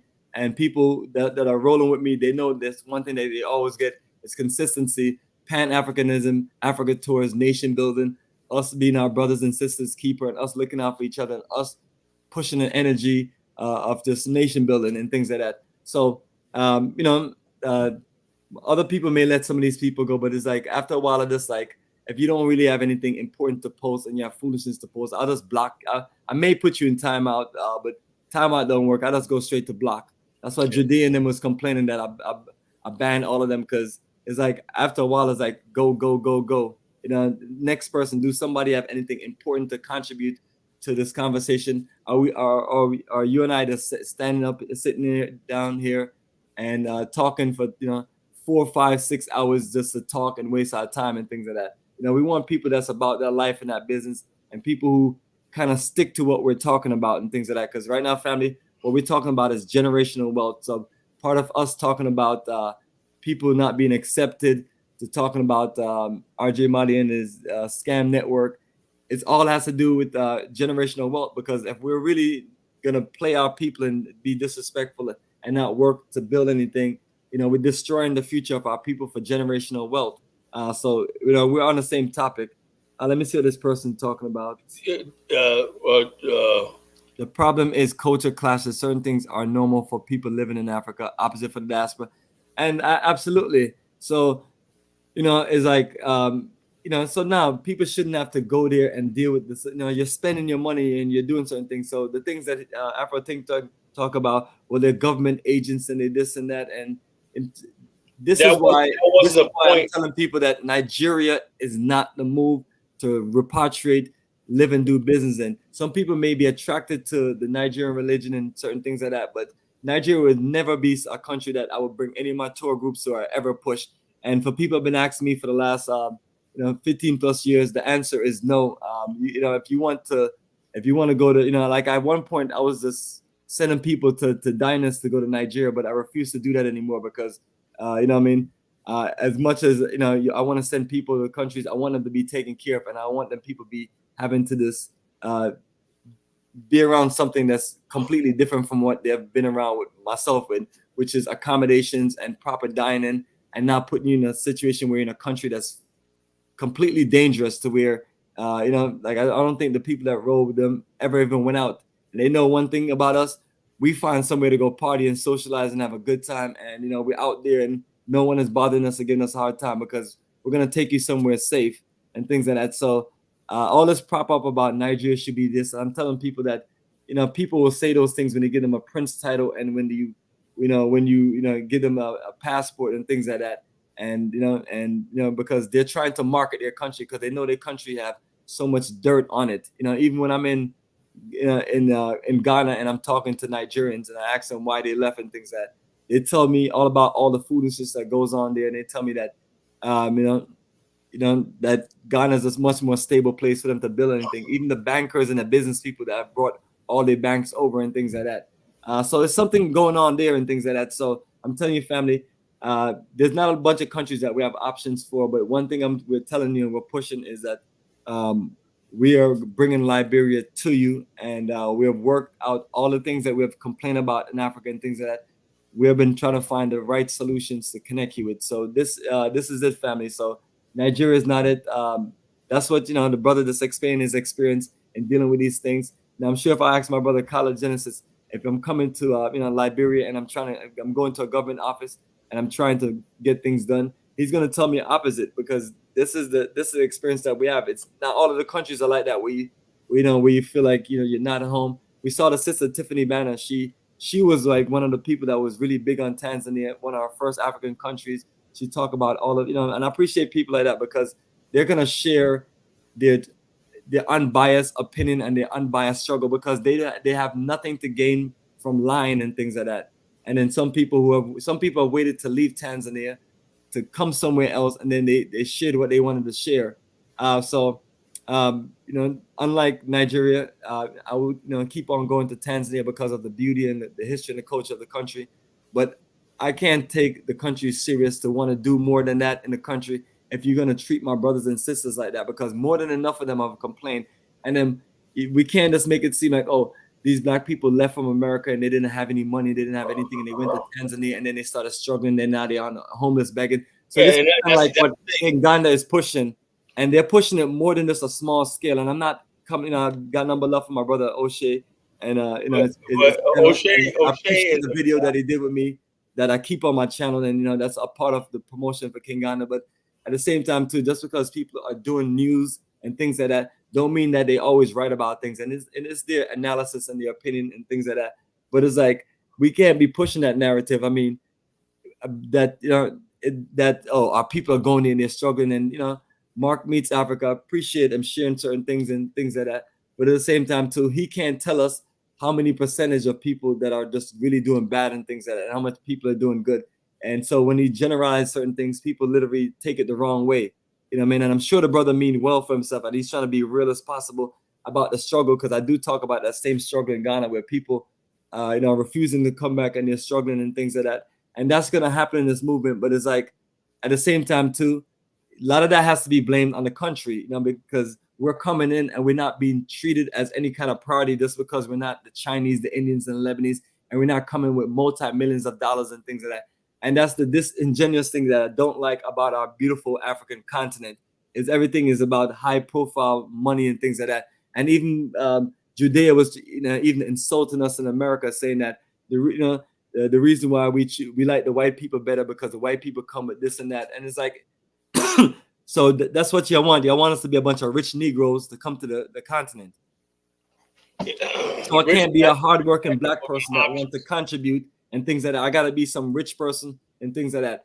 And so these are the things that have caused people frustration and things like that. They don't, to where you hear comments like people may say they don't want us there in Africa. And now I'm always telling people, like, some people do feel like that, and but the general population of people want us there. But it's like the issue is not about this wanting us there. It's like, is the country going to accommodate our needs and accommodate us as being different from the other foreigners, which I don't really consider as foreign, because we're connected to our African continent by just many different ways. Let me say this, brother. That's the problem what I have with people like Umar Johnson. He keeps creating this grand old but he hasn't done what you have and felt the nuances And the challenge, that's a real problem, right? Let me give you another example. I was arguing with this guy on YouTube, right? This Haitian guy that basically hates Tariq, everything like that. Tariq did a video about the twerking at the Amino Castle. Oh, he did? Okay. And he was basically made some comment, right? And then he tried to say, oh, we guys keep spreading this lies about Africans selling people. And I broke it down to him. Africans were yes, they were complicit in the slave trade. Not only that, it wasn't just tribal, right? There were people, Igbos and everything, selling other Igbos. There were Yorubas selling millions of other Yorubas. Yes, you don't do something for 300 years and like, oh, the white man just came and kidnapped. No, there was Africans on the Atlantic, on the side of Africa that were participating. That's the truth, right? Yeah, that was a business for for a lot of kingdoms. Yeah, kingdom. That was a business, one of the income. No different from trade and investment of modern day today. That's right. what So if you go to Africa right now, it's the same thing. There's somebody waiting for you at the airport. You see a Chinaman at the airport. What do you want? What do you want? You want this? You want gold? I can get you that. You want this? I can get you that. There's no real thing of nation building. It's like a foreigner comes in, they wait for a foreigner to show up, and the foreigner can walk away with everything. Why do you think you got a Chinaman that was made a chief in Ghana, and he's tearing the forest down, and got his Chinese logging company in Ghana as a so-called chief? That's the reality of Africa. At the same time, with African American, we have a hard ways to go because this Chinaman got deep pockets. That's reality, So we can't just go this fake ass Pan-African stuff. We're here in the fight. So like I said, as we keep doing what we're doing, right, and we show value, it's a shame we have to do that because it's just reality. When brothers and sisters are not going to welcome us to the continent just like that. But we got to keep doing what we're doing, right? Show that we have value. And I do believe that we're going to be able to bring this sort of people to the continent one day when we know that we got those safe countries and everything, that we could basically be a position where we compete with the Chinese and everything. And I think we'll win. But at the same time, Africans don't look at things long term. They said, what if we got more African Americans coming over here? Wouldn't that attract the investments? African Americans sit on billions of dollars worth of pension funds and everything. What if they can get their cities that they come from to invest in our bonds and our currency? Those are sort of connections. Another thing, when you look at South Africa, right? You know what the Afrikaners did? They knew their education level wasn't as much as the local Africans, right? What they did was did a worldwide pitch to the white world. You got a scientist in Poland, come here and settle in South Africa. You got an engineer in Germany, come over and settle. And they built the white population up by inviting white people from all over the world to come to settle in South Africa. How do you think they attracted economists? Post-World War II, there was a lot of white people in Europe that didn't want to rebuild in Europe, so they were invited to South Africa by the Afrikaners. And apartheid happened post-World War II. Why? Because they wanted to make space for white people, make South Africa a safe haven for white people. The Africa never done that to the black world. It never reached out to the black world and said, you got this skill here, because there's no nation building culture in Africa. Why didn't know these countries and everything? Liberia was doing it on a small scale. There were some African Americans, but the whole thing is that black people in America, could have went to Africa in large numbers, our educated class and our class, and helped Africa develop. But there was no real outreach. There's still to this day, there's no real outreach, because no one thinks on that term. That's all I said. We can't be this fake ass Pan-Africans no more. At some point in time, the African continent got to see value in the millions of black people in the West, or the richest black people on the planet. How do we make a pipeline, a global pipeline of business and think tanks and everything to build a continent? There's not that sort of thing, and that's what the girl was saying. She didn't feel valued in Tanzania. It wasn't like that somebody was having a bad day. She said they didn't feel valued. And when black people would leave America, right, they're going to Africa to find something different. And when that must hurt, that you go to the continent that you say that I'm going to leave America for, and they're being indifferent or just unempathetic to why you were there in the first place. So I think Afro Think Tank got it wrong. Oh yeah, you know how black folks are. No, I don't know how black folks are. You know, I go to the DMV, I get good customer service, I get respect and everything like that. You know, I never went through that in America. You know, I understand some people are having a bad day, but that's not what the girl's saying. Then O'Shane are piling on. Well, you got to see how these people are when you come there. You don't have no money, and everything. Just basically throwing black people in America under the bus. You know, so I don't know what the purpose of Kindanda channel is anymore. You know. Yeah. Well, you feel like they've gone rogue, but yeah, lately it's been those kind of topics. I've seen a lot of Tanzania topics and things like that, especially since they're there in East Africa also. But yeah, I mean, and I guess maybe, you know, bad news. There's nothing like bad news. I guess bad news sells. But are we really on YouTube just to push bad news and just to do presentations like that? Are we here to educate our people? You know, so it's an interesting situation. Still waiting for someone to interview the African American investment group that went to Uganda with $350 million. You know, for real, $350 million. That was 3 years ago. I'm still waiting for O'Shea to interview those people. You know, an African American. He met with Museveni and everything. You got Mr. Rosenthal building the Gold Bullion Bank in Uganda. When's he gonna get interviewed? You know what I'm saying? It's always bad news and black people in America coming to Africa, and you understand how racist. They always got tether racism in America to Africa. They make it seem like every African American, right? Some people just want to change the scenery. They want to go to the mother continent. Some people got good lives in America but choose to live in Africa. You know, not all of us are running to the continent because America's treating us so bad, police brutality and all this kind of stupid stuff, you know? So, I want to hear those stories. Yeah, unfortunately, people tend to just go with what's hip and what's popular because everything is about views and numbers and things. And as you can see, sensationalism. As you can see, our videos don't even get 1,000 views anymore and things like that. And that's been that way for months. But it's like, we're not gonna. The video from the other day is up at 600 views. So. Yeah, but it's like they're not like the 2,000, 3,000, 4,000 views and things like that, which is fine because we're not here to entertain people. We're here to educate. We're here to just push a movement, and we're here to just keep you posted on what we're doing and what we're working on, and just be real with you as possible. I'm not into the. This is not a. I'm not. This is not a. One of those things where it's about this. You're carrying yourself the way you just want everybody to like you and all this other stuff. And, we're going after real people who get in our way and real people who are problematic in our movement. And, if, we may say something that you may not like, and it's what it is. We're not here to this, we're here to save lives. We have too many of our people that things are falling apart in Africa. And so, I would like to think that they're doing their channel and telling certain stories just to make sure people are clear about what's going on and don't get themselves involved in that. But then I'm seeing that maybe it's not. This dude right here is so stupid. Bomani has blocked everyone from his panel.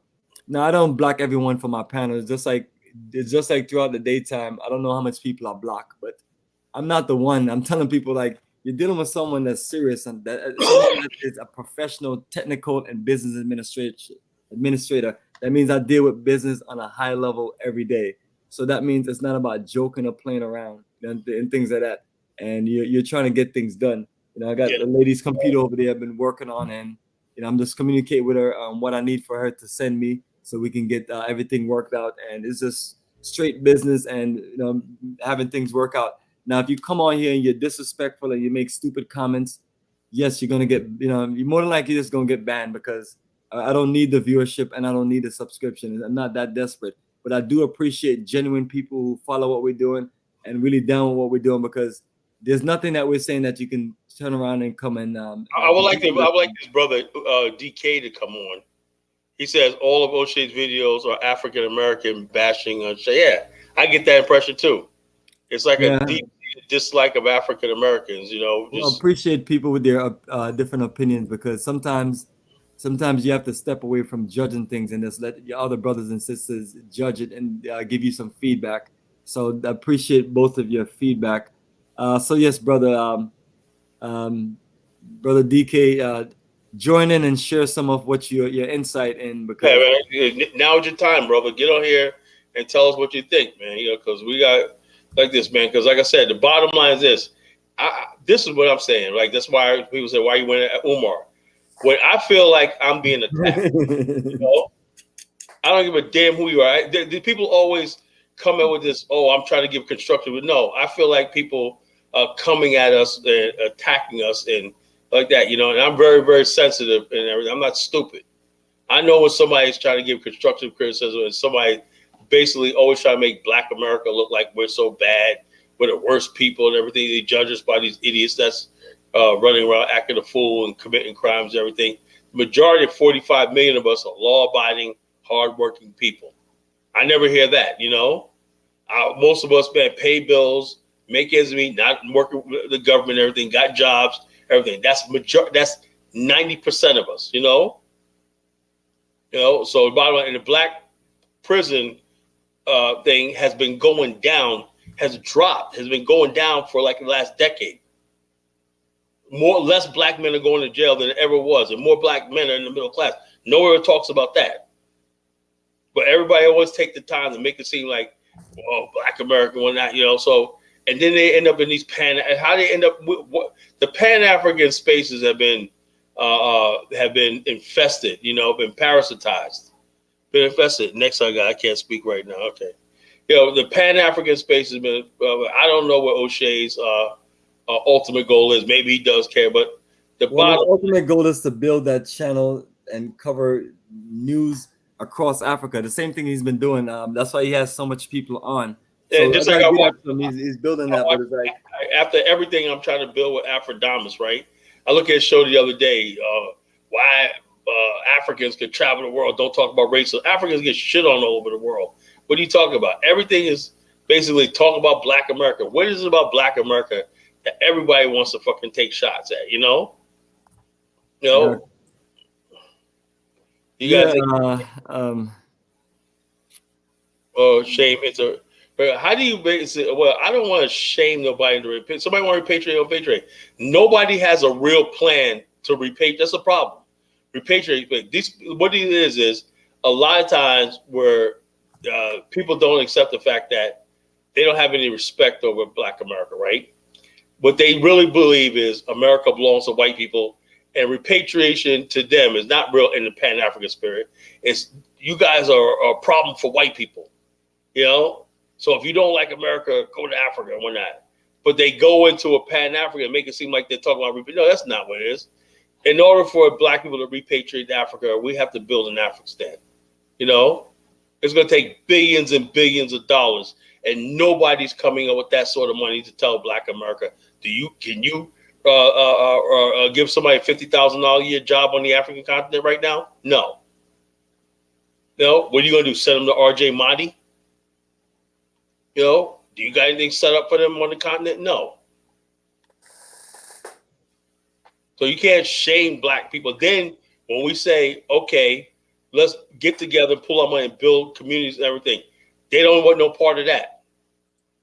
Or do you say, why don't you guys join with Bomani and Kala and everything like that? If you was one, do they say that? No. So these people aren't serious about no repatriation to Africa movement. Not everybody's going to be able to go to Africa and live off YouTube revenue. Build a channel. Go to Africa and fucking live off YouTube money and shit. That's the stupidest thing I've ever heard in my life. That's a popular thing, brother, and and that channel you talk about is doing that. And also, which we call JT the bigger figure. People take their money. I'm going to Africa. It walked off with $10 million. You know, they fall prey to scams. I gotta get out of America. They go to Africa and they get with the wrong people and they ruin their life. That's simple, and that's what I'm telling people, that those of us that's been in the game, because you're out here building it, and then it's just crazy to see people. JT, the bigger figure, some corny rap, former rapper, just pop up on the scene somebody living in Burkina Faso, and then I remember it was a big story because people kept on messaging me, and I was wondering who's this guy, and then I realized that he's a West Coast rapper, you know what I mean? And then now he's getting into Africa, and people talking about, and then a lot of times people try to shame us, you know what I mean?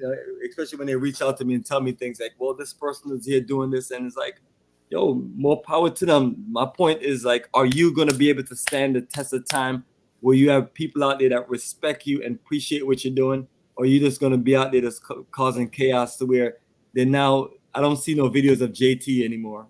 You see any video? On a run.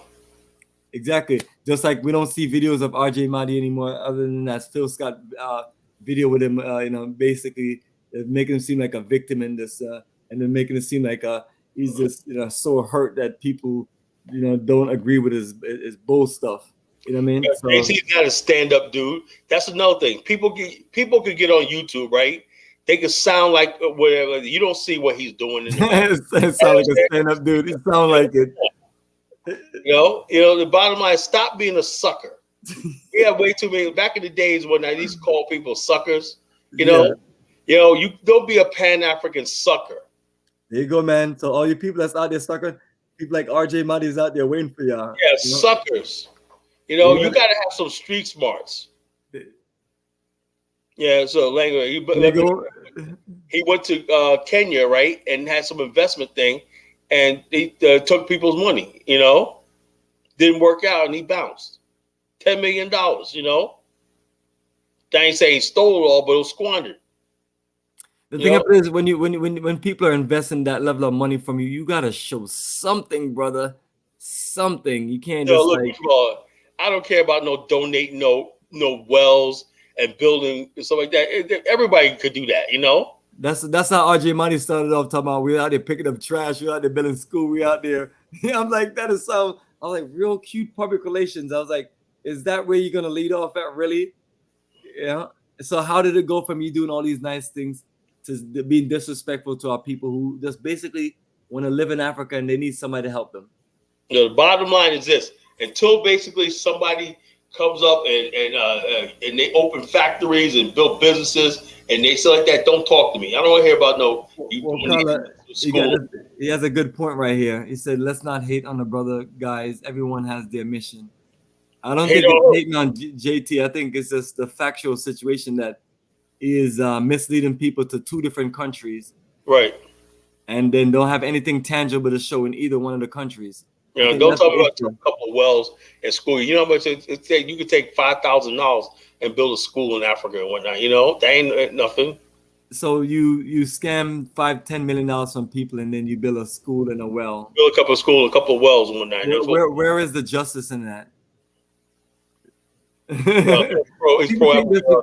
Yeah, I'm being real people. Just because our standards, like, you don't just come here and just be a gangster rapper and everything like that. And like that, first of all, you take 10 years in this movement and studying the continent and stuff, and really know what the continent, Now he just came out of nowhere, brother. Burkina Faso. Nowhere and start taking money and shit like that. Talking about you and invest. That's another thing. Like I said, we got to take a moratorium on this fucking thing.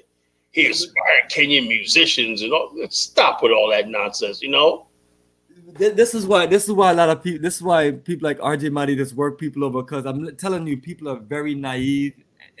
Very naive, ignorant, and they just literally just don't do their if you can do all that stuff like that and don't take nobody's money, I'll applaud you.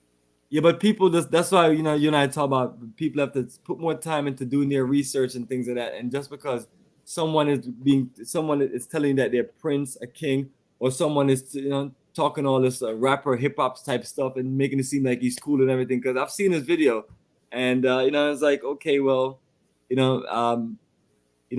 just pop up out the scene as a 1 year you got millions of dollars and whatnot, and you talk about, oh, this is a place to go. Do you have any agreement with the governments and everything like that? Are you building infrastructure?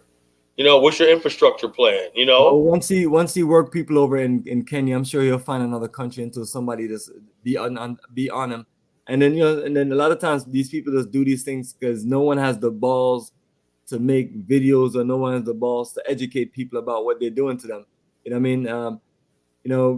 I just believe, these people need to compete for real business, and but they're not gonna compete. They're gonna do lies. It's just like their fake propaganda in Ghana and Echo Simpson and talking about free land and things like that. But he won't tell you about all of the court cases and the litigation that's going on with that operation there. But he'll just talk all the stuff, the free land and things like that. So I'm telling people after a while, it's like, if you don't want to do your homework and things like that, and you're gonna let these people sweet talk y'all and things like that because they're talking all pretty and nice to you. I don't have time to talk pretty and nice to people. I'm here to be real with you as your brother. I'm here to have your back, look out for you. I'm here to work together with you so we can make moves to build, like me and Collegensis have the title today as basically building generational wealth, and that's it. You know what I mean? That's it. I'm not running all over the place in Africa and not thinking about my. Our respect was earned. My brother said, just like I respect you and Dynas. Yeah, our respect is earned. I have nothing against Dynas, but you can't put Dynas on the same level as Bomani. It's not the same thing. I mean, we just because we got to stop this Africa enthusiasm and exaggerating stuff. We got to stop this stuff. People have to start building and be held accountable for what they do. If you want to do something on a continent, that's fine, right? But when you start taking people's money and life savings, and you don't really have something set up and everything like that, and people fall through the cracks and everything, and you just walk off like it's another day and everything, we can't do that anymore. You're playing somebody's life. Somebody gets on that plane and they go to another country, and they don't have really a whole lot of money inside because they listen to you talk online and everything like that, and you don't really have anything set up for them, and you don't have real investments and everything. Like I said earlier, I would like to see investment clubs. I would like to. Where's a Pan-African investment fund? Don't exist. Well, they're investing in these guys that are misleading them, and that's the problem. They're not organizing things just on a grassroots level where they can really put the energy together. And that's why we're talking about black cooperative economics. It's that's not what it is. It's you just investing in fools. I have yet to see a Pan-African investment success story like a factory and stuff like that. I've never seen it. You don't really see those. You don't see those. Why? Because we get emotionally. Oh yeah, we're gonna invest. Look, to build you talk about the Africa, the poorest region of the continent, right? Region of the world. You could basically to do so, to build in Africa, you have to bring something to the table, and basically relying on people that you meet on YouTube to tell them to come to Africa because you're investing and you don't got nothing really set up, and the infrastructure's poor.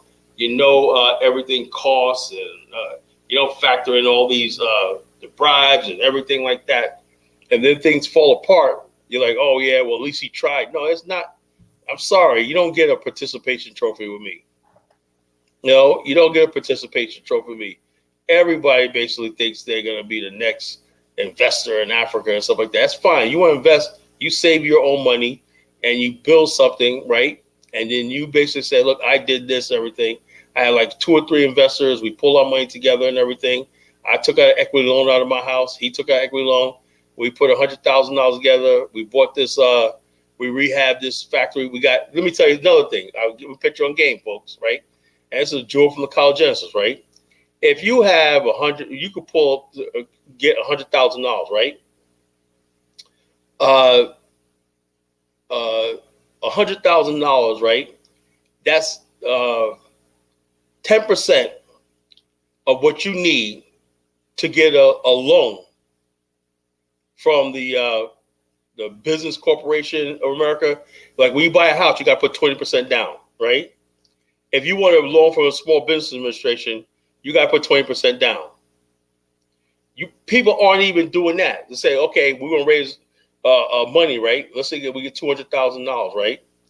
$200,000, 10% is $2 million. 20% is $4 million. Let's say we're going to get $4 million a long-term loan for the OPIC, Overseas Private Investment Corporation. Then you're talking real business to me, right? Because you're basically dealing with NGOs, and you're dealing with stuff like that, because the Overseas Private Investment Corporation is not going to just give money to anything. But if you have a real project that's going to really make money, the government says, yeah, we need that. Let's say you want to build a power plant. Let's say you want to build a new factory and everything, right? And you say, okay, it's going to cost $5 million, right? And if you say, you know something, to get that loan, right, we got to do the due diligence to come up with the initial 10 to 20% down. That's an investment, right? Then you have all the trustees and stakeholders and everything like that, right, of a long-term business partnership. Now you could say you are in business. But I have yet to hear anybody talk on that level. And get this, you got people from Mexico, Belize, and all these other countries, India, who are getting these loans, grants and everything from the federal government and getting millions and millions of dollars, right? The Overseas Private Investment Corporation, right, let me look it up. They give out like $10 billion a year for development in developing countries. Let's say you want to build a pipeline. Let's say you want to build something that the country desperately needs. You know, you want to build a factory, you want to build manufacturing or something like that. Let's say you want to build a cement plant, you know. Let's say you want to do steel fabrication, you know, because the government says we're importing a lot of steel, everything. If we had our own steel manufacturing plant, we could fabricate our steel to save billions of dollars worth of thing. Another thing is agriculture, right? Let's say a country's importing a whole bunch of rice. They say, you know something, if we could grow rice and have our own mill and we need tractors, everything to grow our own domestic rice production, we need $5 million. Now you go into and say, look, we're going to come up with a certain amount of money from that and go to the Overseas Private Investment Corporation. The government signs off on it, local government. We talk to the government officials and everything, and you'll get that money. It happens all the time. But I don't see anybody talking on that level. Where are grant writers in our community, you know? You know, where's our grant writers in our community? Where's all the, let me see. OPIC, Corporation, OPIC. Overseas Private Investment Corporation, established in 1971. Private capital solve critical development needs, established in 1971. I think I was under the Nixon administration, you know.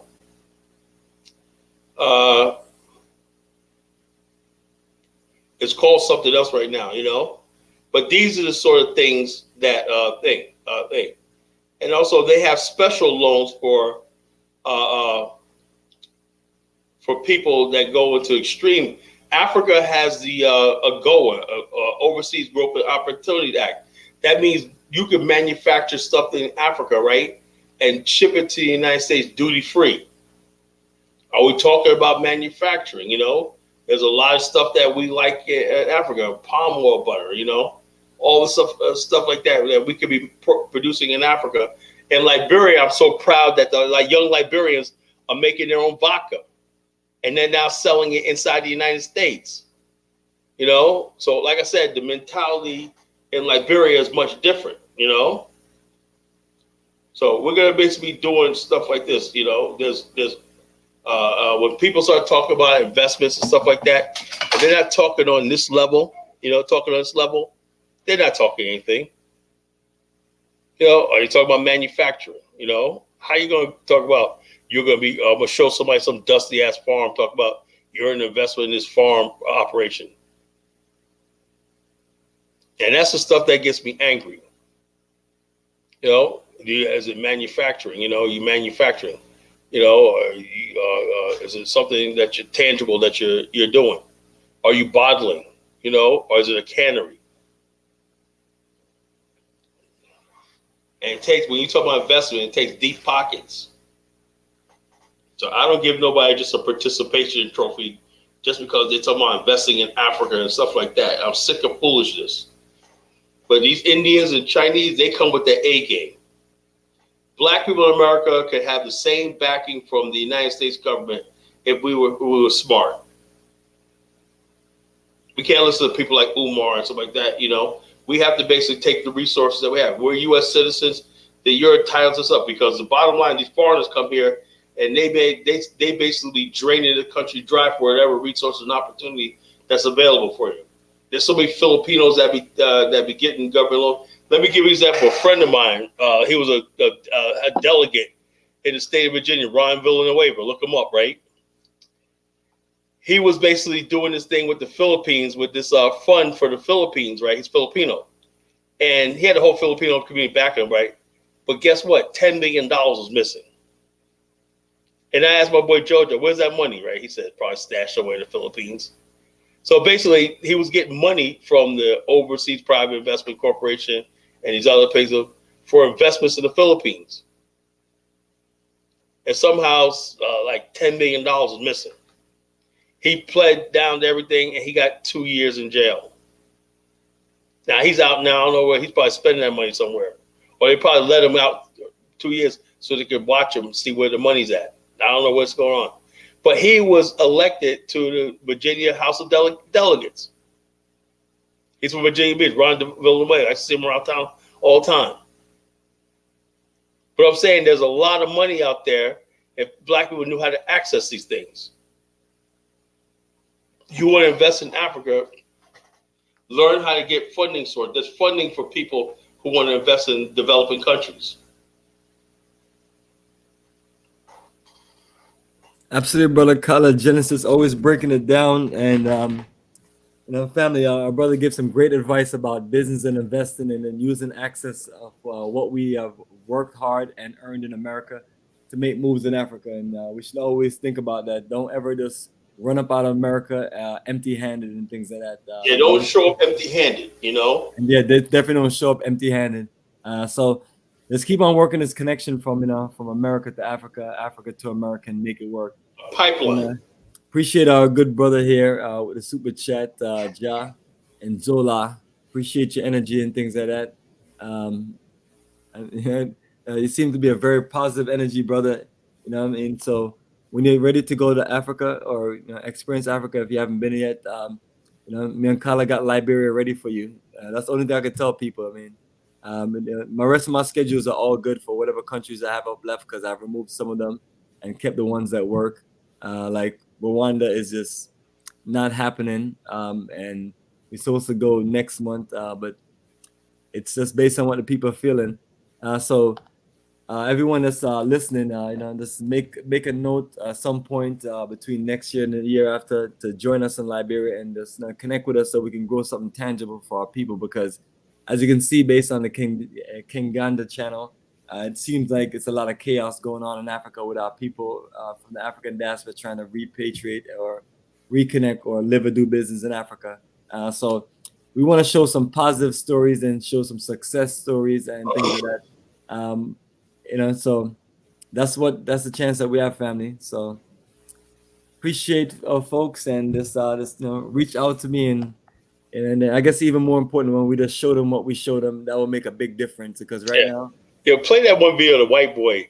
This is what I'm talking about, how they're trying to steal Liberia's history from us, right? This is America and Africa. This goofy ass looking fucking white boy talking about fucking America and Africa. This video, Liberia was completely neglected by America. There's nothing American about Liberia. So now they want to claim it. Now, this is part of America. James Monroe. Liberia was basically completely neglected by America. Liberia is Black America in Africa, not no America in Africa. Absolutely, man. Absolutely. So, family, you're gonna love this one. Let me see if all right. I don't know how much. Let me just remove this. I want to make sure its text shows good. He said, "What about President Ruto?" Well, look, I like all the Pan-African talk, but it's got to translate into something tangible. These guys, Ruto and his Pan-Africanist endeavor. Maybe I'm ignorant to something. He's not president of Kenya. Country? He's been with Kenya. The Kenyan president. I didn't even know that was his name.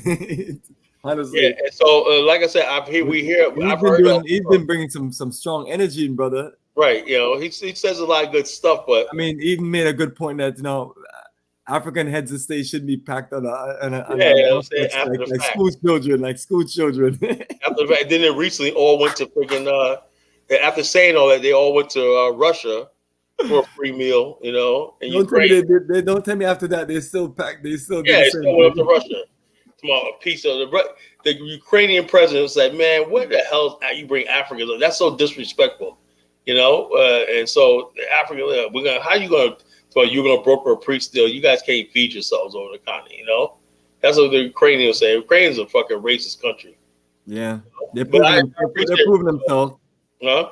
They're proving themselves. You know, a lot of people got their Negro wake up call when it was there. Yeah, I'm saying so. Yeah, so it basically kicked all the African, made the one African Nigerian guy eat a banana.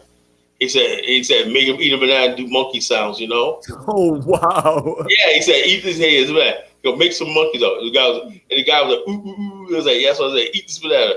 You know, I'm like damn, you know, like that's fucked up.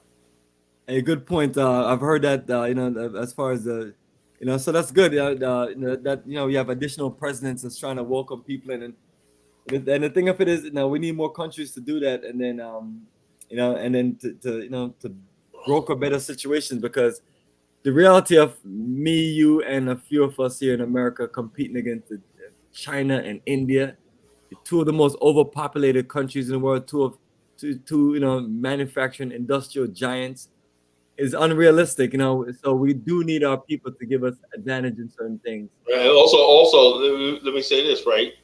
Now in Detroit and places like that, you got large black people that got manufacturing and stuff like that. You don't see Africans countries reaching out to the Black America private sector, you know, and say, look, you know, you guys want to build, we want to build manufacturing. No one's.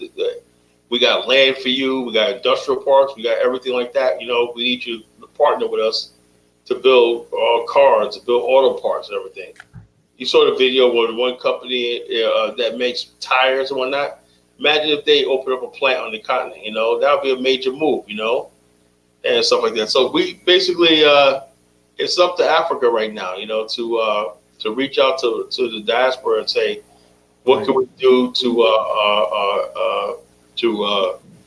build together? Pan-African got to be more than just talk. You know, we gotta produce something, man. You know, we can't just keep, we can't keep buying everything from China and India and everything, and all of the logistics in Africa controlled by foreigners and everything.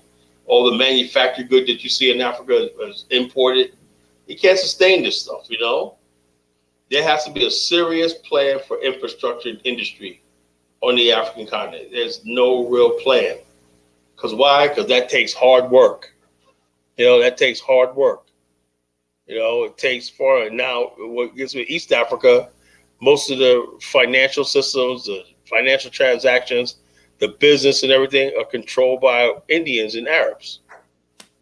There you go, brother. Because right there on that famous East Coast of Africa, or East Africa, that is one of the biggest thing. And Idi Amin literally talk about it when he was in power, and he had his issues with the Asians / Indians, and he just, you know, did what he did, and then they just literally doubled up, and then now they're more dominant in East Africa. Yeah, they got, and not only that, they got Durban.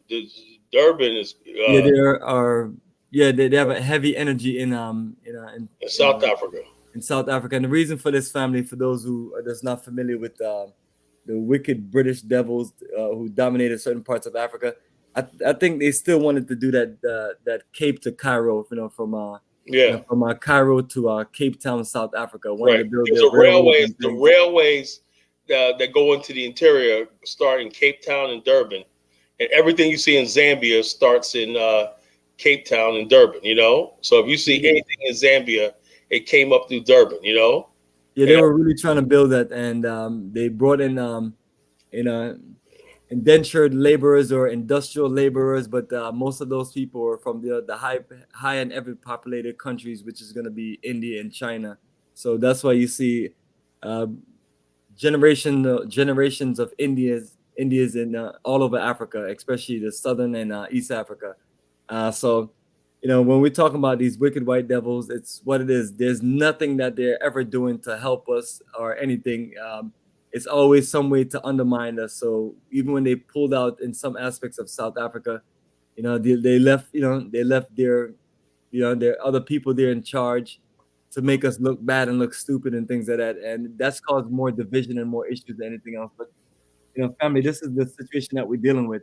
So that's why we need help from countries to say, hey, you know, I'm going to create special provisions for the African diaspora to come in, do business, invest, and make moves. To be honest with you, bro, South Africa's Black Economic Program also includes African Americans. You know, the Black Empowerment Program. Yeah, that also includes African American black businesses. And to be honest with you, it also includes dark-skinned Indians. You know, they get into black. So everybody's black. You got Chinese now trying to classify themselves as black in South Africa to get in on it. You know, and so that's funny.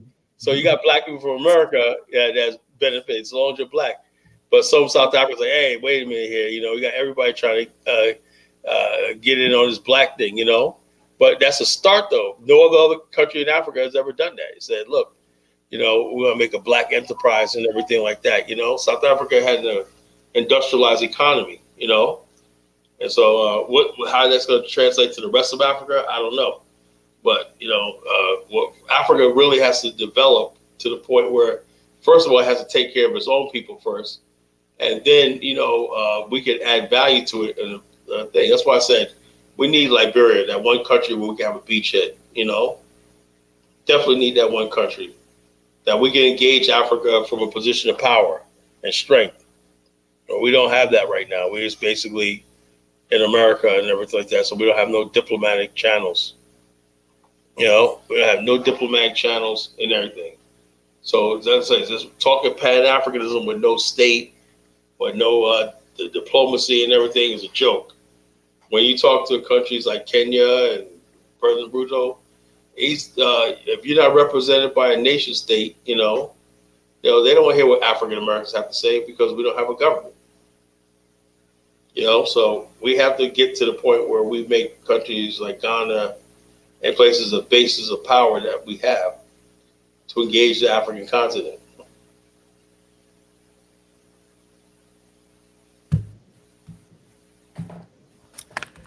Well, brother, it's probably about that time to play that Liberia video. Yeah, we're pissed off, but yeah, go play it. Yo, that's you know it is, man. That's one of the ways that we can break things down by listening to some of these, you know, as you quote unquote call them goofballs. Yeah. Where would the world be at, brother, if we didn't have YouTube, man? It's like the greatest source of entertainment. Yeah. Click, watch, and it's free. You know, I got my fancy Hisense TV, and you know, one of the things that this thing come with, you know, straight up is with a, let me show you, there we go, is with a YouTube button. Mm-hmm. That's how incredible YouTube have come up to where, you know, a manufacturer like, you know, all these I watch a Fire Stick. Yeah.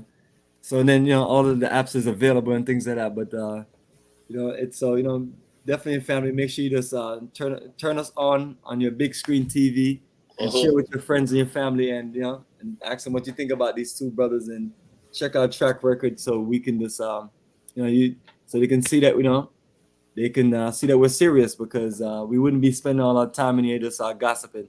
But anyway, let's get back to our scheduled video. Thank God it's only 3 minutes. Oh, is it that painful? I've seen this a few times. Because I try to watch like all of the Liberia videos, like at one point, especially like last year when you and I was talking, you know, just watching a bunch of videos, reading whatever I can find online, and just, you know, gathering it all together. And that's why I'll tell you that I'm always with you 1,000,000%. You know what I mean? Great country of Liberia, a place where I feel right at home for many reasons, which I will discuss with you in this video.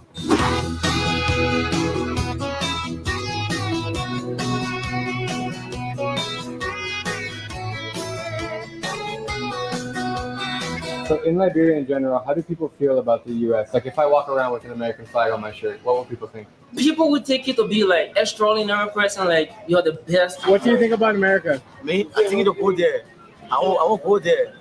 Trust me, in Liberia, whenever they hear about the United States, they think that it's paradise, it's second heaven. Liberia is the oldest independent state in West Africa, dating back to 1847. The country was founded by the USA when former slaves arrived on these shores in an effort to be repatriated back to Africa. Wrong. That's exactly how it got its name of Liberia, aka Liberty. Repeat that, Kala. He said it was founded by the USA. It was not founded by the USA. You know, they it did put after that former slaves, which I appreciate versus. He should say it was not formed by America at all. America had nothing to do with Liberia's forming. You know, formed by the USA. You know, it's a joke. Yeah, go ahead, finish. You know, this is painful. All right, let's go back a little bit. There we go. Right here. There we go. Dating back to 1847. The country was founded by the USA when former slaves. He said it was founded by the USA, so he gave America all of this credit. Right, exactly. Then he turned around and said, he said former slaves. Former slaves arrived. The Liberians were not formed by former slaves. These were free black people, right, who were never slaves, who decided to go to Liberia and build a new country. Yeah, so how much of those, I guess, what's the percentage of the people that were either... Almost none of the Liberians that initially went there were slaves at all. Yeah, so how do we, I guess, because how do we account for that? Because there was, I guess at that point, there's two different kind of black people that were literally born free and was never slaves, and then black people that were former slaves. So you gotta say something. Slaves were kept in America because they needed to. The Liberians helped found it because they wanted to remove free blacks who were thriving in America, who was a problem for the whites that were coming in. You know, they said they wanted to make America a white country. To do so, you have when for black people, when Liberia was formed, black people were established in America for 200 years, and there were free black communities in places like Boston, Nantucket, you know, places like Weeksville, Brooklyn. In the 1820s, you had black people that had their own stores and everything in Brooklyn. You know, places like upstate New York, Saratoga Springs, there were black communities up there. There was black communities all over America that were free, even in the South. There were in Louisiana, there were free black communities that lived there. So therefore, they said slavery. In order for to keep the institution of slavery alive, we got to get rid of free blacks, because free blacks basically gave slave blacks hope. You know, so they basically said, you know, we're gonna, and also the people that went on the Elizabeth, the first slave, one man was named Elijah Johnson. He was a veteran he lived in Chester, PA. And he was a veteran of the War of 1812 and 1814, you know? And so the bottom line, this idea that he was a free slave is a lie, you know? And so these people had never been slaves and everything. These were black people who lived in New York and stuff like that, who couldn't find work, and they were discriminated against and everything. And America basically, Boston had a huge free black community, you know, that was educated, everything. Had their own stores, libraries, and everything, you know? So there was always a black community in America that was free, you know? And what to do about these free black people? This guy's a clown right here, man. Like, we know people were there before our ancestors got there. That's not the point. And also, not only that, you understand something. The part of Liberia they settled at, there was nobody living there. You know? Liberians, the indigenous people lived in the hinterland. They came when Liberia was being set up. They said, you know something, we don't want to live under these dictators and rulers and dusty ass chiefs. They came and said, I want to be a Liberian. And guess what? They became citizens.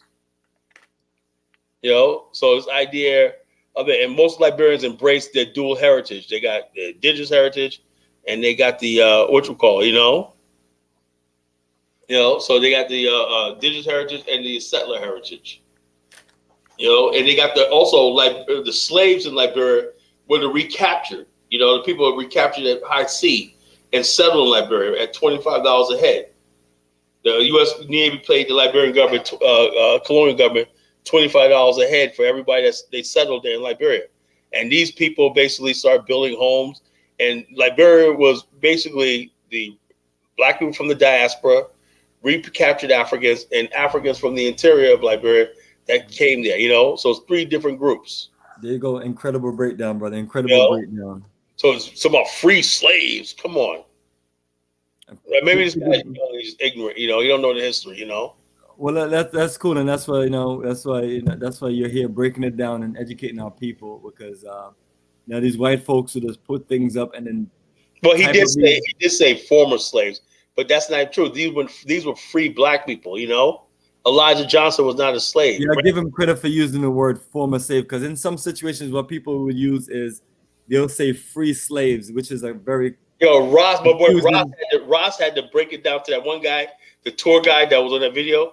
He said, see, when the free slave, Ross said, look, man, these were Africans who came here. They weren't slaves, right? And Ross was like, this is how can you be free and slaves? Ross just broke it down to him, how you gonna call them free and slave at the same time? They said, I never thought about that. People just say stuff, when the free slaves came here. How can you be a slave and be free at the same time?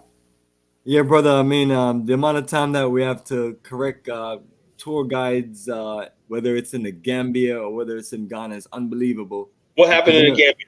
What they say? We're dealing with you're dealing with the transatlantic European slave trade in the Gambia. So you're dealing with Kunta Kinte Island, and you're dealing with places like that. And then in Ghana, you're dealing with Elmina, Cape Coast, African Holocaust dungeons, and you're dealing with a Sin Manso, Last Bath. And so we've had to educate people to use the word captive or stolen Africans and things like that. And we have had to, sometimes we just let them talk. And Africans is so crass with their words, right? They're just so brutal. Like, dude, how you gonna call somebody just a slave? Dude, man, you understand? That's very simple. Use the word slave like it's a lot, nothing. Like it's nothing. And when you use the word slaves, it has to be put in perspective, especially when you talk about historical places. Yeah, they say, you slaves. Dude, I'm not a slave, motherfucker, Our ancestors were enslaved, But we're not slaves. That's not our title. That's not who we are. Yeah, so that's one of those things. So family, don't let any of these tour guides use these derogatory terminology. Cut them off immediately, and then literally just educate them, because some of our people just don't know any better. And you have to maintain that respect. And then the reality of it is, a lot of places that we go to is heavily visited by white people and other people. And they love hearing stuff like that, the slaves, Appreciate it, Colin. You're right on point. They love hearing stuff like that. So I always tell tour guys, I was like, don't do that, brother. Don't do that. So a white person comes to Liberia, he don't want to hear about the great men like E.J. Roy, a millionaire, one of the richest men in the world, settled in Liberia. He said, I got a ship over there, I need unloading, And they look at this, E.J. Roy was in Ohio, right, from Ohio, first graduate from Ohio State University, right? Here was this man, a full-blooded Igbo, But he was a businessman, educated in America. He came to Liberia with a nice sharp suit on, right? Yeah, my name is E.J. Roy, whatnot. I just landed here. I got a whole ship I need unloaded. Everybody, JJ Rock, everybody all like, who is this guy? And everybody's talking about this guy. This guy's going to be our president, E.J. Roy. They got the E.J. Roy building. I hope they rehab that. They want a beautiful building ever created in Liberia, It's war-torn now, but it's a beautiful building. The way you look at the buildings from the Wealth of Liberia, you show that nice building they show in the background. That was the E.J. Roy building in the 70s. Beautiful building, And so these were great black men. Liberia attracted the strongest, smartest, the greatest black men that ever lived.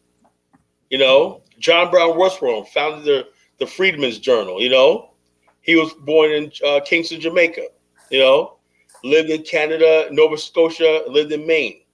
And he said, look, he got an invitation to come to Maryland. He became governor of Maryland in Liberia, made it a profitable, a beautiful settlement. You know what I'm saying? He made Cape Palmas and all that, a paradise on earth. John Brown Westbrook. We come from great men. These weren't no slaves and stuff like that. The U.S. government, the United States, people want to give America credit for Liberia because it's something to behold. America found this. America didn't found shit. These were black men. There you go, man. There you go, man. I'm just gonna play it and then we just finish it because we probably have to stop like every 5 minutes, every 5 seconds. Oh because yeah. This guy's a classic, man. This guy. All right, let's rock and roll. There we go. Arrived on these shores in an effort to be repatriated back to Africa. That's exactly how it got its name of Liberia, aka Liberty.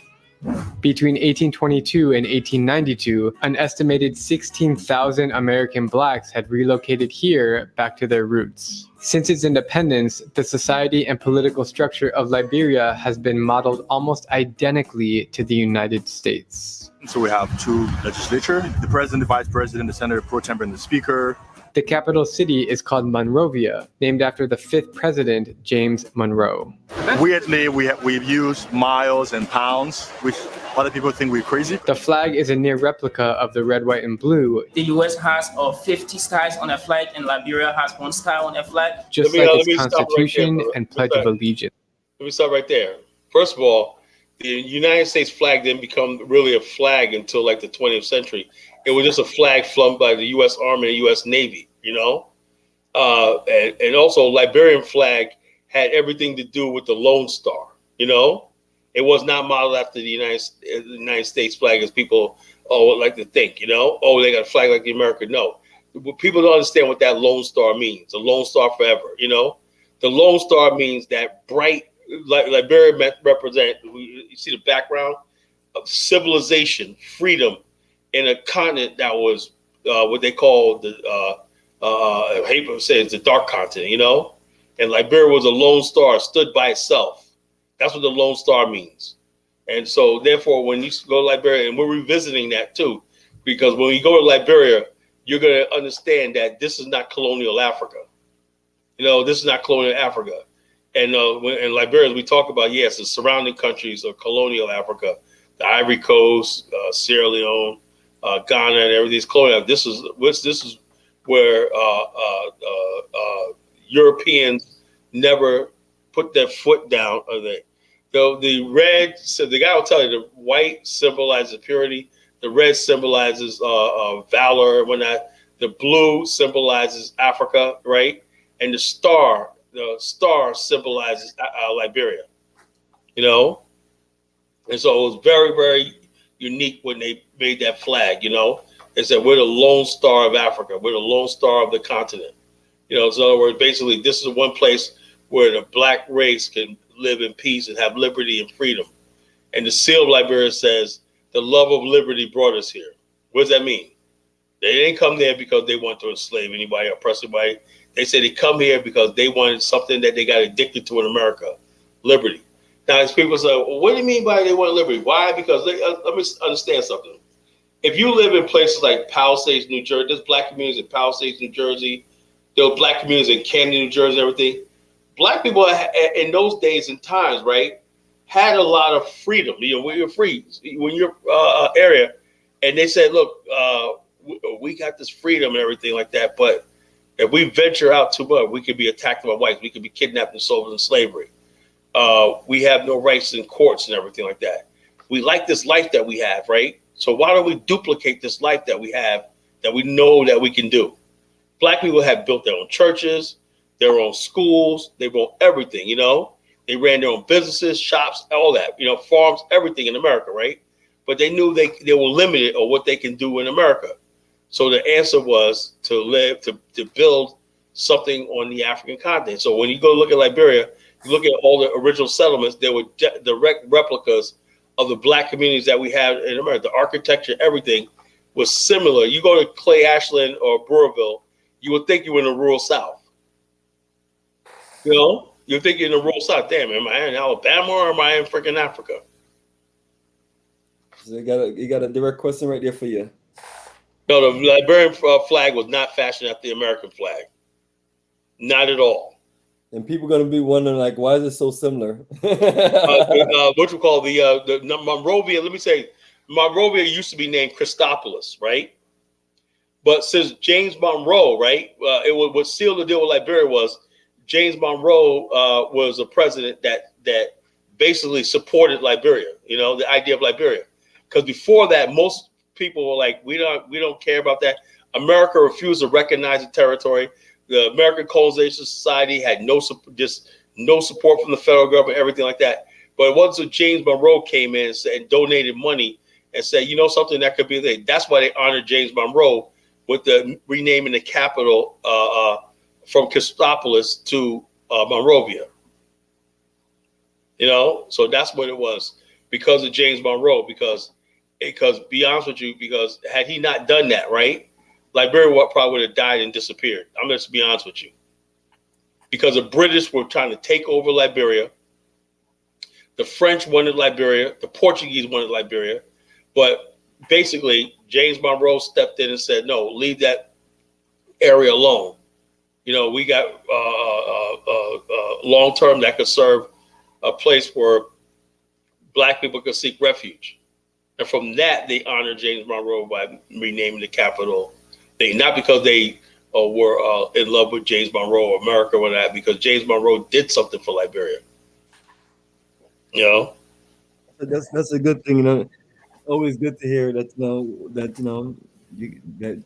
That white people are good for something. You know what I mean, yeah, you know, but because as a president, that is right? that.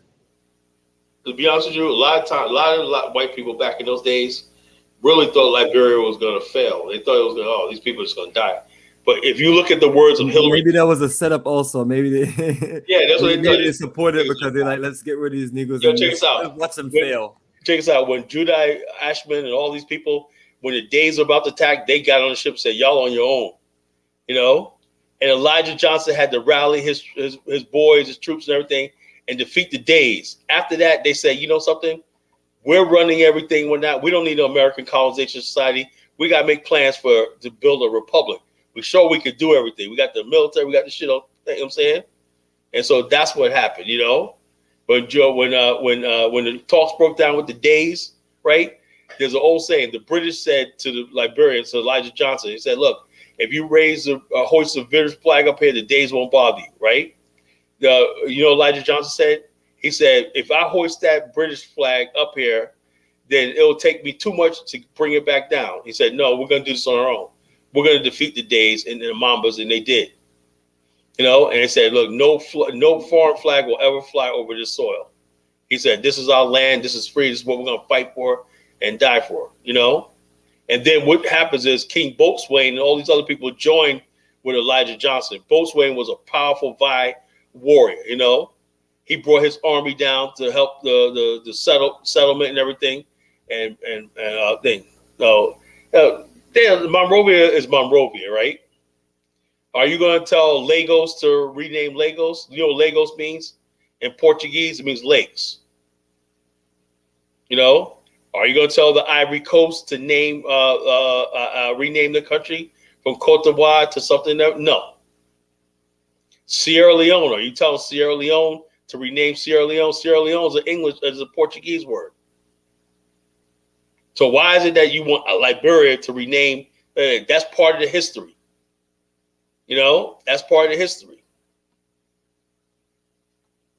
And also, you got a lot of Liberian names, say Dredru, you know, Voinama. You know, you got many Liberian cities, Ganta, you know, you got Zepica. You got many Liberian major cities that are indigenous named. So you don't need to rename Liberia and everything, you know. You got enough. That's all divisive stuff.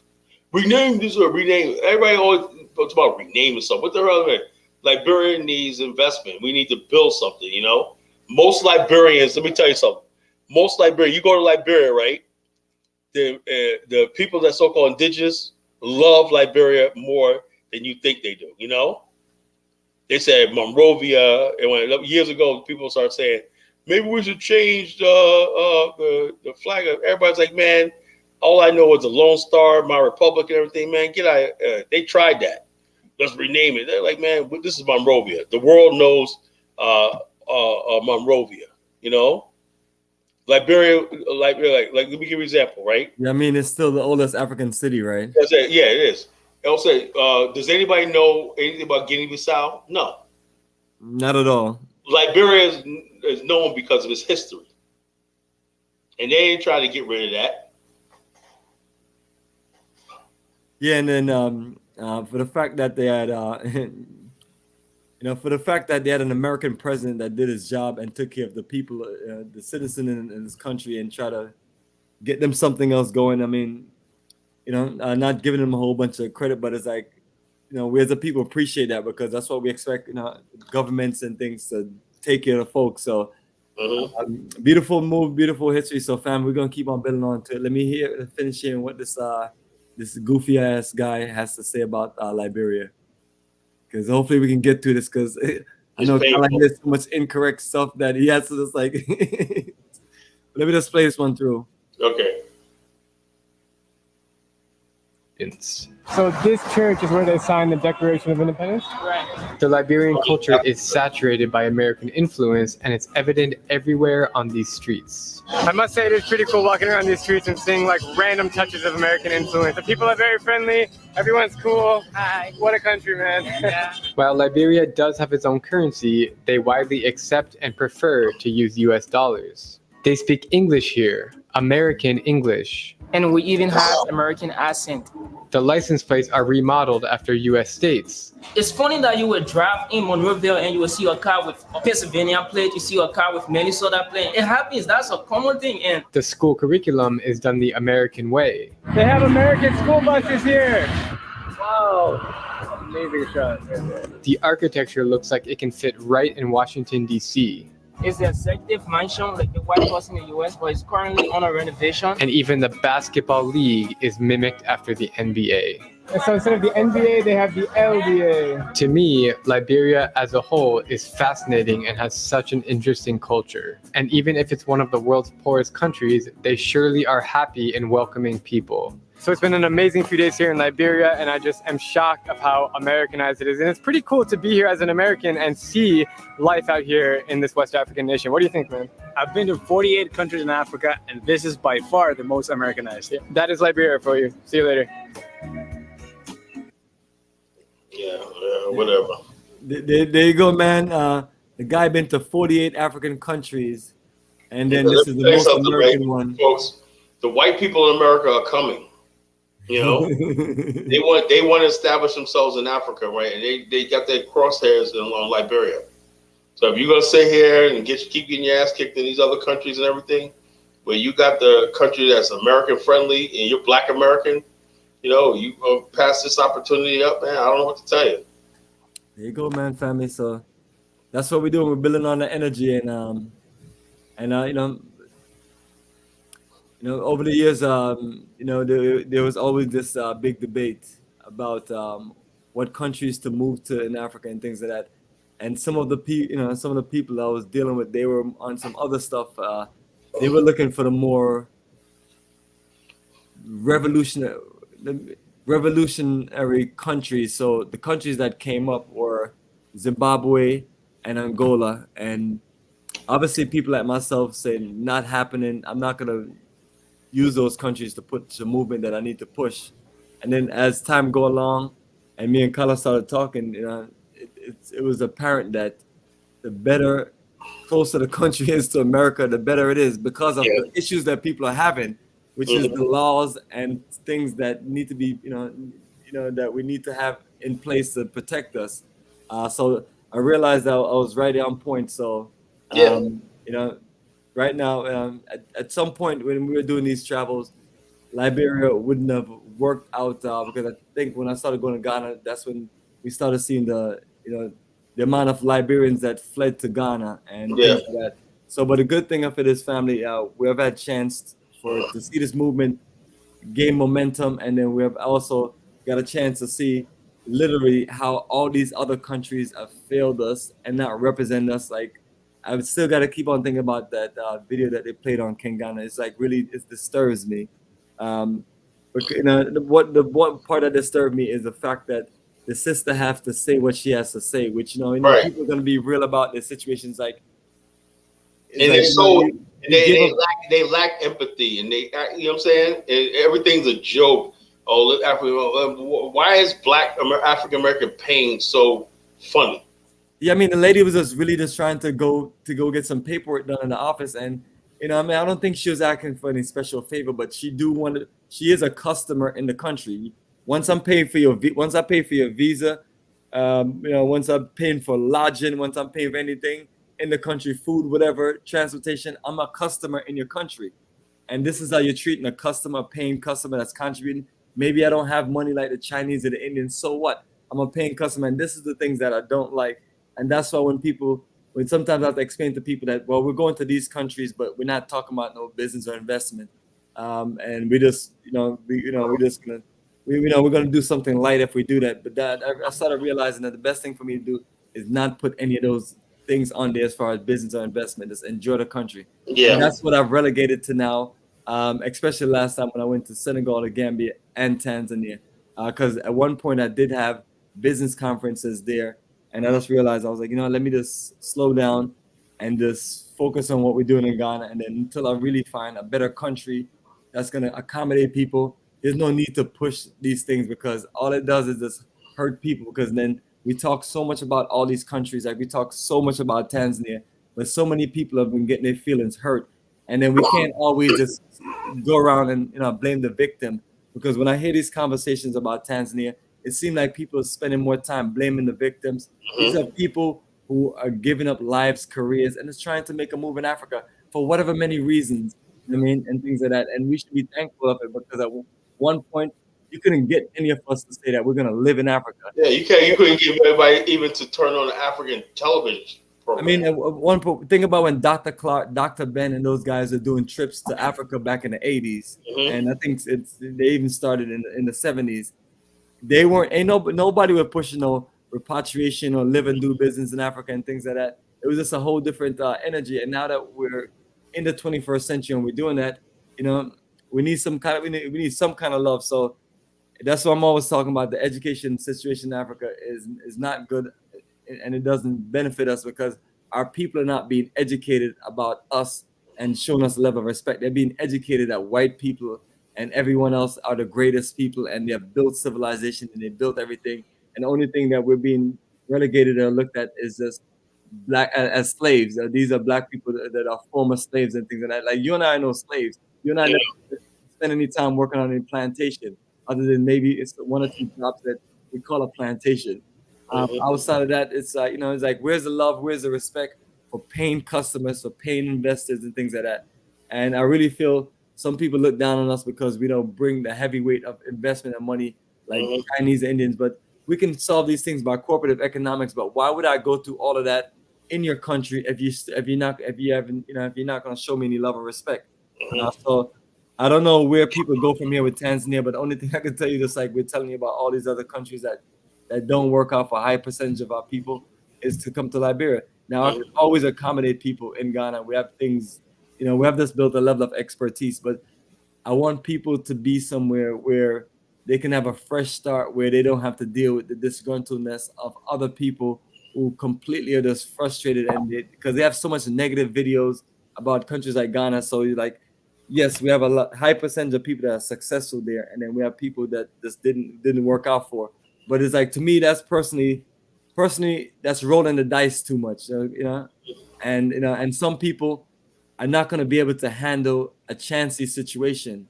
So that's why this has to work out for people, and then all the right elements, like we talk about, is in place. Because the biggest issues that ultimately that they have an issue with is legal representation and things that just don't benefit them in a country just because they're not a citizen, and that's the problem. So family, Kala has solved the problem based on what we talk about, and he is showcasing and leading us in the riddle. I answered the riddle. Energy of a country that can work for us. Now, he's not like vouching that, oh, you come to Liberia, everything's gonna be perfect and work out. But we're also talking about is the fact that we're gonna make this move. We have to put our energy together and still do the same thing that we're telling you, that if you're gonna go to Senegal, Gambia, Ghana, Tanzania, it's the same thing that you still have to do. We have to stick together. We have to put our energy together. And we have to find the best people in the country to work together with. But the fact that the ideal things that's in place for us work, because when you go to some of these countries, the court system doesn't work. And I'll be honest with you, and I'm not going to call a country because I've already called all of them already over and over. I'm talking about those same countries. The court system literally do not work to where you can easily have a lawyer that you're paying and he's working against you, and he's paying off his friend that's a judge now, in the system, and instead of him doing what he's supposed to do for you, he's working, he's working with the people that that he's supposed to be defending you against. It's not saying that these things happen all the time, but these things do literally happen 100% based on my experience and based on my knowledge, research, and connection in these different countries. So the fact that you have some of these things in place, the only thing that I would say for us to do is just be thankful to our ancestors from the Americas who were literally just brave. Because I mean, once you get on a ship, and I'll tell you, whether it's a military ship or any ship, there is no guarantee that you're coming home. Mm-hmm. People get blown off ships. Things happen. People get sick out there, whether it's a modern day military ship or a cruise ship or this. And then this time, this is over 200 years ago. So you can imagine the chance people died without this level of technology and advanced medicine and things. And I don't know how the food situation worked People out. died when they first came to Liberia. People were dying, mortality rate, but people kept coming. People are dying of yellow fever and stuff like that, malaria and stuff like that, but they kept coming. They knew, some people knew there was a chance they might die. But if you look at, when you go to Liberia, you see that bust, and you see, and I showed them that video, where people were just kissing the soil and everything like that. That's what they felt, They didn't care. It's like, man, if I could live, if I don't care if I live 5 years, I'm free in my own land. You know what I'm saying? That's how serious our people took liberty. That they took liberties. Like I said, and when you go to Liberia and when we go to the Ducor, you're gonna realize why you're here. You know what I'm saying? This is what our ancestors fought for. And now, what's beautiful about now is you got a lot of Liberians who used to be against us, whatever, like against the miracles, whatever. Now they're welcoming us. They're welcoming us. It's a new day. They're saying, yeah, well, they're ready to see Black people from America come back again. You know what I'm saying? That's what they're looking forward to. There you go, family. And as we talk about generational wealth, our ancestors that built Liberia, I mean, that's the only thing I can think of. They thought about generational wealth, generational nation building. Things down. And then, let me talk about generational wealth of Liberia. Man, there's no white people that own farms like in Zimbabwe under sanctions. Everything. You go to the country, there's no white farmers, there's no Afrikaners or everything like that. It's nothing. The whole country is nothing but Black people. Nothing but Black people in hinterland, everything. The only place you see white people is in the hotels and restaurants, places like Candasia and other hotels, everything like that. For the most part, it's a Black country. Black through and through. Most of the vendors, everything you see on the streets are all Black Africans. So like I said, it's like this. So. And let me know if you have any video you want to play. And the Afro Think Tank video is almost finished. So I'm very disappointed in him, man. He's one of those. I like Afro Think Tank, man, but he's like, you understand? Stop Negro splaining. No, it wasn't like that. The girl had a point. She said she picked up on people's vibes.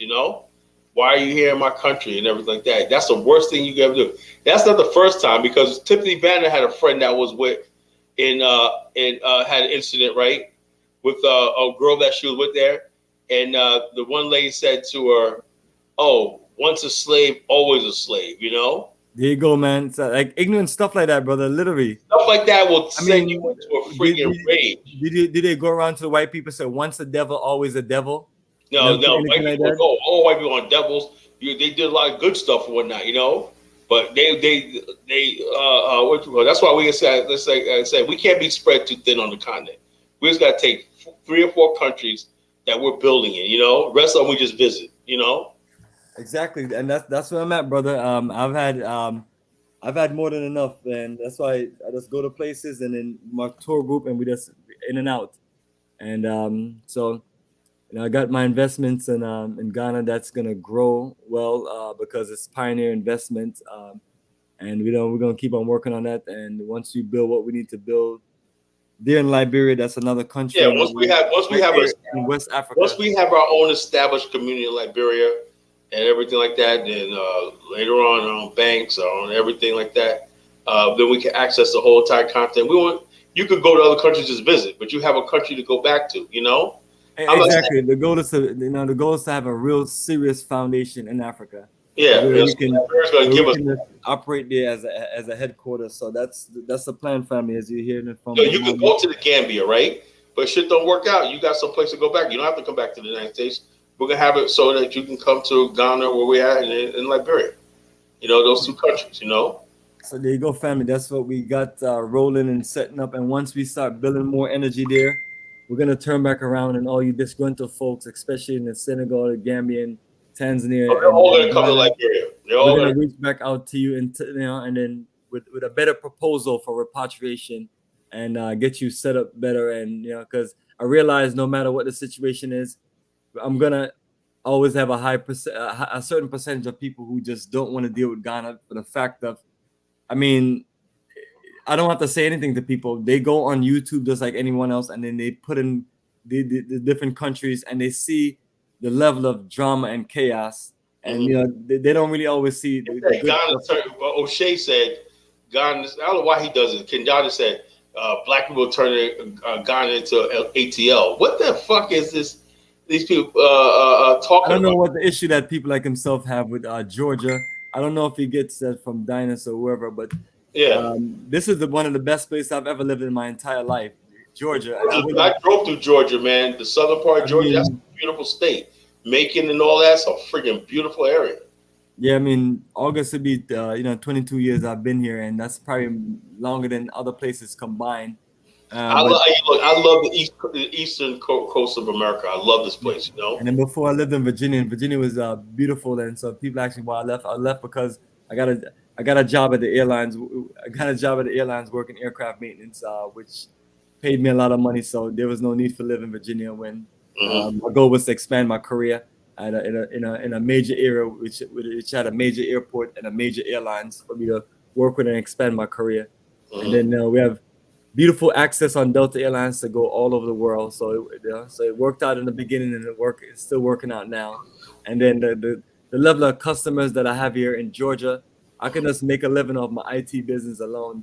If I decided never to go to Africa and do anything, I can make this business because it's just you have a whole bunch of black clientele. And one of the things with people who have small black-owned business, one thing that they have to understand is most of your customers are not going to be anything other than brothers and sisters. So you need to be in an area where you have a nice black clientele or customer. Yeah, that's what I tell people. We're not all poor and down and out. We're not, I deal with nothing but black professionals. I got a lot of white agents and AJs working with me, but the top people I deal with in my professional world that open door for us, like this girl, that one of our agents, one of our handlers, where Anthem invited us to lunch Thursday. I'm not going, but my other agents are going. But they wine and dine us and everything like that. It's all black people, And they underneath they say, "Yo, we're trying to get our people in these positions." One of our sisters just got hired from our FMO. We all gave her big congratulations and everything. 6 figures, and when they got hired 6 figures, she did real good. It's one company, and our FMO hired her and whatnot. Because she's doing the numbers and everything like that. You got brothers. Look, so I like being around black professionals. We could do this. We could run the world if you can get black professionals together in this pan-African world and stuff like that. But they're not going to go with no foolishness. You know what I'm saying? That's serious, brother. And that's serious. I mean, people should see the kind of homes people invite me to come and do work for them at. Black got nice homes. Everything. Remember, people. This is the South, so people are building new communities and new places. So new communities and new developments. There's whole new subdivisions. It's like it's not like us living in New York where it's kind of everything's already built and established. When once you get to the South, we just saw unbelievable. I remember just being in Virginia. Back in the late 1990s, and it was just a world that's completely different now. I mean, it's just so. You guys, when you're out here and you're trying to do business, you have black people who own homes, black people who are looking for, Bro, you guys see, there's one area in Portsmouth of High Street. It was once a big field, right? Now they built around what must have been 40 homes back there. Most nice. I mean, nice lawns, everything, nice house, pools in the backyard, all black. You know, black people are doing shit, man. You know, don't sleep on our people, man. You know. Absolutely, and then these are some of the same people that once we get more things going on in Africa, they want to deal with us. But when I used to talk with people, because they used to ask me what else I do outside of my IT business, I used to tell them that we're taking tours to Africa and I'm learning about Africa and I'm building the energy so we can learn to do investments and things in Africa. And they were literally open and interested. Yeah, that's what I'm saying. Yeah, but it's like they also are smart people because they didn't build their they're living well for themselves. Nice homes, nice career, and things like that. And it's like they're not gonna give that up. But it's like that's what I'm telling people. Let's stop with the foolishness that's going on in Africa because people have been watching, and and then whenever I go meet people and I give them cards and tell them about certain things, some of them are watching and checking it out. But the issue is not myself. The issue is they've seen a lack of deliverance, a lack of progress, and they see a bunch of foolishness, and then they see countries that infrastructure is so terrible that it's just going to frustrate them and things like that. Like some people don't want to be traveling to an African country where they're just going to have diarrhea for the whole time there because of the water system and things like that. So, but the less foolishness that goes on, because right now if they sit around and they listen to somewhere like Kinganda, they'll get good information, absolutely. But one thing that they'll see is a trend of like negative energy from Africa, to where they're like, okay, well, people are reporting that they're having issues staying in a country, going to places to get legal paperwork and things like that. Or if they listen to, Smart Meet Africa or certain other people, they're going to start looking at these things and they're going to be like, or even in Ghana, they're going to start looking at, well, why is so many people that fell in love with the country are now leaving or they're running to another country and things like that. So they're smart people because they didn't get where they get by being stupid. So they're gonna limit themselves from making a move, and maybe they say, you know what, I don't want to actually travel there. There's this way to someone. That's why some people are so loving with South Africa because of the modern day infrastructure and things like that. So I'm telling you, family, we have a whole generation of people that's about to retire and do many things, and all we got to do is work together to get things. Baby boomer, we got millions of people turning 65 every year. If we just said, hey, if we locked down the entire west coast of Africa and said, hey, it's incredible groups of people working in every different countries, and they're working on your behalf to make sure you get everything that you need as far as accommodation. Because you hear about this guy RJ Mahdi as he's talking about some of the things that he's doing, but he's not being right. He's not being right with you, and he's not being real with you.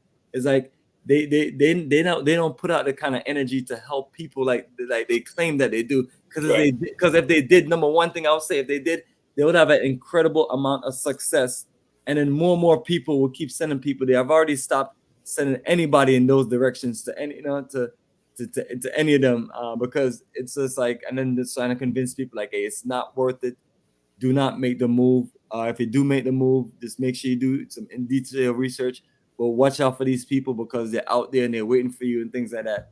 So we're basically just shooting ourselves in our foot by carrying on with the foolishness. And the issue that I have is just all these people. RJ Mahdi called him Johnny Come Lately, but he's one of those Johnny Come Lately to people like myself.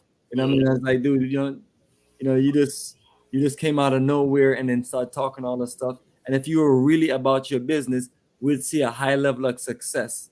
But that's not. Yeah, I'm waiting to see anybody's success.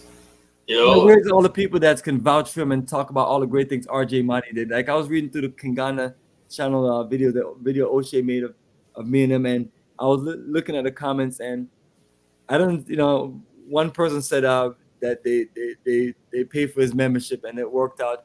I'm sure you paid for his membership and he did help some people, but the people that I'm talking about are people that they're going to be demanding. They're not just you can't just tell them any simple thing. They really need your help.